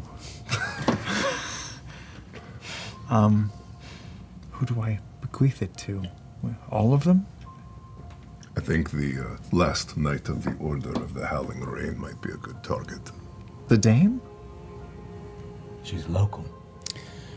You turn around from this sort of hushed conversation, and you can see all of them are sort of doing this thing that you recognize. I think you immediately recognize this Tayor and Kattigan and Thimble as well, that all of them have packs full of stuff, and all of them have one side that they have put on and are sitting on top of them, and they're well packed, just immediately become a chair needed, you know, like from, and are seated. You see that a couple of them make us like take their shields and put them on the ground, and like 4 of those stacked up makes a little table, and are just sort of breaking bread on it. And I think you see a natural, like, as you take a look at her, you see that younger though she is, she looks like she's maybe in her like mid to late 30s. which means that she would not have been old enough to have fought in the War of Axe and Vine, but maybe someone said she went and fought in the Falcon's Rebellion herself. Yeah. I think, Thimble, you put the age together and go, oh, she was like, I'm not missing another one. You know, like, I was too young.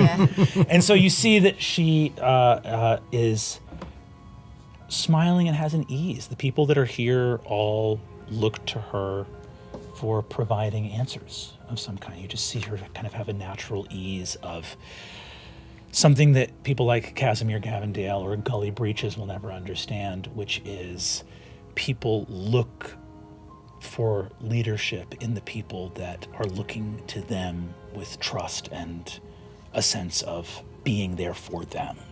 Leadership is an act of support in and of itself, and you see her here supporting all of these people that are around her.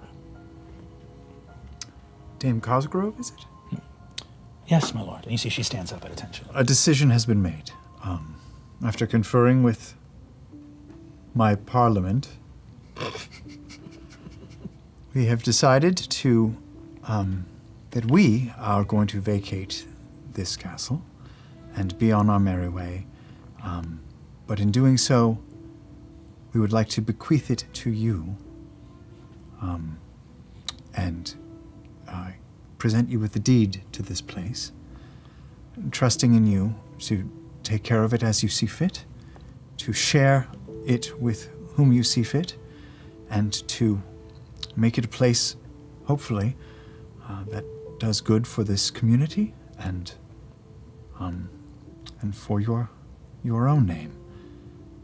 And as the last night of the what was it again? She can't move. Her eyes are just wide, and her jaws are like. The Howling Rain. The Howling Rain.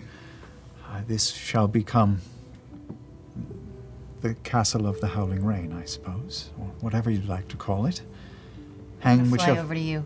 You should make it official. You should write a letter with your signature. Oh. So she can present it. All right. Should I write it on the back of the deed or something? Get a piece of paper. I don't do that. I don't have paper with me. You see, I have forgery. I have a forgery kit. Oh, you have a forgery kit? Really? Oh, perfect. Yeah, you look. I think seriously, you can just alter the deed right here and there. All right. Combine them. Combine them. Wait. Before, let me figure out what we're writing. Are you officially saying that Wickander Halovar is bequeathing this to? All right, let's fucking go. Can I get the paintbrush? I assume you're done with the falcon. Mm-hmm. I mean, I just threw her up in a hole. Mm-hmm. Did you? Oh, I thought you were doing the You art. made it. Yeah, we did. You made the art. It's done. We painted behind. Oh, I thought you were. We bleached the. No, we did. All right, it's bleached. The falcon's bleached. It's done. All right, I'm gonna. While that's going on, I'm gonna get more bleach and write underneath the symbol of the falcon. The fanged falcon lives on. See, you Fang write these words in all caps. Fang in all caps.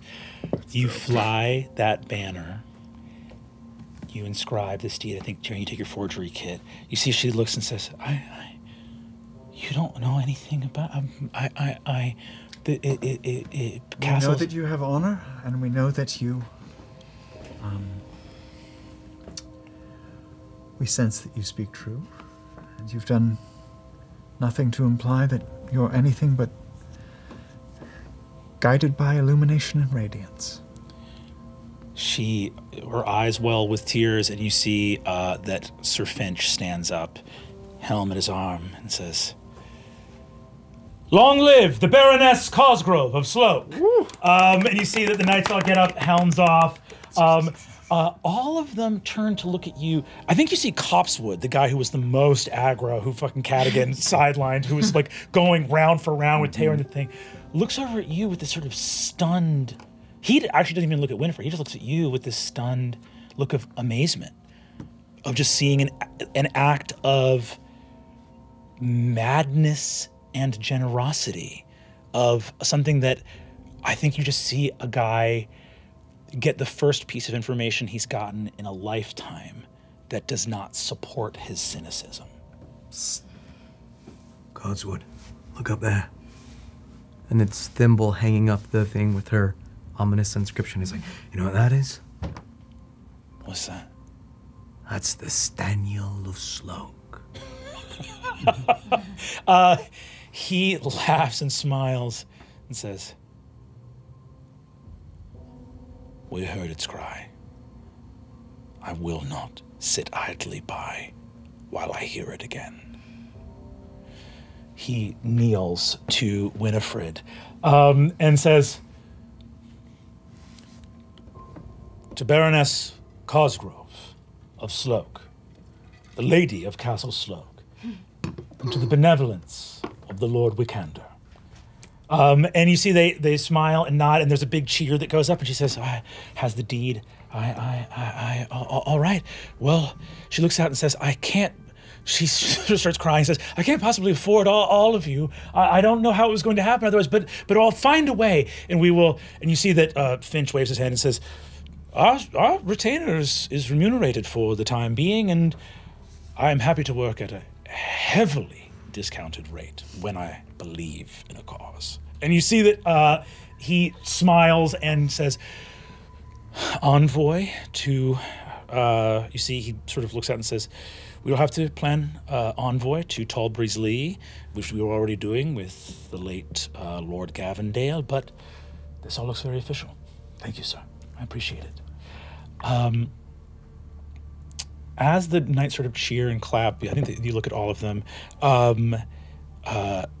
Looking at the falcon, you see Winifred sees that for the first time and says, "Are you all... Did you fight in the rebellion?"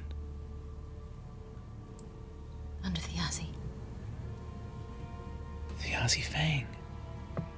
She smiles and goes, "I had heard of a fearsome pixie, wending to and fro through the ranks of enemies. Is that you?"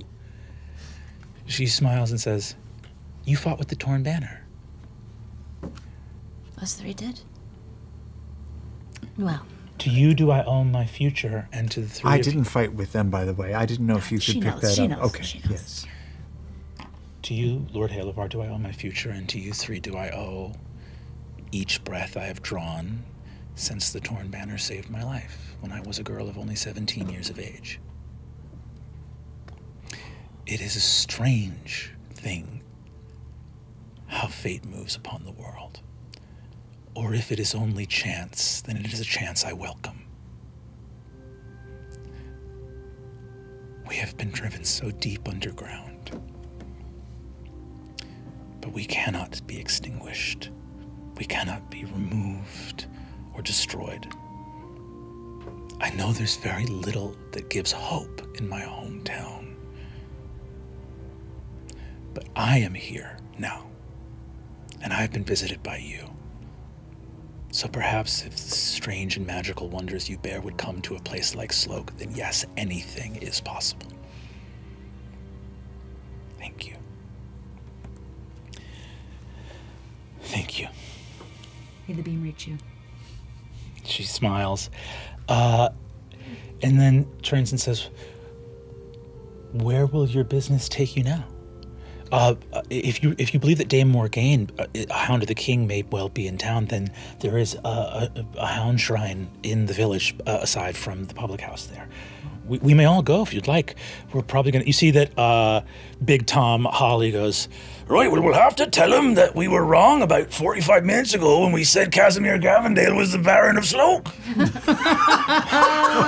We'll say false alarm. Busy day in Sloak."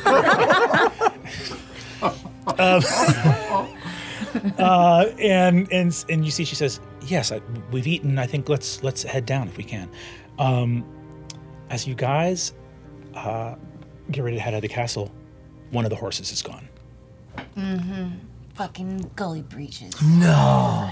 We disobeyed a direct order. That little shit. We took his armor and disobeyed. Emasculated him. Yeah.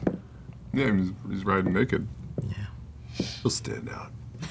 To the bar. To the bar. All of you guys head down to the bar. As you walk in, you see there's an older woman down in the tavern. who walks out. See, she looks like to be like late 60s, early 70s. A short, warm face, sort of gray hair, very wrinkled skin, fat, and these long, sort of knobbly hands that look like they've just been working. She has these crazy forearms, looks like she's like kneading dough or cutting stuff all day. You see, she walks out and goes, "Oh, well, welcome to Brawlers. It's a strange thing we've... Oh." You see, she looks out and says, "Well, one moment, please." And she pulls out a little stool, goes over and takes an iron nail out from over her doorstep and says, "Come right in, my lady." Aww. Thank you so much. I don't know if that would have done anything, to be honest, but I appreciate you. I hope it would have done something. You see, she comes up and says, "Well, you're at Sloak's only public house, so we've only bread and a potato soup. That's it." Potato soup sounds delicious. Do you have any beer? No. Oh. Only There's bread. wine at how long is the walk back to the castle? Because there's wine there. It's not our castle. You see, she says, "I've sent my husband out to the King's Way to get some ale, but he walks slower than he used to. Okay. Probably another day or so, I'd say." Love to have a cocktail right now. You know, it's fine. Listen, you're gonna start making your own rules, so that means you can have a little drinky poo with your old girl Tyr. But we'll get to that at some point. I'm sure. As you guys are in here, you hear a familiar voice behind you say, "As I live and breathe." Oh. And you see walking in is Dame Morgaine, who comes in from the little hound shrine. And she says, "My friends, Dame, I understand that it's been an eventful day in Sloak." did you hear everything? Not what occurred up in the castle. My business brought me to the town. I was speaking with young Master Jasper. And you see that she looks over, and you can see over in a corner our group of really sad-looking dwarves who all have tankards full of water. You see, Jasper, there's this one dwarf who's got a thick red beard that comes down that you can see is braided, and his red beard is dyed with strands of black and white that go in throughout it, so it's like tied up into this thing. You see, he looks out and just goes, "Fellas, I'm really sorry. I'm really sorry." He looks around. I don't think this is light beer. And you see that Morgaine says, "But I understand there's been a changing of the guard here?" Indeed. Dame Morgaine is in dog form, correct? She is a dog. She's looking at you. She's the herding dog who comes in to speak. And no one in the place seems to blink an eye at No this. one is blinking an eye Okay. at this. As she walks in, you see she looks in and says, "Well, Casimir Gavendale is no more. And you are now the lord of..." No. I am not. That honor belongs to Dame Cogsgrove, and we have... Baroness. The Baroness. You see, she raises her eyebrows. "You've seen fit to offer the title of Castle Sloak to... Who is this?" And you see she looks over, and you see that Winifred gets down on a knee and says, "My Lady Knight, it is an honor," and bows. And you see that Morgaine sort of cocks her head to the side and puts two paws up on her chest, and she whispers into her ear and goes like, and just goes, No, you are my sister. We do not bow as this to each other."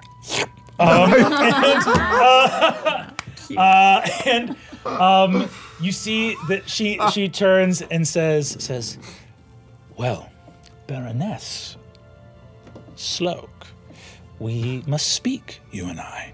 And you see she says, "Yes, I have the deed here." And you see she says, looks over at the deed, and she says, "My word, well, this is stunningly official looking." And she goes, and she says, we make envoy for Tybreeze Lee and the Earl, and you see that Morgaine sort of cocks her head and says, "Or perhaps we can wait for His Majesty to return, and he can affirm this deed of title on his return from Dolmakyar."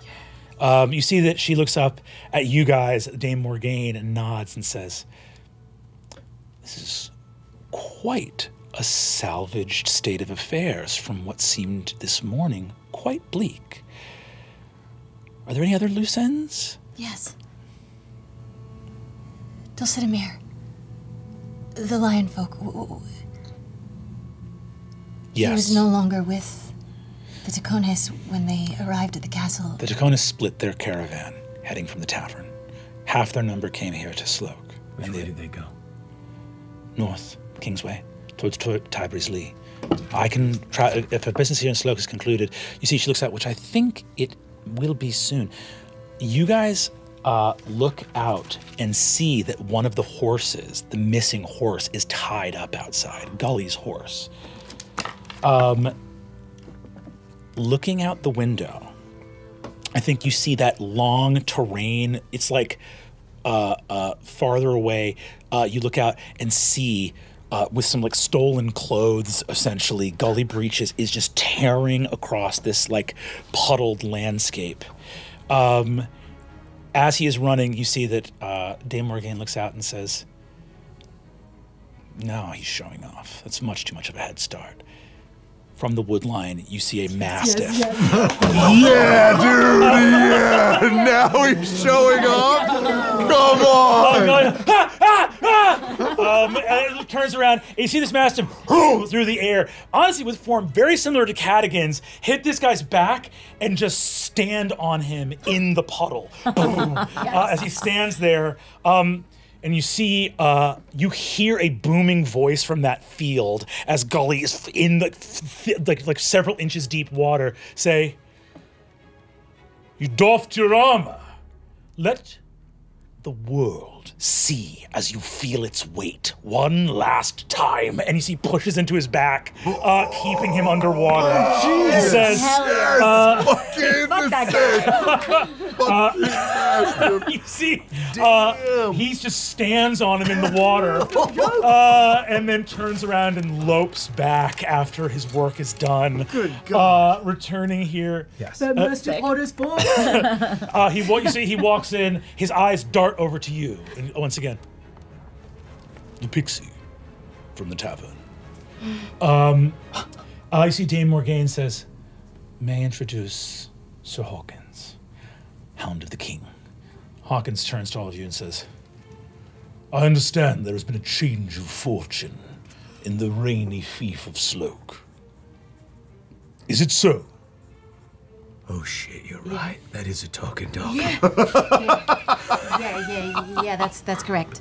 Hound I may be, sir, but I am a knight. Good Sir Knight. That was badass. Though it be a vulgar argot by which you speak, the meaning of your phrase I cannot help but take to heart. I feel enlivened by your praise, my lady. When she complimented him, did his tail start to Little tail wag. You see, he said. He looks around and says, "I understand this public house is without libation at the moment, but I would enjoy I fucking love him. a little bit of slop if you have some." He sort of jumps up, puts his paws on a table, his tail wags a little bit, and he goes, "Travelers, tell me of your exploits, and I shall tell you mine.